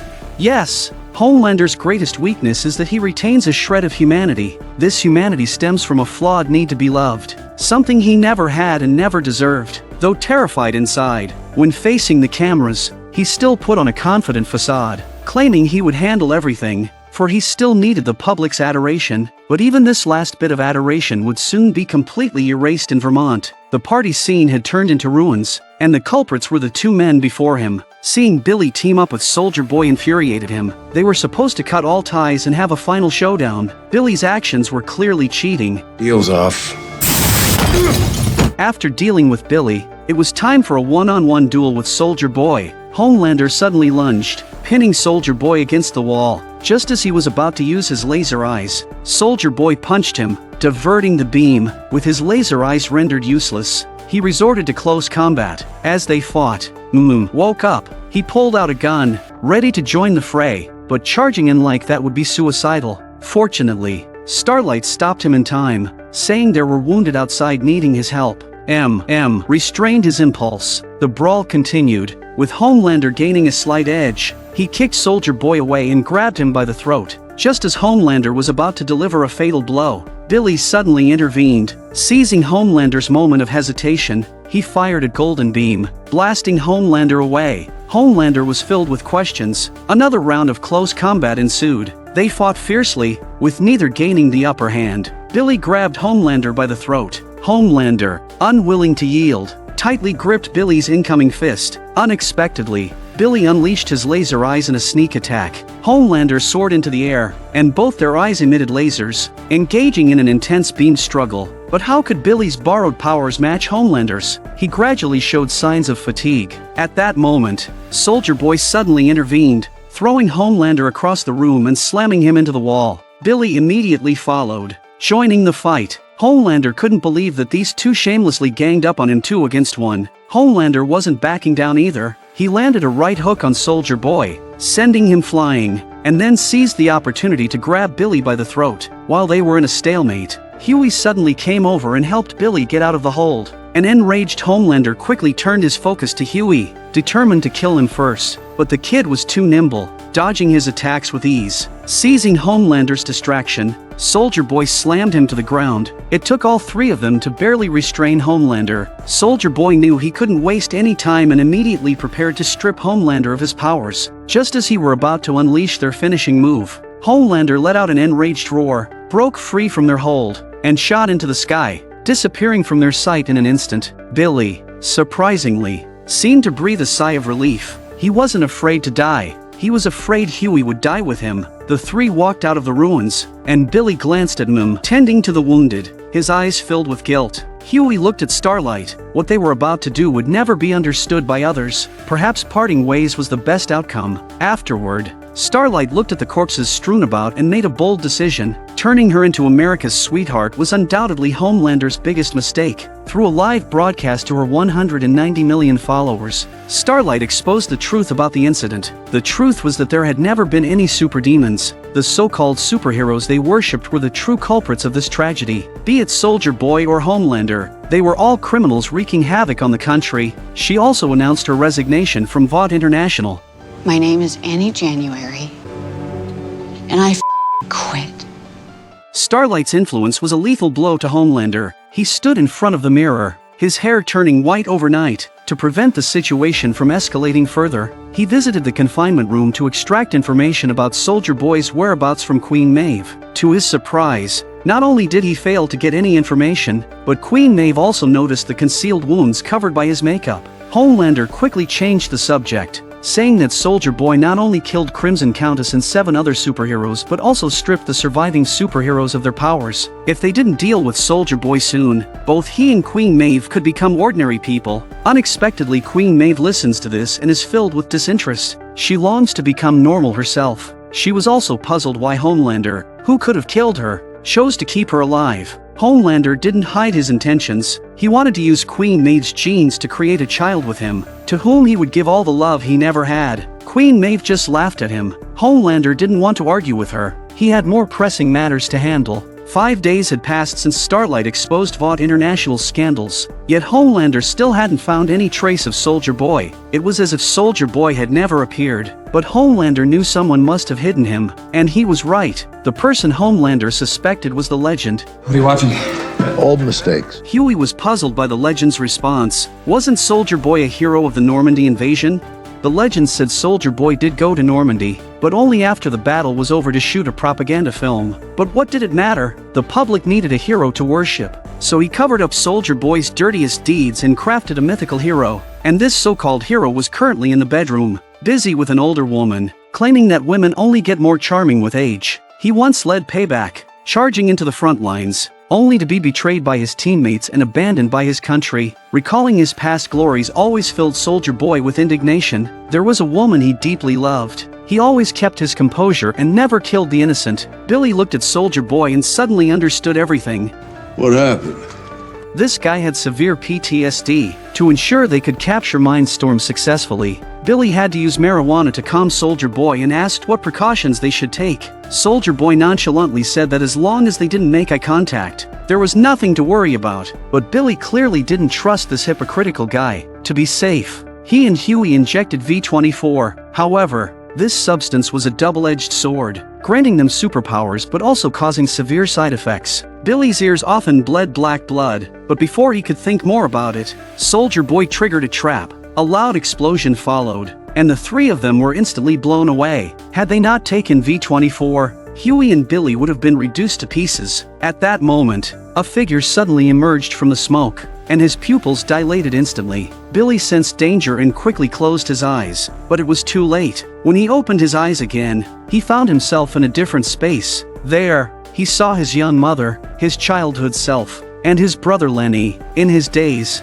he even saw a shadow of Huey and his brother. Just as he was puzzled, he heard the bastard's father shout again. Billy struck out, but his hand went right through him. Billy then realized that this was not a real space but Mindstorm's illusion. In the real world, Billy had already fallen into a coma. Soldier Boy told Huey not to waste his efforts. Once trapped in Mindstorm's endless dream, there was only waiting for death. Only Mindstorm could wake him up, but Soldier Boy would kill him the first chance he got to avoid being controlled himself. No matter how much Huey begged, it was all in vain. Soldier Boy warned Huey to keep moving, or he wouldn't mind adding another kill to his tally. Huey had no choice but to agree, though he clearly had his own ideas. He deliberately placed his backpack under Billy's head before leaving. As they walked, Soldier Boy suddenly stopped, evidently experiencing auditory hallucinations from the marijuana. To break the awkward silence, Soldier Boy began recounting his glorious exploits. Huey gave a derisive laugh, telling him to cut the crap. Surprisingly, Soldier Boy was quite even-tempered, never retaliating even when Huey called him out to his face. And so, they cheerfully walked out of the forest. On the way, they encountered a priest and a nun whose car seemed to have broken down. Being the helpful person he was, Soldier Boy immediately checked their engine. Then, after killing the priest, Soldier Boy shamelessly declared, "Ha, it must be one of Mindstorm's tricks trying to fool me." As Huey tried to persuade him to spare the nun, she went berserk and bit Huey on the neck. Well, maybe Soldier Boy was right this time. Naturally, the nun met the same fatal fate. After a harrowing journey, they arrived at Mindstorm's lair, and even Soldier Boy grew nervous. Cautiously searching, Soldier Boy finally saw Mindstorm's reflection in a mirror. Just as Soldier Boy prepared to attack, he suddenly realized Huey was gone. When he turned back, Mindstorm had already been teleported by Huey, who appeared beside Billy in the blink of an eye. Huey struck a deal with Mindstorm, promising to use his powers to help him evade Soldier Boy's pursuit if he woke Billy up. To his surprise, Mindstorm flatly refused, saying he had just glimpsed Billy's mind and that the guy was a jerk not worth saving. It turned out that when Billy and his brother Lenny were kids, they were often abused by their father. Billy always stepped up to protect Lenny, but over time, Billy unknowingly started to become more like his father. Once, when Billy went to a lawyer to sue his father, he suddenly seemed possessed by his father's spirit and viciously attacked the lawyer. Lenny noticed his erratic behavior and tried to stop him, only to be knocked to the ground by Billy. This incident made Billy realize the severity of the problem. If he stayed with his father, he would become a complete monster. Finally, one day, Billy decided to leave home, no matter how much Lenny begged him to stay. I think that might have been the worst decision Billy ever made. 6 months later, Lenny couldn't take their father's abuse anymore. With the sound of a gunshot, Billy finally woke up. Mindstorm reminded Huey it was time to leave,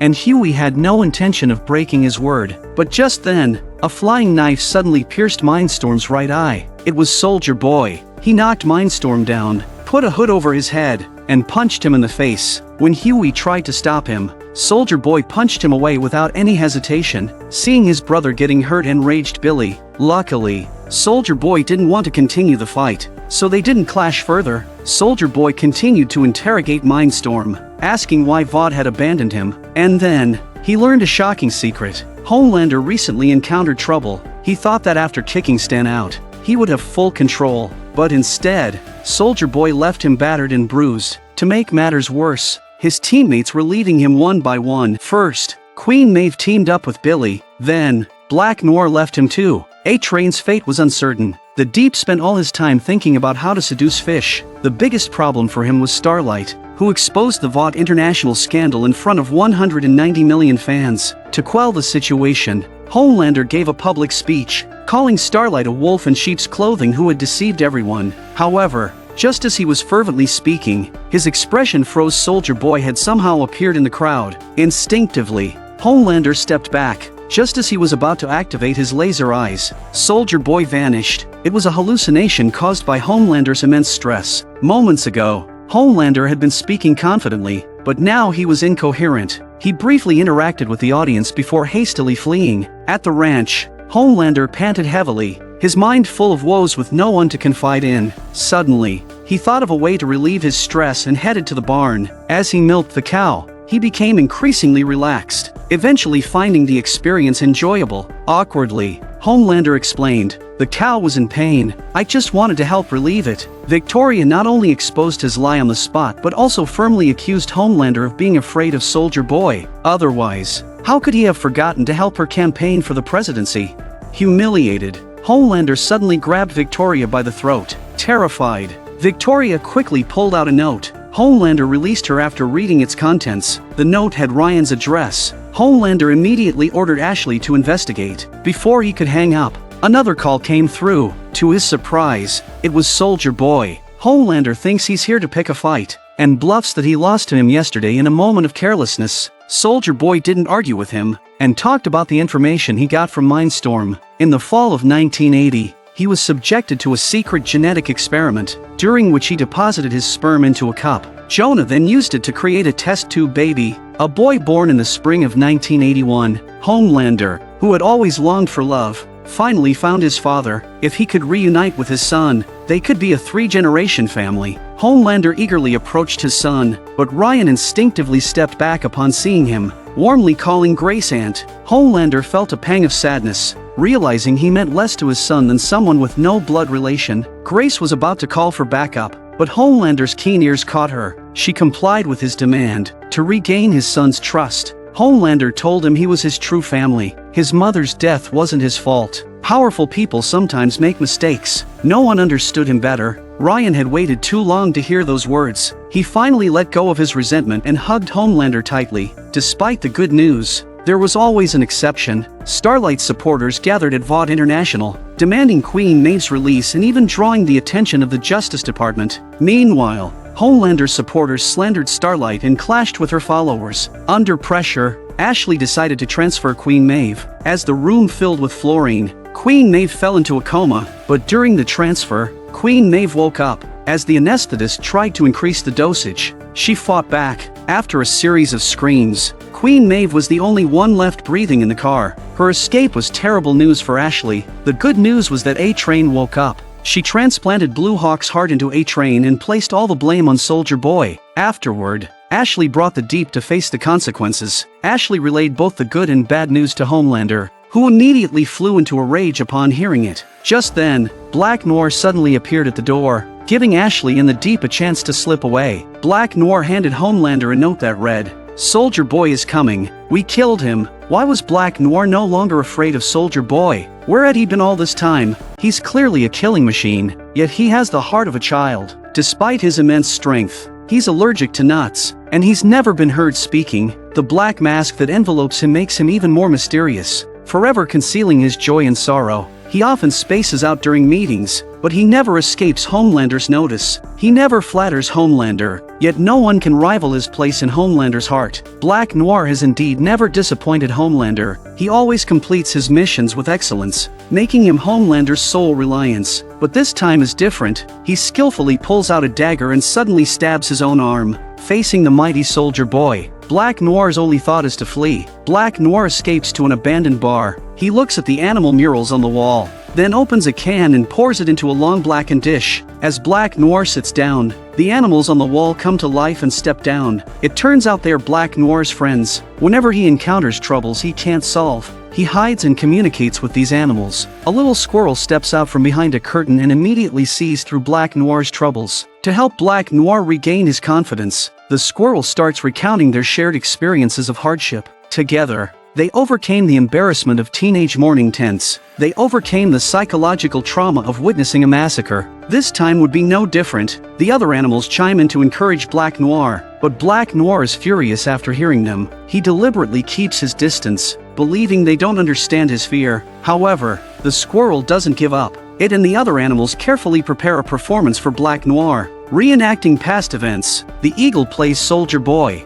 who beats up the little pig Gunpowder for no reason, just to amuse himself. The teammates can only watch, too angry to speak. Only Black Noir steps forward to plead for Gunpowder, but he not only fails to persuade Soldier Boy but also gets a severe beating. No matter how much Black Noir begs, it's useless. Soldier Boy becomes even more furious when Black Noir tries to escape, his blows becoming heavier. Soldier Boy wanted to make an example out of him, ensuring that no one would dare to resist his tyranny. And this was just the beginning. By 1984, things got worse. Black Noir could no longer endure Soldier Boy's abuse. When Stan proposed eliminating Soldier Boy, Black Noir immediately accepted. He just didn't understand why they had to act now. Stan explained that they already had a replacement, though still a child. he would definitely grow stronger than Soldier Boy in the future, so they took action on the day the enemy launched their attack. The TNT twins struck first, with Mindstorm and Black Noir coordinating from the middle. Unfortunately, Soldier Boy was too strong, and even their combined efforts couldn't hold him down. Only Black Noir had any fight left in him, but he was no match for Soldier Boy. Soldier Boy pinned him against the red-hot tank, burning half his face. Yet Soldier Boy still didn't stop. He lifted his shield, made from pure adamantium, and brutally smashed it down on Black Noir's head, blow after blow, until Black Noir's face was unrecognizable. His brains scattered on the ground, but his resilience bought time for his teammates. Mindstorm used his powers to disrupt Soldier Boy's mind, and Crimson Countess took the opportunity to inject Soldier Boy with an unknown substance. Finally, they subdued Soldier Boy. Though the performance ended, Black Noir's story continued. Once dreaming of making a name for himself, he now became a hideous monster who couldn't speak. He had to hide behind his mask. Only these animals knew how sensitive and fearful he was beneath his cold exterior. The animals encouraged him to be brave. Bravery is not the absence of fear, but facing it and moving forward despite it. Hearing the squirrel's words, Black Noir regained his confidence. Perhaps it was time to end this, but trying to take down Soldier Boy alone was a fool's dream, so he planned to team up with Homelander. Homelander took the note without making any promises, nor did he blame Black Noir for leaving without notice. Instead, he gave him a big hug. Black Noir felt overjoyed, thinking the clouds had finally parted. Not realizing this was the beginning of his tragedy, Black Noir meticulously sharpened his blade, preparing to deliver a fatal blow to Soldier Boy at the crucial moment. But Homelander told him, even if you sharpen it for 1,000 years, it won't hurt Soldier Boy. Black Noir knew this, but it was the only way he could momentarily forget his fear. Homelander asked him what kind of person Soldier Boy was. Black Noir told him, he was very bad, but no matter how much Black Noir emphasized, Homelander refused to believe it. And who would want to admit that their father was a bad person?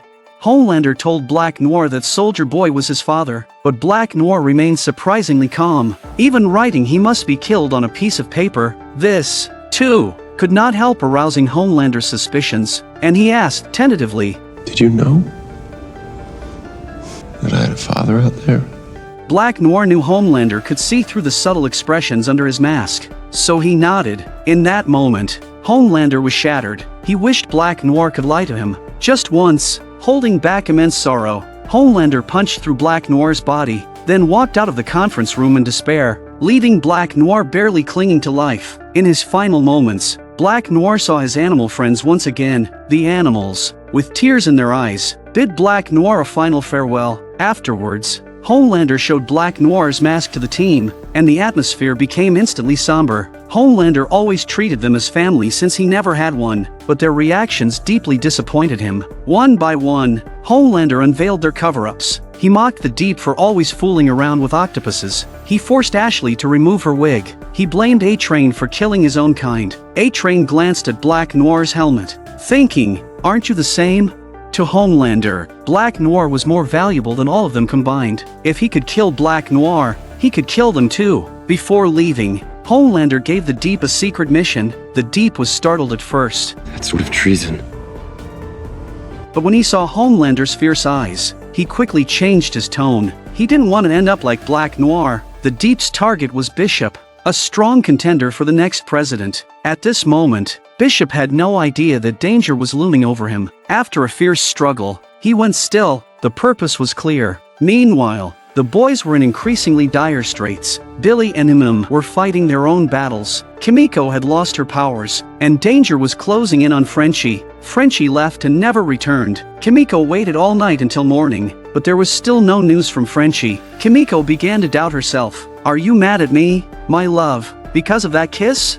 I'm sorry, it won't happen again. She wrote and deleted messages, over and over. After some thought, she finally came up with a reason for a date. Let's watch Singin' in the Rain together someday. But sending the message didn't ease her anxiety. In despair, Kimiko opened her third ice cream. What she didn't know was that without this ice cream, she would regret it for life. Seeing a happy family outside the window, Kimiko smiled bitterly. If only she had a family. Just then, a man suddenly sprang up behind her and held her tightly. Kimiko, in a moment of desperation, bit down hard but was knocked out by a punch. When Kimiko woke up, she found her hands tied. Next to her was Frenchie's former partner. Sherry. Before Kimiko could take in her surroundings, a loud banging at the door caught her attention. Two strong men dragged Frenchie into the warehouse, then locked him to a metal frame with a collar, throwing in a couple of punches for good measure. Kimiko's heart ached at the sight. The scars on Frenchie's body were shocking, each one representing a painful experience. 3 gunshot wounds on his back from when he helped little Nina kill someone. The tree bark-like scars on his knees were from when, at 14, he broke a glass by accident, and his father made him kneel on the shattered pieces. It was then that Kimiko realized Frenchie had a tragic childhood just like hers. This time, Frenchie refused to kill for little Nina because of Kimiko, and he was about to face little Nina's punishment. The so-called punishment was that Frenchie had to choose between Kimiko and Sherry. One would live, the other would die. Kimiko glared fiercely at little Nina while using the ice cream stick to pick her handcuffs. At the critical moment, Kimiko finally broke free from the handcuffs. She dodged a bullet and used the handcuffs to take down one of the goons. Little Nina was no longer arrogant. Yevgeny drew his gun and fired multiple shots at the two on the ground, stopping only when his ammo was spent. Seeing no movement, Yevgeny kicked away the body on top. Kimiko suddenly opened her eyes and bit hard into Yevgeny's calf. Yevgeny, in pain, kicked Kimiko and began to strangle her. Just as he was about to kill her, Kimiko twisted and broke his fingers. Kimiko finally caught her breath. Seeing this, little Nina immediately tried to shoot them with her handgun. Sherry suddenly burst out and knocked down little Nina, but she was also knocked out by Yevgeny. Kimiko clearly wouldn't run away as Frenchie told her, because if she did, it would be like sending Frenchie to his death. But without her powers, she was no match for Yevgeny. Yevgeny dragged Kimiko over and punched her in the face. Yevgeny gripped Kimiko's neck with his left hand and punched her unhealed wounds with his right. Each punch was harder than the last. Kimiko's clothes were soaked in blood, but Yevgeny didn't intend to stop. At that moment, Kimiko saw a scattered steel nail. She grabbed it and drove it through Yevgeny's thigh. This series of events drove Kimiko to lose her sanity. She vented her emotions on Yevgeny, stabbing him repeatedly. Her movements grew faster, and blood splattered all over Kimiko's face. At this moment, she seemed like a demon from hell. It was only when Yevgeny was full of holes that Kimiko regained her senses, leaving tears of frustration in her eyes. Little Nina took advantage of the chaos to escape.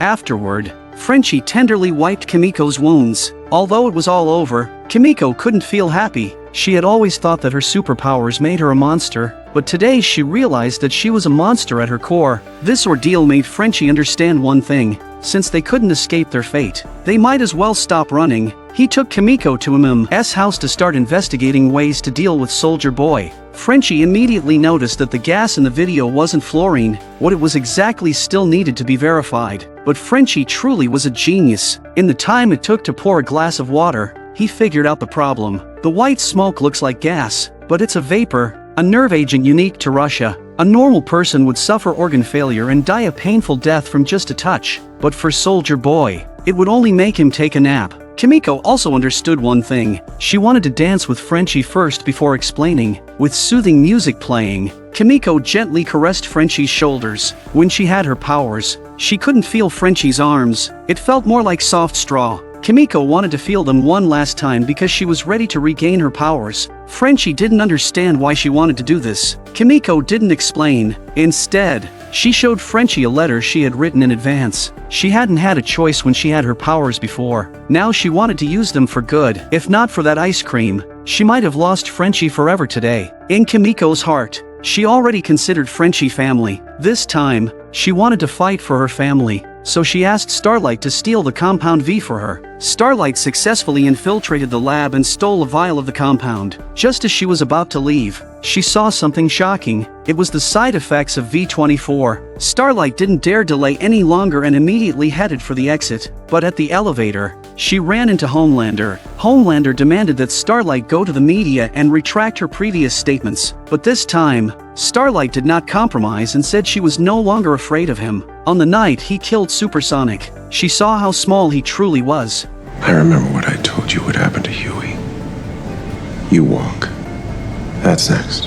What Homelander never expected was that Starlight pulled out a phone that was live streaming. She had anticipated that coming here wouldn't escape Homelander's notice, so she had prepared a backup plan. Homelander immediately put on a different face. Starlight narrowly escaped and successfully brought the compound back. Before injecting the compound, Kimiko hugged Frenchie tightly. Then Frenchie injected the compound into her. The intense pain instantly swept through Kimiko's body. After what seemed like an eternity, she gradually calmed down. Her wounds began to heal at a visible rate. She finally transformed from the weak woman she had become back into the fearsome Kimiko once more. He was clearly a weakling who couldn't even open a can, yet he became someone even superheroes feared. He killed Translucent. He coerced Popclaw. He blackmailed Stretchy. He single-handedly outsmarted A-Train. He rescued his teammates alone. He has survived not just because of his exceptional intelligence, but also because of the resilience deep in his bones. Even Billy couldn't help but see Huey in a new light. The person he once looked down upon the most had now become the one who stood by him until the end. But Billy had led Huey down a path of no return. Though they used the superpowers from V-24 to resolve crisis after crisis, the side effects were becoming increasingly frequent. At first, they vomited. Then their ears started bleeding black blood. Billy realized the severity of the problem and began to ponder deeply. Billy wondered if it had been a mistake from the start to have Huey follow him. And just then, Starlight called to confirm his suspicions. The side effects of V-24 are lethal. The first dose rapidly induces cancer, the second causes cortical atrophy, and the third accelerates the growth of cancer cells. 3 to 5 doses are enough to be fatal. When the news reached Billy, it was like a bolt from the blue. He had already injected 5 doses, and Huey had taken 4. They were both on the brink of death. After hanging up, Billy wrestled with himself repeatedly. If he told Huey, teaming up with Soldier Boy still might not be enough to defeat Homelander. If he didn't say anything, what would happen to his brother-in-arm's life? He hesitated for a long time but finally made a decision. It's the 10V. What about it? We got to swing by the office and get some more. But when the words were on the tip of his tongue, he swallowed them back. Billy's words always seemed insincere. Huey reminded him too much of his late brother. If Billy told Huey the truths, Huey would definitely stop him from continuing to inject V-24. But the revenge for his wife had to be carried out, so Billy had no choice but to use this last resort. After knocking Huey out, Billy and Soldier Boy set out on their path of revenge. Billy even lied to Soldier Boy, saying that Huey had fled the battle. Soldier Boy questioned Billy on how they would get close to Black Noir without Huey. Billy spoke while observing Soldier Boy's reaction through the rearview mirror. Fortunately, Soldier Boy did not become suspicious, and Billy was relieved. Meanwhile, Huey woke up, unable to understand why Billy had abandoned him, but Starlight's words made everything clear to Huey. That temp V is fatal. If you shot up anymore, you'd probably be dead. Starlight angrily called Billy a bastard for not telling Huey such important information, but after hearing it, Huey laughed. Even at his lowest, Billy still did everything he could to protect him, but this time, Huey was going to pull Billy out of the abyss. The problem is, now they know Soldier Boy is Homelander's father. If the two joined forces, even if Billy had 10 lives, it wouldn't be enough to withstand them. Moreover, there were thousands of lives in Vought Tower. If Soldier Boy unleashed his full power, everyone would perish. The best solution now was to take down Soldier Boy before they found Homelander. So, they began to execute their plan. Starlight notified Vought Tower in advance to evacuate the crowd. Frenchie turned the only neurotoxin that could control Soldier Boy into a perfume as a precaution. Queen Maeve knocked on the office door to attract Billy's attention. M hid in a blind spot and took the opportunity to point a gun at Billy, threatening him to reveal Soldier Boy's location. Huey then spoke to Billy about the dangers, saying that if they didn't stop Soldier Boy, thousands of people would die. But Billy told him they weren't storming some kindergarten, but the damn Vought Tower. Frenchie reminded him that Becca also used to work at Vought Tower, and Billy immediately told him to shut up. But this time Frenchie didn't listen to Billy. All his life, Frenchie had been a dog at someone's beck and call. First, it was his father holding the leash, then little Nina, and now Billy. He was fed up with this kind of life. Frenchie's rebellion also earned Kimiko's admiration. Huey continued to reason with Billy. Huey's words indeed had an effect on Billy, but they had overlooked one person. Suddenly, Queen Maeve snatched the neurotoxin and threw it out the window, also disabling M's gun. In that room, besides Billy, the person who wanted Homelander dead the most was Queen Maeve. This series of actions caught Starlight off guard, and she immediately tried to attack Queen Maeve. With Soldier Boy joining the fray, Huey's side was quickly overpowered. Queen Maeve locked them in the vault. Before leaving, Billy deliberately cut the power to delay Starlight's time to break through the vault door. By the time they escaped the vault,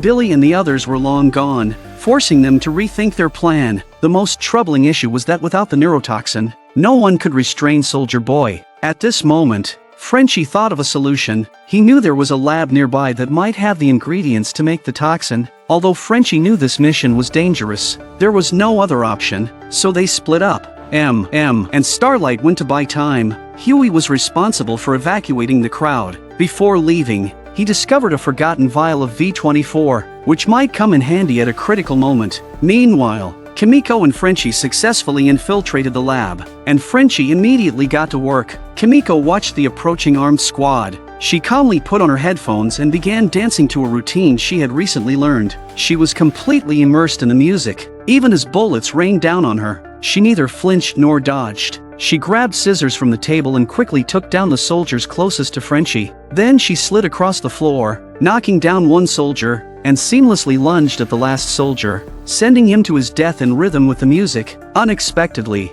there was a straggler aiming his gun at Frenchie. Kimiko quickly flew to his rescue, knocking the soldier's machine gun away just in time to save Frenchie. Kimiko picked up the gun and finished off the soldier, though Frenchie was shot in the leg. He didn't fail in his mission. He handed the neurotoxin to Kimiko and told her to go support the others. Billy and the other two found Homelander. Soldier Boy worried that Black Noir might launch a sneak attack. Homelander bluntly stated that he had already killed Black Noir because he had hidden Soldier Boy's existence. Homelander understood the pain of being betrayed by teammates. He hoped to join forces with Soldier Boy, believing that together as father and son, they would be unstoppable. Seeing this, Billy starts to brainwash Soldier Boy. Seeing Soldier Boy still unmoved, Homelander was prepared. He specifically brought his son Ryan along. 3 generations gathered together, something Homelander had never dared to dream of. Soldier Boy was deeply moved. He regretted not raising Homelander himself, thinking that if he had, Homelander wouldn't have turned into a weakling who cried and sought attention all the time.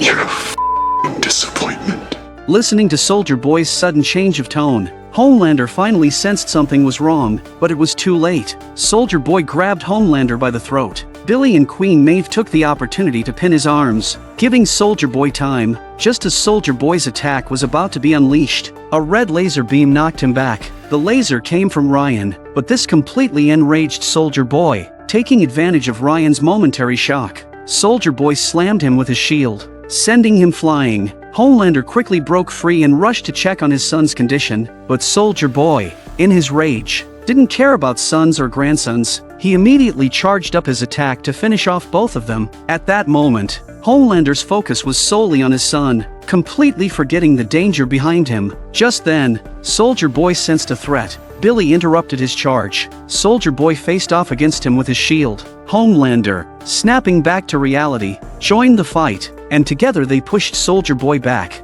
This pair of mortal enemies showed a surprising unity in their effort to protect Ryan. Soldier Boy was left bewildered by Billy's attacks. Listening to Billy's words, "He's my wife's son," Soldier Boy realized that Homelander had slept with Billy's wife and that Billy was trying to save this bastard child. Proving that Billy was also a weakling, the two began to brawl. On Homelander's side, his heart was hanging in his chest when he saw his son waking up. He was about to join the other fight but was intercepted by Queen Maeve. Homelander didn't want to get entangled with Queen Maeve, but she wouldn't let him go. Queen Maeve delivered a fierce kick to Homelander, followed by a powerful punch, but Homelander dodged it. Homelander took the opportunity to punch Queen Maeve. Queen Maeve wasn't one to back down. Her 4 months of intense combat training finally paid off today. After a few rounds, she managed to make Homelander bleed, which only fueled his anger. Homelander immediately unleashed his laser eyes, but to his shock, Queen Maeve took it head-on. Not only did Homelander fail to gain the upper hand, but he was also knocked to the ground by Queen Maeve. He dodged Queen Maeve's next punch and started to fight back. Homelander was truly ruthless. He gouged out Queen Maeve's eye with his fingers. Queen Maeve didn't hold back either, landing a punch to Homelander's groin. She was about to press her advantage but was sent flying by a direct punch from Homelander. Billy wasn't faring much better. In terms of combat skills, he was clearly no match for Soldier Boy, so he resorted to a dirty trick, attacking Soldier Boy's lower body. Taking the opportunity, He grabbed Soldier Boy's neck and fired a laser beam, but Soldier Boy wasn't easily defeated. The laser only mildly burned his skin. He quickly took down Billy and threw him like a ragdoll, making Billy see stars. Soldier Boy picked up his shield to deliver a fatal blow to Billy. At the crucial moment, Soldier Boy's attack was interrupted again. It was Starlight and Imam who had arrived, but Starlight was no match for Soldier Boy and was knocked far away with a single blow. Regaining his senses, Billy attacked with his laser vision again. Soldier Boy struggled to block with his shield, but the shield gradually gave way, shattering into pieces under Billy's punch. Couldn't help but cheer, but the shield is nothing to the invincible Soldier Boy. The two engaged in close combat once more. After a few rounds, Soldier Boy gained the upper hand, his massive fists pounding Billy's face. No matter how strong Billy's defense was, he couldn't withstand Soldier Boy's assault for long, and he soon fell. At this moment, Kimiko rushed in, but without even looking, Soldier Boy grabbed the ambushing Kimiko and tossed her aside like a ragdoll. Now, all the pressure fell on Starlight. Starlight struggled to her feet, bracing herself for Soldier Boy's attack. At this moment, Huey, having just finished evacuating the crowd, saw the scene through the monitors and was instantly frantic. He immediately took out the V-24, planning to teleport over. Suddenly, he thought of a better idea. Starlight's superpower is controlling electrical energy, so Huey cranked the electricity to the maximum. Starlight's eyes emitted a blinding light. As the electrical energy gathered, her power grew stronger. Her feet lifted off the ground. Starlight, who couldn't fly, was now hovering in midair. Soldier Boy realized he couldn't let her accumulate more power and decisively struck. Starlight unleashed her full power. The terrifying energy blast pushed Soldier Boy back several meters, but that was all. As Soldier Boy got back on his feet, Starlight and Kimiko grabbed his arms. Imam seized the chance to make him inhale the neurotoxin, but they still underestimated Soldier Boy. His chest began to glow brighter and brighter. Soldier Boy was ready to take everyone down with him. Seeing Ryan unaware of the danger, Billy rushed over to shield him with his body. Meanwhile, Queen Maeve and Homelander's battle was nearing its end. She had just impaled Homelander's ear with a steel pipe when she turned and saw a scene of despair. Soldier Boy's face turned ashen, his body emitting an intimidating steam as he turned to face everyone. In the face of overwhelming power, all their efforts seemed futile. At the brink of life and death, Queen Maeve finally summoned the justice buried deep within her. With a powerful strike, she repelled Homelander, then quickly charged at Soldier Boy, grabbing him and diving out the window before the tragedy could unfold. Queen Maeve sacrificed her life to save thousands. It was worth it. With a violent explosion,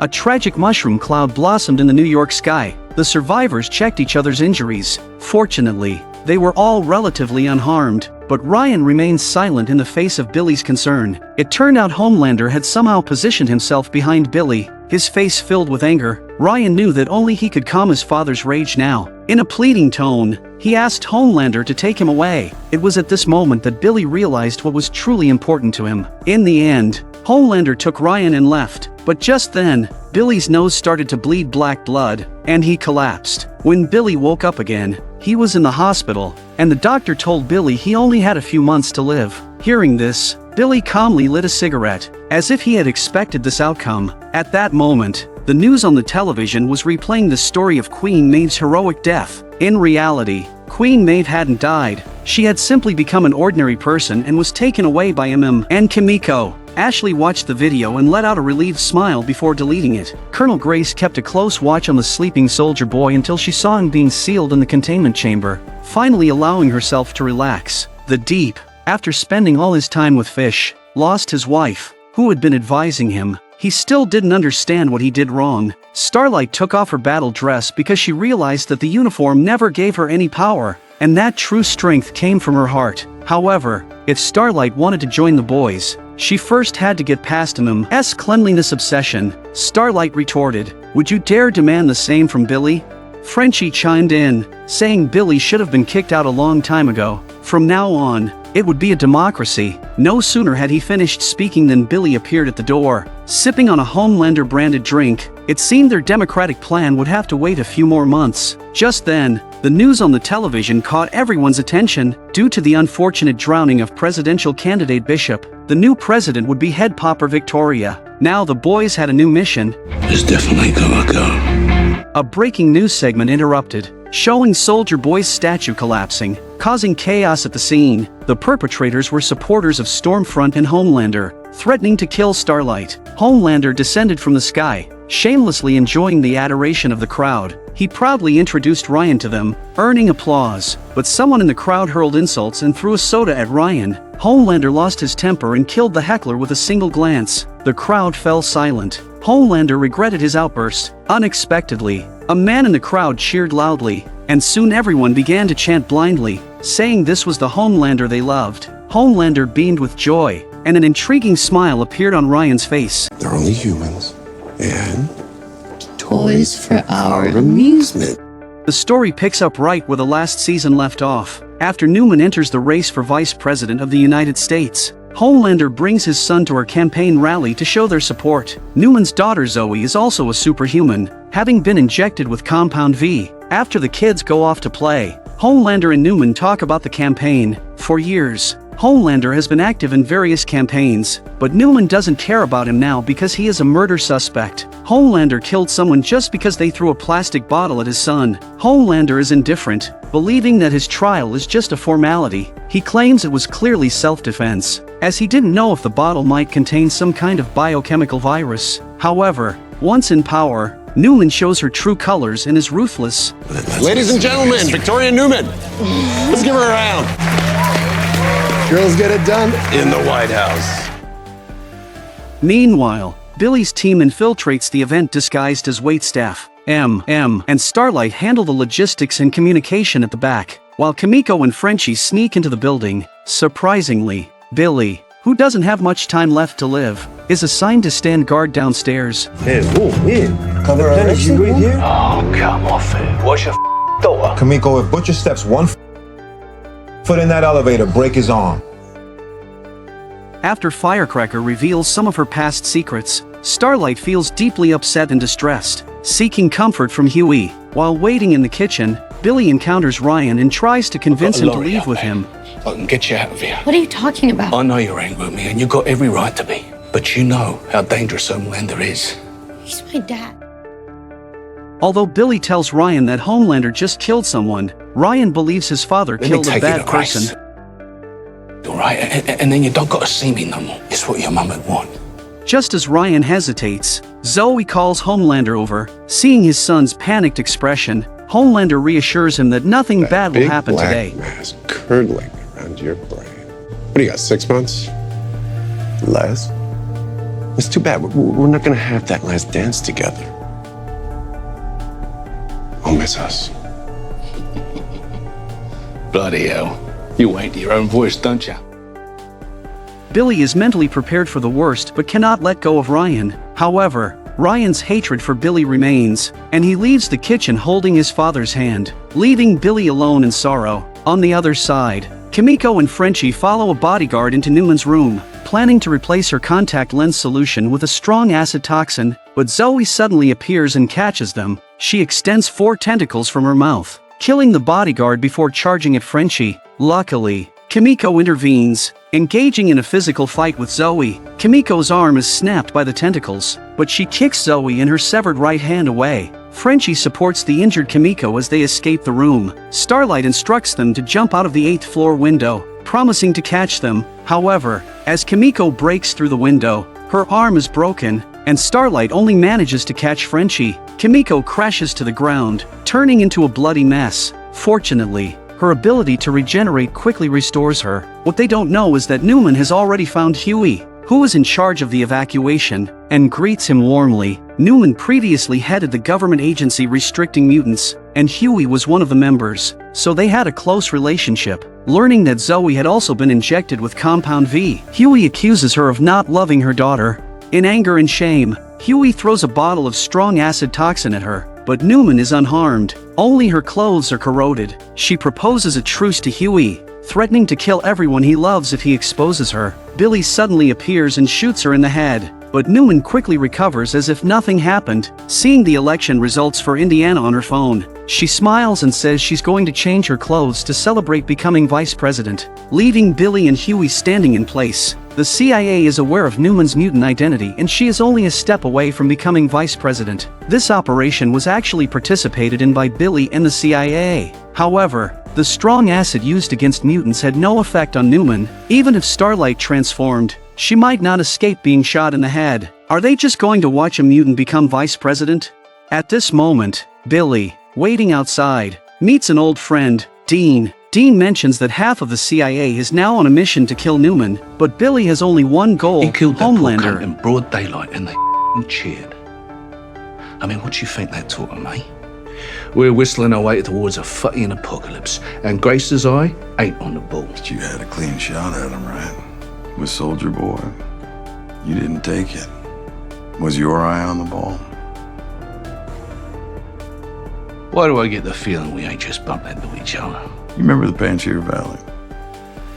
Dean talks about the time he teamed up with Soldier Boy. He had the chance to kill Homelander but didn't take it. Failing to focus on the mission, Dean proposes teaming up with Billy against the superhumans. His identity currently unknown, possibly from the military. On the other side, Homelander faces other troubles as well. The court case over the Square killing incident is ongoing. Vought Tower is still being rebuilt after being destroyed by Soldier Boy. Starlight publicly announces her departure from Vought, freeing herself from control. The Deep's ex-wife publishes a book exposing his activities with the Octopus. The board demands they find new candidates for the Seven, with a selection committee confirming 25 candidates. But opinions vary on the selections. A girl codenamed Sister Sage appears. A-Train says she was his classmate but was expelled within a year. She's the world's smartest person. She's not smart enough to know when to shut her mouth.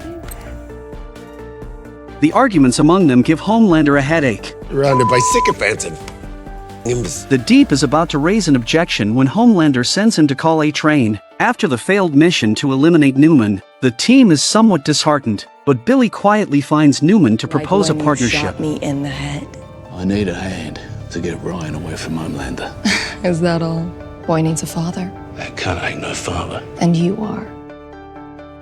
Billy is deeply touched and explains the reason for their cooperation. Homelander helping Newman run for vice president cannot be out of goodwill. Over the next 4 years, he will pressure Newman step by step. Newman says she is already prepared. Oh, you mean that nasty little virus they cooking up at Godolphin?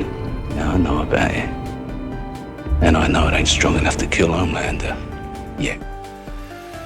Now the CIA and the boys have mobilized all forces to hunt Newman, so Newman needs an ally like Billy. Newman asks him to show some sincerity. Huey has files of her past head-exploding incidents from when they worked together and she hopes Billy can retrieve them to prevent their exposure to the media. Meanwhile, Homelander's midlife crisis is getting worse, with his hair starting to fall out. Tired, he remembers the girl codenamed Sister Sage and visits her home incognito, asking her to demonstrate her abilities. After observing Homelander, Sister Sage points out that his increased hair dyeing is to cover gray hair. She deduces his frequent bathroom visits indicate an enlarged prostate. Although Homelander has many superpowers, he is indeed aging. Seeing her abilities, Homelander confides his troubles. His lifelong dream was to reach the top of Vought, but he feels no joy upon achieving it. Homelander does not want his son to inherit this country from him. He wants to purify the world but doesn't know how. Sister Sage advises him against forming a Nazi-like superhuman army, which would be globally opposed, and tells him to learn from Caesar, controlling people from behind the scenes. Enlightened, Homelander immediately invites her to join the Seven. Sister Sage's first act after joining is to summon 3 of Homelander's fanatic fans to a warehouse. You are some of my biggest fans, supporting me when others turn their backs. I just wanted to personally say thank you. The 3 fans are moved to the point of tears, but as they come out, Homelander's demeanor shifts. Devotion and your sacrifice. He then orders the Deep and others to beat these 3 people to death with baseball bats. Everyone looks at each other, thinking Homelander is joking. It's like one of your tests. You want us to say no. You're funny. This is not a test. I want you To beat these gentlemen to death. now. The fans realize something is wrong and try to leave, but Black Noir immediately blows one's head off. The remaining 2 are beaten to death with the bats by A-Train and the Deep. After everything is done, Homelander asks Sister Sage to handle the aftermath while he heads to court. The jury delivers a not guilty verdict on Homelander's murder charge. Outside the courthouse, supporters of Starlight and Homelander clash, leading to a fight.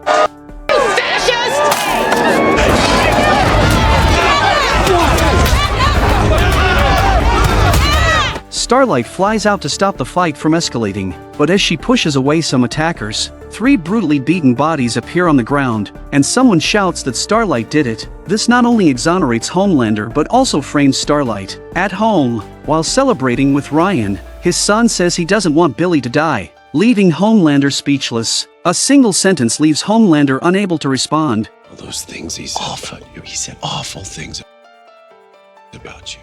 Just horrible. My mom loved him. What about you? Meanwhile, Billy, while Huey is at the hospital caring for his sick father, opens his computer. Seeing Newman's information, he suddenly has a hallucination of his deceased wife questioning whether this is how he promised to take care of Ryan. Deleting these files would be like shooting himself in the foot. Billy explains that he's always been protecting Ryan, even fighting Soldier Boy for him, but his wife reminds him that if Ryan becomes like Homelander, it will be the end of the world and urges him to find a better way. Billy then sits down and sends a picture of his butt to Newman. Although Billy gives up his usual ruthless methods, he doesn't have much time left. The boys are once again in internal conflict because Billy still wants to use the temporary compound VMM as the new leader, kicks him out of the team. They discuss the Homelander supporters who died in the riot. They all died from blunt force trauma with no trace of superpowers. MM thinks they are getting better at covering themselves, thanks to a superpower called Sister Sage. He is said to be the smartest person on Earth, and has already found out where he is staying through the CIA. He then takes Kimiko and Frenchie to the location. Meanwhile, A-Train is filming his movie under Vought's guidance, but he is filled with internal conflict. Black Noir finds him wanting to talk. I've never actually murdered anyone before. Does Homelander make us kill people like a lot? And when he does, do we just do it? The fake Shinsei wants to understand more about the real Shinsei's motives to play the role better, such as why he does what he does. In the newly rebuilt Vought Tower, Homelander is planning how to shape his son Ryan's public image. The marketing team creates an image of a little Homelander, but Ryan doesn't seem pleased. Sister Sage, on the side, points out that their idea is trash and suggests promoting Ryan as the first natural-born superhero, chosen by fate or God to save the world, not a freak born in a Vought lab. Hearing these familiar words, Homelander can't sit still, reminding them that Ryan's uniqueness comes from him. He's my son.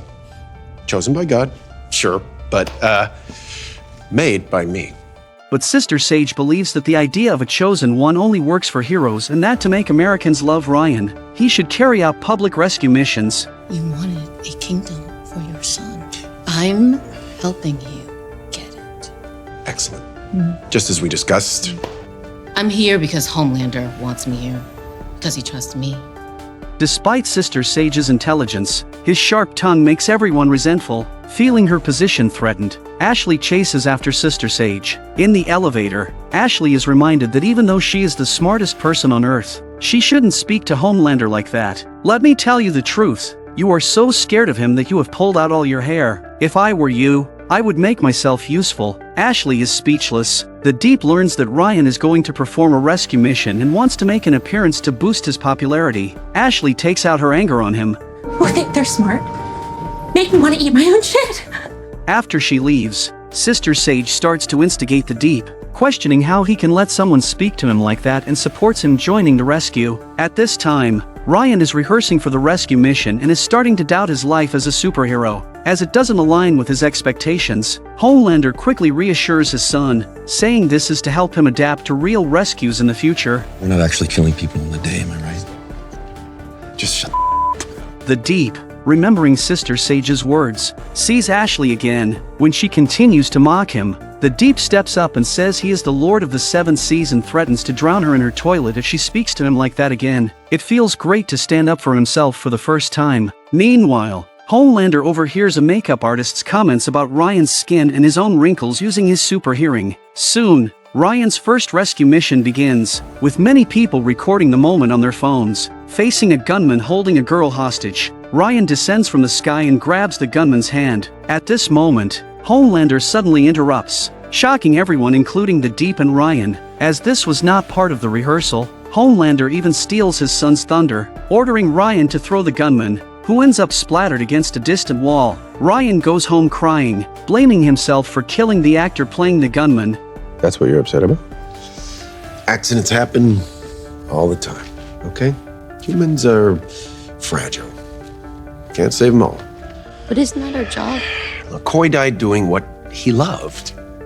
He declares that he doesn't want to participate in any more rescues, and Homelander finally loses his patience. A-Train arrives at the boys' headquarters and hands over a memory card to Huey and Starlight. It contains surveillance footage proving that Starlight's supporters, who were convicted of murder, were actually 2 kilometers away when the 3 people died. Elsewhere, and others follow Sister Sage to a superhuman gathering, only to be surrounded by Sage and several superhumans. Sage reveals that they are CIA agents known for killing superhumans, angering the other superhumans. And Homelander would like it if you kill them. Consider it your final audition. Oh, I'm gonna send your ass back to China. She's Japanese. Kimiko confronts a female superhuman, while grabs a gun and kills 2 identical-looking people. Just then, the opponents start to split, creating more men to surround them. Billy appears, helping kill one of the originals, which causes the duplicates to die instantly. Back at headquarters, Billy wants to rejoin the team, hoping to use his remaining time to ensure Ryan's safety. I can't do that alone. Please, I can't do it without you. Little butcher. Homelander hosts an initiation ceremony for the new members in Vought Plaza, introducing Sister Sage and Firecracker. He also mentions that the last spot is reserved for young Homelander. Ryan, Billy, now expelled from the team, meets his old friend Dean from the CIA. Dean provides him with a drug that can make superhumans temporarily unconscious. Billy decides to use it to knock out Ryan and lock him up, preferring to restrict his freedom rather than let him become another Homelander. Billy reminds Dean that his only goal is to separate Ryan from Homelander and not to train Ryan to be Homelander's opponent. Would you train your boy up to be a killer? Listen, brother, you don't trust me. Go back to your team. Oh, wait. The boys watch the news, confused about why Homelander chose these 2 women. Sees the evidence A-Train brought and suggests turning him against Homelander. Since A-Train took this step, he must still have a conscience and could be a mole within Homelander's circle. At the press conference, Black Noir approaches Ashley with a question. It turns out he was hired from the drama department at Godalkin University and is very concerned about how well he portrays his character. At this moment, Homelander walks in, holds a meeting, and replaces Ashley with Sister Sage, kicking her out. Ashley is furious. She has worked diligently for years, losing all her hair, only to be replaced by a newcomer. Meanwhile, Billy uses a superhero online game to contact Ryan, hoping to see him one last time before he dies. On the agreed day, Billy cooks the Christmas cookies his late wife used to make and laces them with the drug. However, when Ryan arrives, he is in a bad mood and doesn't want to eat. It turns out he has been feeling guilty about accidentally killing someone last time, but Homelander told him not to care. I get why you don't want me. I wouldn't want me either. Billy admits that he didn't mean the harsh things he said before. He has always had a habit of pushing away those he cares about. 'Cause I'm a bad man. I ain't got no business looking after a kid. Billy says his greatest fear before dying is not fulfilling his wife's wish to take care of Ryan. After saying this, he walks away and dumps the drug-laced cookies into the trash. At this time, Sister Sage is helping Homelander investigate who leaked the surveillance footage to Starlight, causing her to appear publicly against Homelander again. When they question a female employee responsible for the data, she admits to having contacted Starlight by phone. Homelander immediately kills her with his laser eyes, terrifying Ashley, who then goes back to her office and shreds her resignation letter. She knows too much and understands that Homelander would never let her leave. Newcomer Firecracker returns to her room and meets Starlight, revealing that they knew each other from the selection process years ago. Back then, naive Starlight, following her mother's advice, spread rumors about Firecracker having an affair with the judges, causing Firecracker to be disqualified. I was jealous, but I'm not that person anymore. People don't change. Hell, you think you're better than everybody else. That's not true. You're damn right it's not. All that dove, pure angel bullshit. Now I see the conniving, little mean girl in there. And when I'm done, the rest of the world's gonna see it too. Meanwhile, and Huey are tracking Newman at an ice rink when they suddenly see Homelander arrive with Sister Sage. They recently learned that Newman, after being elected vice president, has been having a hard time. The government officials are very resistant to superhumans, wanting to exclude them from all government functions. Sister Sage offers to help Newman deal with these people, in return for Newman eliminating all books and teachers that criticize superhumans once she is in power, and enacting laws giving superhumans rights above the police. When Newman becomes the president and moves into the White House, she can reveal her true identity to the world. At that moment, Huey, hiding in the ventilation duct, drips a drop of sweat, which attracts Homelander's attention. Homelander sniffs the air and realizes it's Huey above. You kill Huey, his team outs me as a suit. Good, about time. When Homelander tries to kill the fleeing Huey with his laser eyes, Moon blinds him with a flashlight, cutting a performing actor in half, and causing numerous casualties among the fleeing crowd. Homelander chases Huey to the balcony but finds that he has escaped, rescued by his archenemy A-Train. That night, Dean confronts Billy, accusing him of not following the plan to capture Ryan. Billy believes that given time, Ryan will choose to leave Homelander, but Dean warns that there isn't much time left. You asked me if I could train up my boy. You're damn right I could. And if he died, I would cry at his funeral, but I would be proud of him for saving the world. Billy reminds him that Ryan is only 12 years old, still a child. And if he takes after his dad, either we figure out how to train him, or we figure out how to kill him.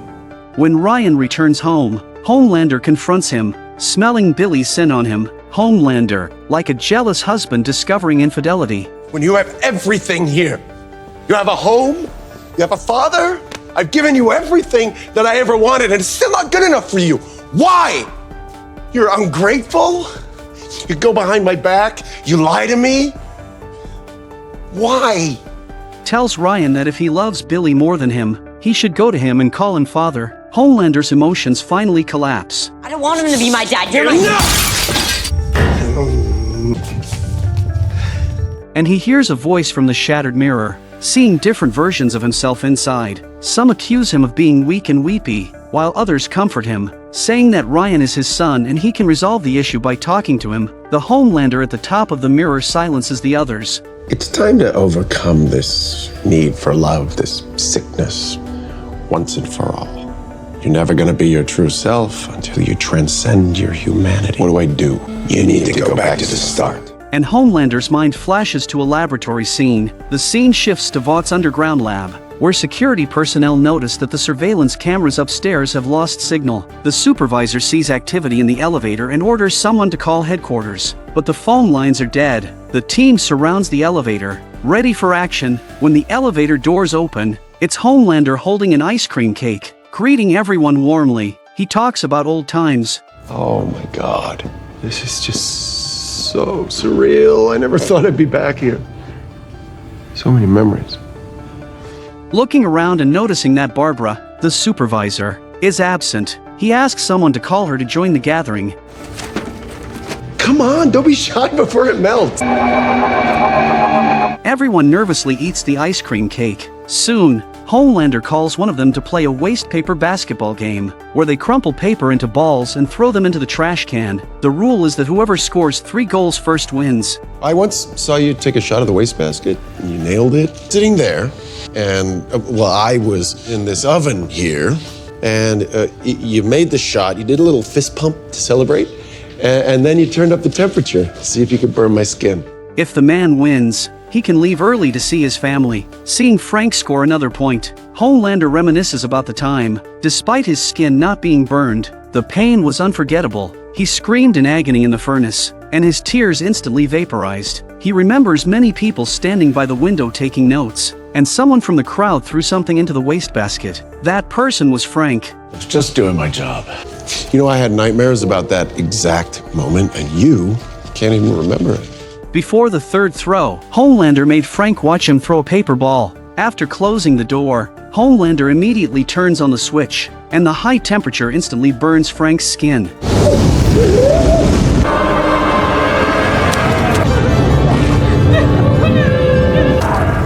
And I bet you would have won. I forgive you. The next target of Homelander's revenge is the supervisor. He mentions that the supervisor once gave him the nickname Crescent Moon Slash. Seeing the supervisor's confused look, seemingly having forgotten, Homelander takes him to the room he was often locked in during puberty. The supervisor found him there once and gave him that nickname, even bringing a group of people to watch and laugh at him. Hey, guys, come on over here. Yeah, we're all gonna laugh at you. That way, you will know how it feels, and I think I'm gonna feel better. The supervisor apologizes repeatedly but still succumbs to Homelander's actions. Just as Homelander is mocking the supervisor, Barbara finally arrives. Barbara wants to talk privately with Homelander, but he insists on discussing it in the Red Room where he was confined. Barbara explains that everyone was just following Vought's orders and that they were very scared. I was there the day that you were born. They paid some poor runaway $2,000 to carry the embryo to term.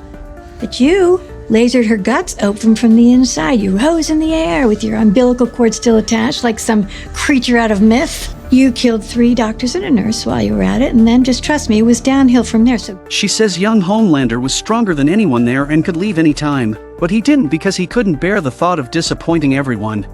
Your need for approval and for love? Vought brought in the best psychologists in the world. He developed the protocol to carefully engineer that need so that you would be obedient. In many ways, that was our greatest success. Homelander says he doesn't need that anymore, but Barbara replies that no matter what he does to the employees there, she will stand by him. I'm not human, and neither is my son. And I'm gonna raise him so that he knows it. A few minutes later, Barbara is alone in the metal room, surrounded by the dismembered remains of other experimenters. Homelander, covered in blood, smiles as he takes the elevator to leave. Rubber Band Man uses his flexible body to nearly strangle Billy to death. Suffocating, Billy has a vision of his deceased wife. At that moment, the parasite inside Billy senses its host is dying, and in a burst of energy, Billy explodes Rubber Band Man into pieces. Looking at the scattered remains, Billy doesn't understand what happened. A day earlier, Billy, while taking a shower at home, felt something wriggling under his skin on his back. He suddenly blacked out. Billy knows his time is short, but Ryan being with Homelander makes him anxious. Meanwhile, Huey's father is terminally ill and in a vegetative state. Huey's mother and doctors suggest ceasing all interventions to let him pass peacefully, but Huey can't accept it. Starlight meets with an anti-superhuman government official, who has already exposed the truth about Godalkin University. However, Starlight feels it's not enough to destroy Vought, whose influence has infiltrated military and government institutions for years. She offers to use her popularity to help in exchange for a promise. Promise me you'll finish what you started.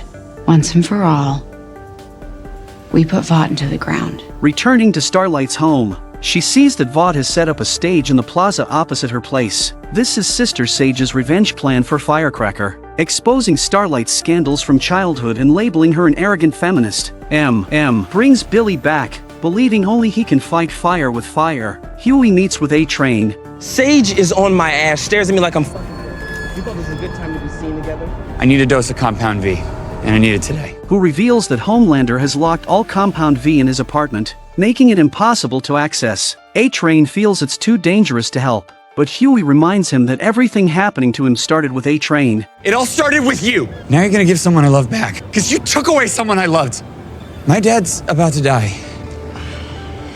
V's the only thing that can save him. After A-Train leaves, Huey and Imam are attacked. After a fierce battle, Kimiko was blown in half by a grenade launcher. Huey narrowly escapes death and manages to defeat the enemy. As they step outside, Huey sees that Kimiko has already recovered. The enemy, who turns out to be Japanese, glares at Kimiko with hatred. It turns out Kimiko had once brought him into the gang, forcing him to choose between fighting or dying. Meanwhile, Billy and Imam find Firecracker backstage and threaten to expose her dirty secrets from when she was 28 if she doesn't stop the live broadcast. However, they underestimate Firecracker's hatred for Starlight. She hits the send button, exposing her own dirty secrets, and then goes on stage to make an emotional confession. She proceeds to reveal Starlight's secrets, including how Starlight, at age 13, blinded an innocent mother while stopping a robber. Starlight smiled for the cameras as if nothing had happened. Starlight's no hero. She never was.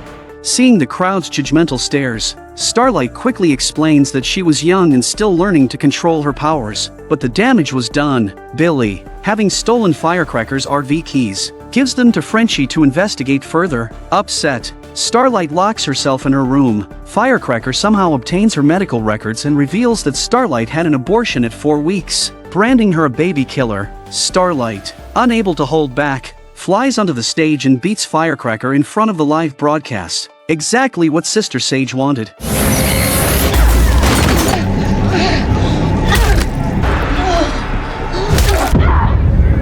Meanwhile, Frenchie and Billy encounter Rubber Band Man in Firecracker's RV. After Frenchie is injured, Billy uses a fire extinguisher to sever Rubber Band Man's right hand but finds himself being strangled. At the critical moment, Billy's latent power explodes, tearing Rubber Band Man to pieces. The Deep and Sister Sage are together, and the bloody screwdriver finally solves the mystery. Sister Sage's brain is different from normal people and continuously regenerates, so she needs to be killed periodically. The Deep initially refuses but agrees when Sister Sage promises him some pleasure. He inserts a metal rod into her eye and hammers it in, both getting what they want. After Starlight's live broadcast fight, the anti-superhuman alliance she had found abandons her, wanting nothing more to do with her. Meanwhile, A-Train sneaks into Homelander's room to find Compound V and discovers some bizarre items. Ashley walks out of the bathroom, and A-Train notices she seems nervous. Upon checking, he finds that Ashley had just used the toilet. Clap back that I have ever seen. If Homelander knew you took that V, he would flay you alive. What do we do about it?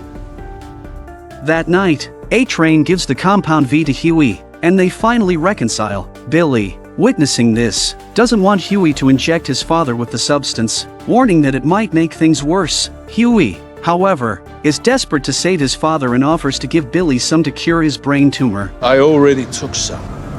Nicked it out of Frenchie's desk 4 months ago. Instead of gaining superpowers, it accelerates his death. Billy is left perplexed and worried that injecting Huey's father could have dire consequences. Sister Sage, after joining Homelander, relentlessly defeats the boys. Billy, desperate, seeks Dean's help again, planning to use the virus from Godalkin University. Dean doubts the team's competence, with him on the verge of collapse. Frenchie being an addict, Huey being cowardly, and Starlight and Kimiko being ineffective. Billy argues that while Starlight has issues, Kimiko is a useful weapon, and the rest of the team can still be valuable. Brother, I don't get you. I don't. Half your brain is a tumor. This is your last shot at Homelander, and now you decide to go soft. They are decent people, but you and me, we don't belong with decent. M asks how Billy defeated Rubber Band Man, and Billy admits he doesn't know. He blacked out, and when he woke up, Rubber Band Man was dead. Despite this, Billy reveals he has found a virus capable of killing superhumans, originating from Godalkin University. This virus attaches to the superhuman blood in Compound V, harmless to humans but deadly to superhumans. So you shove this shit into me and Kimiko and we just drop dead? Yep, that's the idea.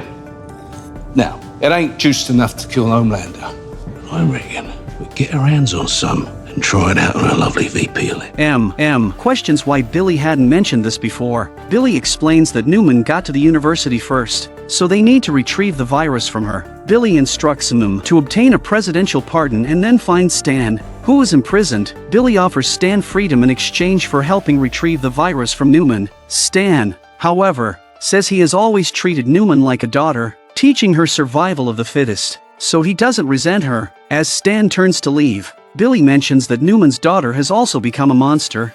You didn't know. She shot up sweet little Zoe full of V, turned her into a tentacle-mouthed nightmare. Exonerated. How about we get you out of here? And throw in custody of Zoe. Stan, out of prison, leads the team to a farm in the western suburbs. The house is empty, but blood is everywhere. They find the basement converted into a lab. In chaos with broken Compound V vials, Billy sees a rabbit in a cage being injected with a green serum and, remembering his own experience, removes the needle and frees the rabbit. Kimiko is surprised at Billy's patience. Just then, Frenchie makes a discovery. Suddenly, everyone's noses start bleeding. Newman has arrived. She had been watching Stan in prison and knew when he was released. Stan accuses her of turning his recreation room into a virology lab. Newman blames him for bringing the boys here, who want to kill her. Both sides agree to a truce to find the virus first. Stan deduces Newman is trying to find a way to control Homelander. He's a Freudian cesspool. random impulse and deep insecurity. There's no one who can control that. He criticizes her for injecting her daughter with Compound V, but Newman believes it protects Zoe. She recalls how Stan used her like others, hiding her true identity, and she wants to change everything so her daughter doesn't end up like her. Meanwhile, Billy thinks about how to deal with Newman once they find the virus. Following the blood trail, they reach a chicken coop and find the lab owner dead with several eggs in his abdominal wound. Suddenly, a bodyguard's chest explodes. Frenchie fires repeatedly, but the chicken is unharmed. The dim light prevents Starlight from using her powers. More super chickens appear, throwing the group into chaos. In a critical moment, Newman saves Stan's life, and Billy orders everyone to escape. Newman is shocked. She didn't know the chickens had been injected with Compound V. Amid the argument, Newman mentions Billy had approached her for a deal, shaking the team's trust in him. Stan watches them bicker. Later, Billy sees the rabbit he freed growing tentacles. Reflecting on his own condition, he suspects this is the final result of injecting Compound V. Billy grimly ends the rabbit's life. The group continues searching the farm for the missing doctor. A bull breaks through the fence, and before they can react, it's torn apart by a creature. M's scream draws its attention, and it charges, tearing a slow-reacting bodyguard to pieces. The remaining members run into a barn, where they find Dr. Samir hiding. Through Newman's conversation, they learn he is Zoe's father. Stan treats Samir coldly, once the top researcher at Vought, but was fired for his affair with Newman. Samir explains the chaos. During an experiment, a hamster injected with Compound V overturned the serum, contaminating the groundwater and affecting the animals. The virus remains only in the hamster's body. Hearing the virus spreads through bodily fluids, suggests injecting it into an assistant's corpse to use as bait for the flying creatures. They would eat him. Billy and Newman propose escaping with the virus, but those who run slowly will die. After discussion, they follow M's plan, injecting the virus into the corpse and throwing it out. How long did you say it takes for the virus to kick in? It's been different every time. The flying sheep attack the roof, and two break in. They open the door and scatter, surrounded by the creatures. Luckily, the virus takes effect, killing the sheep. After the crisis, Newman realizes Samir is missing. Police find his leg nearby. Stan didn't help obtain the virus, nullifying their deal. M orders him back to prison, but on the way, the driver's head explodes, and Newman rescues Stan. Meanwhile, Billy and Dean find a hidden room in the barn, where Billy had cut off Samir's leg and captured him. Billy promises treatment to restore his health. What work? You're gonna make us some more of that virus. After killing the scientists who tortured him, Homelander's split personality isn't resolved. Haunted by childhood memories, the Vought Expo is packed with his supporters. A-Train's movie, depicting his relationship with his mentor, is about to premiere. The Deep, having leaked a video, loses his crime analysis job and a new show role. Envying A-Train, young Homelander Ryan is preparing for a youth-focused movie but questions the need for superheroes in films. Homelander tries to be a good father. I've been manipulated by people my whole life. Being told what to say, where to stand. It's like being a slave, only worse. Realizing he's repeating the same mistakes with Ryan, he promises to stop. Backstage, they see a director harassing an assistant, and with Homelander's support, Ryan makes the director kneel and apologize. Unimpressed, Ryan has the assistant slap the director, savoring the power. Meanwhile, the host argues with Ashley, who lost her power. Ashley can be a slave, but the master must wield true power. Firecracker, realizing she's been used by Sister Sage, seeks revenge. But hey, now you don't have to play a victim. You can really be one. Y'all just think I'm stupid, poor white trash. Underestimate me all you want. Makes that much easier to stick shit in your back. Huey's father wakes from his vegetative state after injecting Compound V but has memory issues. Huey and his mother return from the bathroom to find him missing. They find him holding a heart, with a dead body on the floor. Shocked, Huey's father says he doesn't know what happened. A nurse sees the bloody scene and screams, causing Huey's father to phase through a wall. Huey realizes his father has the same phasing power from Compound V. His father phases into a patient, splitting them in two. When Huey and his mother find him again, he's regressed to Huey's childhood, promising to take him to Vaught's store for a toy. Recalling when Huey's mother left them, upon seeing his wife nearby, Huey's father immediately becomes furious and confronts her. At this moment, a security guard arrives with a gun, pointing it at Huey's father and attempting to capture him. Huey's father uses his powers to rip the guard's heart out. Huey takes his mother to the medication room, trying to find some sedatives for his father. Soon, his father phases through the wall, seeking revenge on his mother. In a critical moment, Huey stands in front of his father, using childhood memories to awaken him. His father comes to his senses and tearfully says he doesn't know what happened to him. Huey ultimately decides to help his father find peace. His father reminisces about their happy times together before slowly passing away. Meanwhile, inside Vought Tower, Homelander gathers all his superhumans. He believes the country is corrupt beyond repair and must be saved. He tells them they need to save America for the sake of future generations, and they must do whatever it takes, even if it means committing terrible acts for a greater cause. The group's responses please Homelander. The Deep then brings in a man, claiming he has communications records with the TV station on his phone, proving he leaked the video. The host denies it, saying he was framed. In reality, A-Train stole the video and gave it to Huey, with the help of Ashley, whom he had previously discarded. Billy, after cutting off Samir's leg, orders him to continue researching the virus and lists everything needed to extract it. When Samir refuses, Billy grabs his broken leg. Could just send you back to them in a bucket. You don't do whatever we say. Suddenly, Billy coughs violently, realizing his time is running out, and gives Samir a week to create a potent virus to kill Homelander. Elsewhere, after Ashley uses the host as a scapegoat and kills him, A-Train becomes anxious and doesn't want to be a dangerous informant anymore. M reassures him, stabilizing his emotions, and learns that Homelander is gathering superhumans to start a war. A-Train doesn't know the specifics but saw Sister Sage and Tech Knight discussing something secretly. They plan to get information from Tech Knight, who is hosting a Federalist Society party at his mansion tonight. This task is challenging because Tech Knight has superhuman senses. M finds an online webweaver who previously collaborated with Billy. The webweaver is a drug addict and, surprisingly, is on the party list. M knocks him out, and Huey dons the webweaver's outfit to impersonate him. They don't anticipate that Homelander also arrives at the party with several others. Tech Knight, unlike these grassroots heroes, owns private prisons across America and is a billionaire,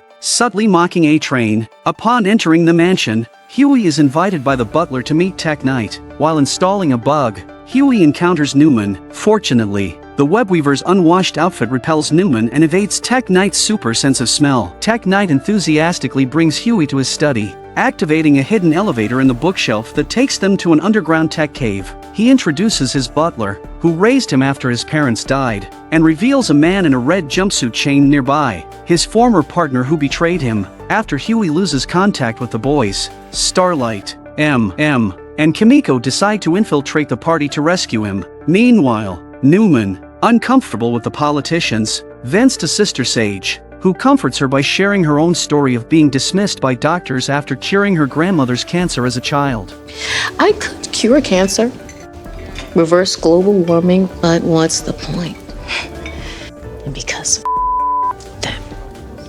in the basement, Tech Knight puts a chocolate cake in front of Huey, suspends himself in the air, and demands Huey sit on the cake and pass gas into it. Reluctantly, Huey complies to maintain his cover. Ashley joins in, tickling Huey's feet with a feather, making him laugh and cry. Huey, unaware of the safe word, endures until Ashley leaves. Thinking it's over, however, Tech Knight uses his detective abilities to detect something off about Huey and uncovers his identity. Wait a minute.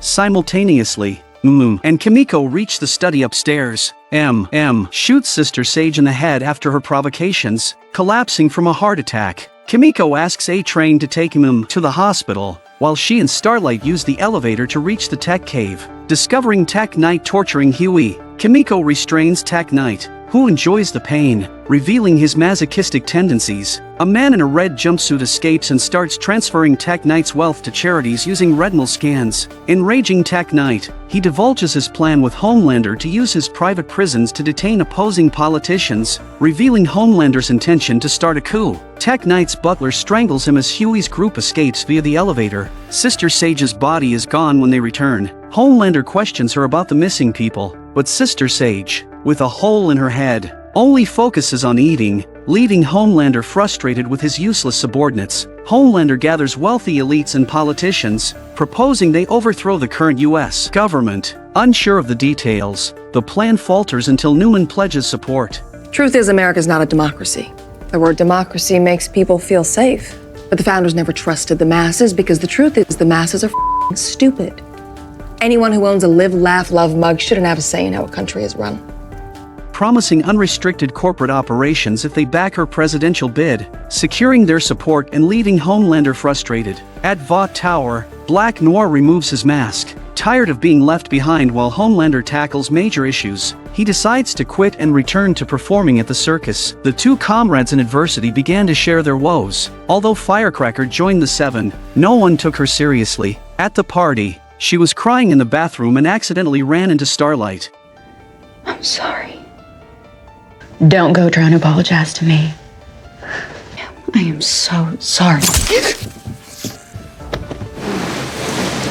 The next day, when Firecracker woke up and returned to Vought, she was confronted by Homelander. He knew Tech Knight was dead, and it was probably Starlight's group who did it. How do you think they knew about the party? Cameron Coleman wasn't the leak. So either Sage was lying to you, or she's as useless as tits on a mouse. After Homelander started seeing Firecracker as his mother, he became increasingly dissatisfied with Sister Sage's recent performance. Who's the leak? We're making inquiries to process. We're eliminating it. Homelander punched the bug, smashing it to pieces. I assume you know what that is?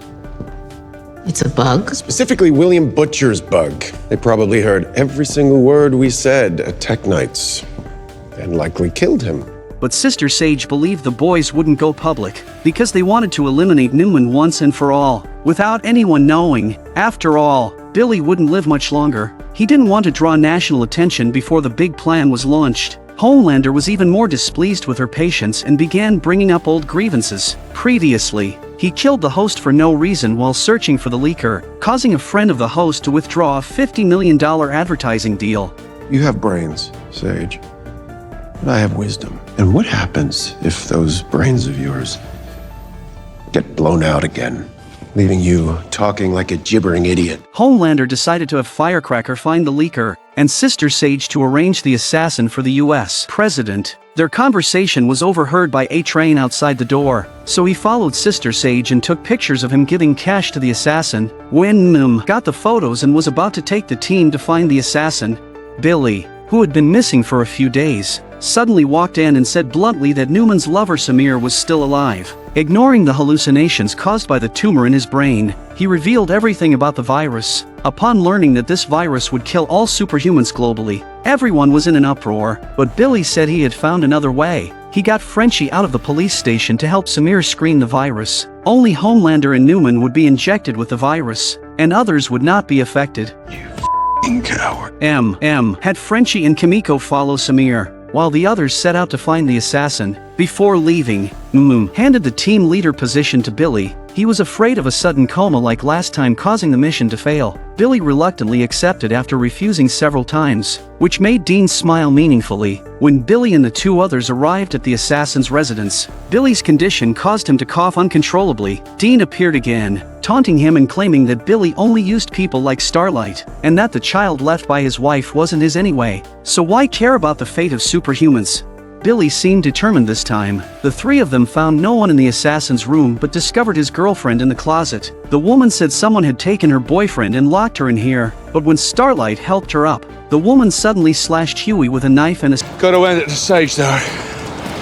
Perfect choice for the job. Meanwhile, Homelander arrived in the room where Webweaver was being held and questioned why someone impersonated him to infiltrate the manor, steal secrets, and kill Tech Knight. Webweaver was so scared that water sprayed out from his back. Seeing this, Homelander felt utterly disgusted and then tore him in half. After failing to find the assassin, the team placed their hopes on Frenchie. He and Samir began researching the virus with rudimentary equipment, and Kimiko was very upset with him for turning himself into the police earlier. Upon learning that Frenchie felt guilty, he also shared his dark past. The two reconciled, planning to leave together after everything was over. On the other side, Ashley, feeling robbed of her job by Sister Sage and Firecracker, started drinking during the day. She even fired her favorite assistant, not wanting her to end up like the host. You and me. What if we left? I don't mean us. Ew, no. Deep's octopus girlfriend became increasingly demanding, causing him great distress. I love you so much. My suckers can smell her on you after your trysts, like the one you're coming from now. The octopus kept talking about their past vows and believed Sister Sage was using him. Deep finally broke down and smashed the fish tank, the octopus's cries for help growing weaker. Kevin, I can't breathe. Please. As she took her last breath, I love Deep's act of killing his girlfriend completely blackened his heart, and he unhesitatingly accepted Homelander's task. Finally have clarity now. Good. I will kill whoever you want me to kill, whenever you want me to kill them. I'll kill every goddamn fish in the ocean if you say so.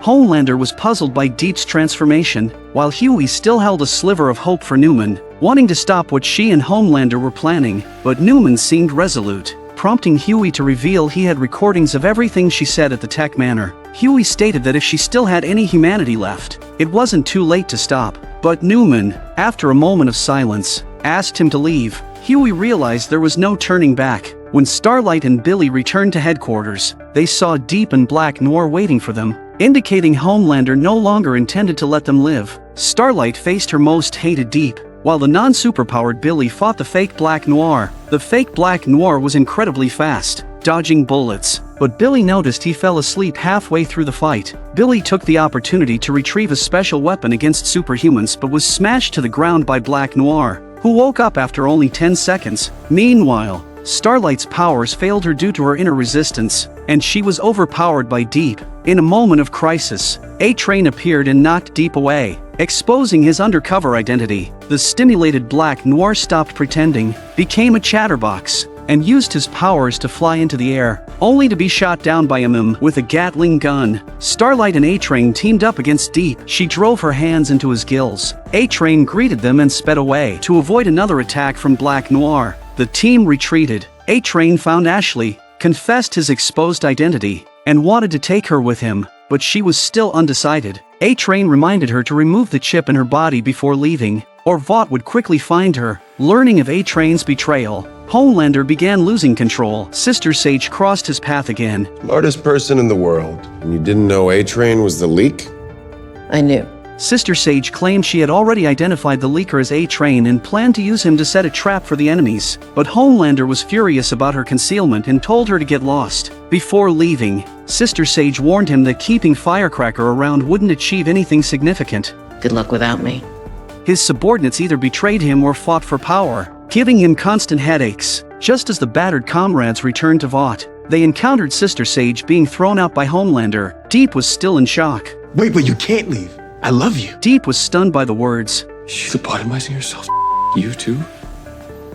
What do you mean lobotomizing herself? Realizing he was the real clone. Meanwhile, Frenchie and Dr. Samir extracted the virus from the dead sheep. Frenchie and Kimiko exchanged a look, deciding to conduct a fluorescent angiography test, and if the virus worked, they'd release him. But Samir misinterpreted their exchange. Before he could finish his words, he injected the virus into Kimiko. While Frenchie was treating Kimiko, he escaped. The virus quickly reacted with the compound V in Kimiko's blood. Frenchie had to saw off one of her legs to save her life. Although Samir escaped, if he could extract the virus from the dead sheep, Frenchie could also extract it from Kimiko's severed leg. The virus wasn't potent enough to kill Homelander yet, but it should be able to deal with Newman and stop her from becoming the president. The team reunited, determined to thwart the enemy's plot. While drinking at a bar, Dean appeared again, trying to convince Billy. The TV was broadcasting Ryan's Christmas puppet show. Midway through the show, Ryan stopped and walked up to the camera. He knew Homelander was about to start a war and wanted to persuade his father to stop.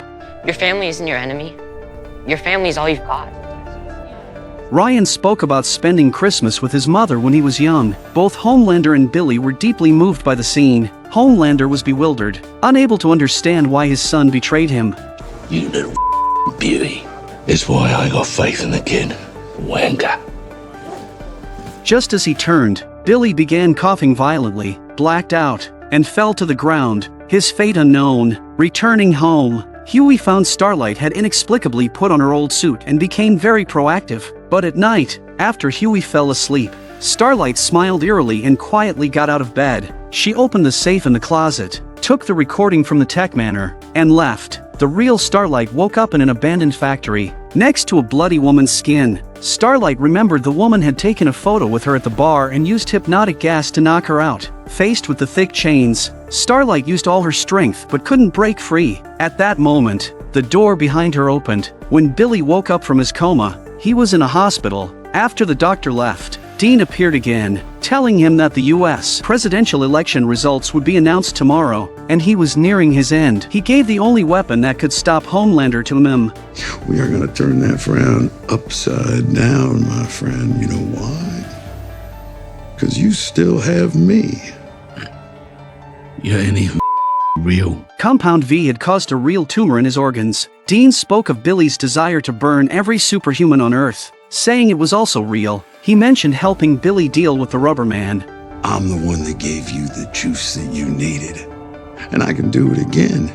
All you have to do is hold up your end of the bargain. Billy didn't understand, but Dean said that with power, committing some genocide was nothing. CIA's Madeline appeared before Billy, understanding what he wanted and asking for his phone. Meanwhile, the presidential election was in the vote-counting phase, but Frenchie hadn't extracted the virus yet. M was at a loss, urging him to hurry. Huey noticed something strange about Starlight recently. At such a critical moment, she put on a wedding dress and proposed to him. Huey Campbell, will you marry me? As a man, how could he refuse?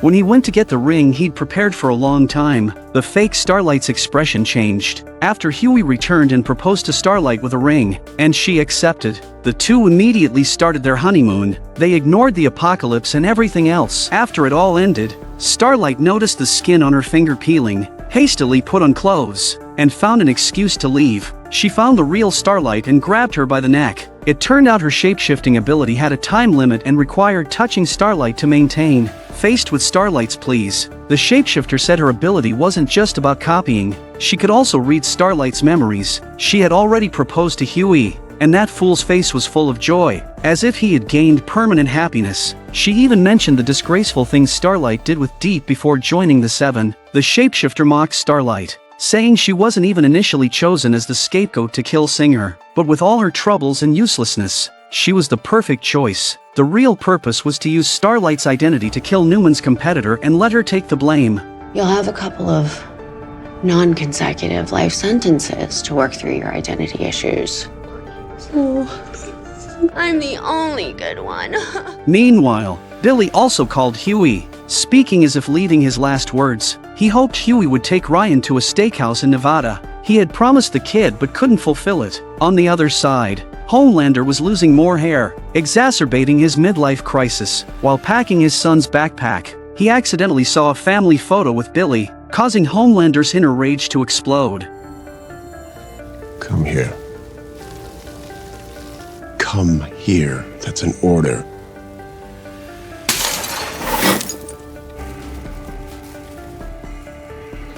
I'm your father. Not him. I always will be. Ryan? Ryan! During the live interview with Newman that night, Homelander remained sullen. When he heard Newman giving her campaign speech, he decided to no longer hide. Victoria here is a superhero. Newman thought he was joking, but Homelander used his laser eyes, forcing Newman to use her powers. Nearby, Firecracker also revealed that Newman had joined the Dark Forces group as a secret weapon, and Vought would unite with her. Newman was caught off guard by her allies' sudden move. Great show, guys. I worked my whole life to keep that secret. We are gonna change the world. Listen to me. The first super-abled president. Stating that even if she won the election, she would be impeached in 4 years. Homelander ordered Ashley to compile a list of anyone in the company holding leverage against him or the Seven, and hand them over. After Newman's mutant identity was exposed, protests erupted nationwide. Believed anyone could attack Singer now. He contacted Huey to prepare Newman's blackmail material to prevent further escalation, but Huey found his laptop empty of the data. Had Frenchie stay to continue extracting the virus and send coordinates to Huey and Starlight for a rendezvous. All we got now is defense. Ashley handed over the list of Vought employees who knew about the 7 secrets to Homelander. She was then kicked out of the meeting room. Robert Singer will be dead by end of business. Newman will be sworn in. People will panic, be rioting, bloodshed, etc., etc. Someone will have to swoop in and restore order. Homelander planned to rally every Vought hero to surround the Capitol, White House, and Pentagon, defending President Newman's legitimate election. Suddenly, Firecracker coughed due to side effects of lactation drugs, spraying droplets on Homelander, who felt disgusted and ordered her to sit farther away. This made Firecracker feel his merciless nature again. Homelander took out Ashley's list, ordering those present to kill everyone on it by today. Deep added Ashley's name to the list. Hey, if we're thinking about who's got the most dirt on us, wouldn't Ashley's name be at the top of the list? Unaware she had been eavesdropping outside, terrified, she rushed to Homelander's room and injected Compound V into herself, the only way she thought to save her life.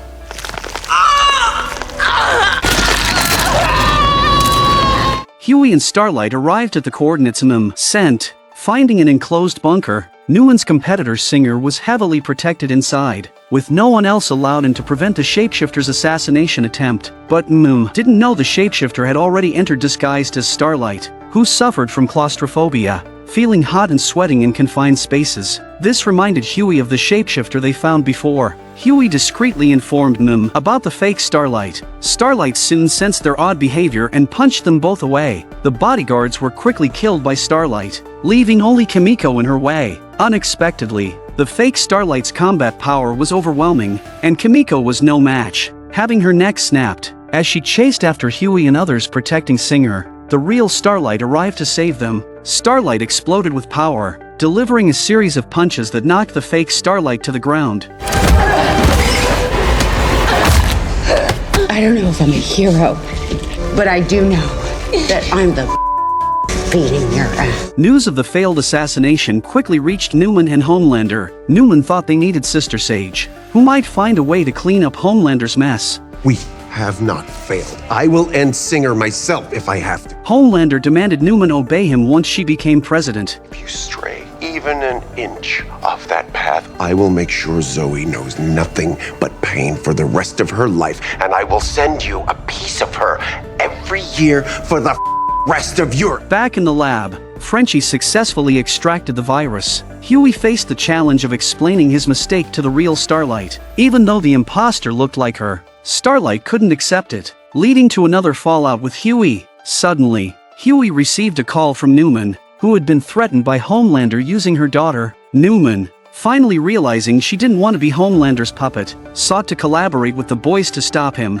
She offered to resign from the election if the CIA would let her and Zoe go. M was skeptical of Newman's sudden defection, but Huey convinced him. To be safe, Frenchie loaded the extracted virus into carbon supermaterial darts. If Newman showed any abnormality, they'd use the virus on her. Meanwhile, all knowledgeable Vought employees were mercilessly killed. But Deep, after speaking, Tell me I'm the smartest superhero in the 7.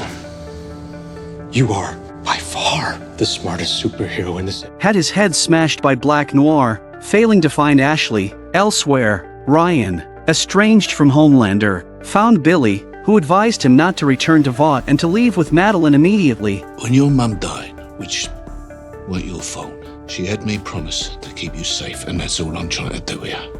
Now, if you're telling me, I mean seriously telling me, that the place you feel safest is with Homelander. Ryan hesitated. Ryan didn't respond but wanted to play a game with Billy. At that moment, news of the failed presidential assassination arrived. Madeline urged Billy to hand over the virus, saying they were out of time. She informed Ryan that the assassination order came from his biological father. Everyone on the crashed flight was killed by Homelander. Your father isn't who you think he is, and he wasn't having an affair with your mother. Christ! He raped her! Realizing he was a product of force, Ryan couldn't accept it. He couldn't accept the CIA grooming him to fight his father. Ryan tried to leave but was stopped by Madeline. Ryan then noticed the hospital room's 2-meter-thick walls. Realizing it was a superhuman containment cell, Madeline explained she didn't want it to come to this. But Ryan became agitated, believing they brought him to trap him. He didn't want to be anyone's puppet. Madeline tried to press a button, but Ryan threw her against the wall,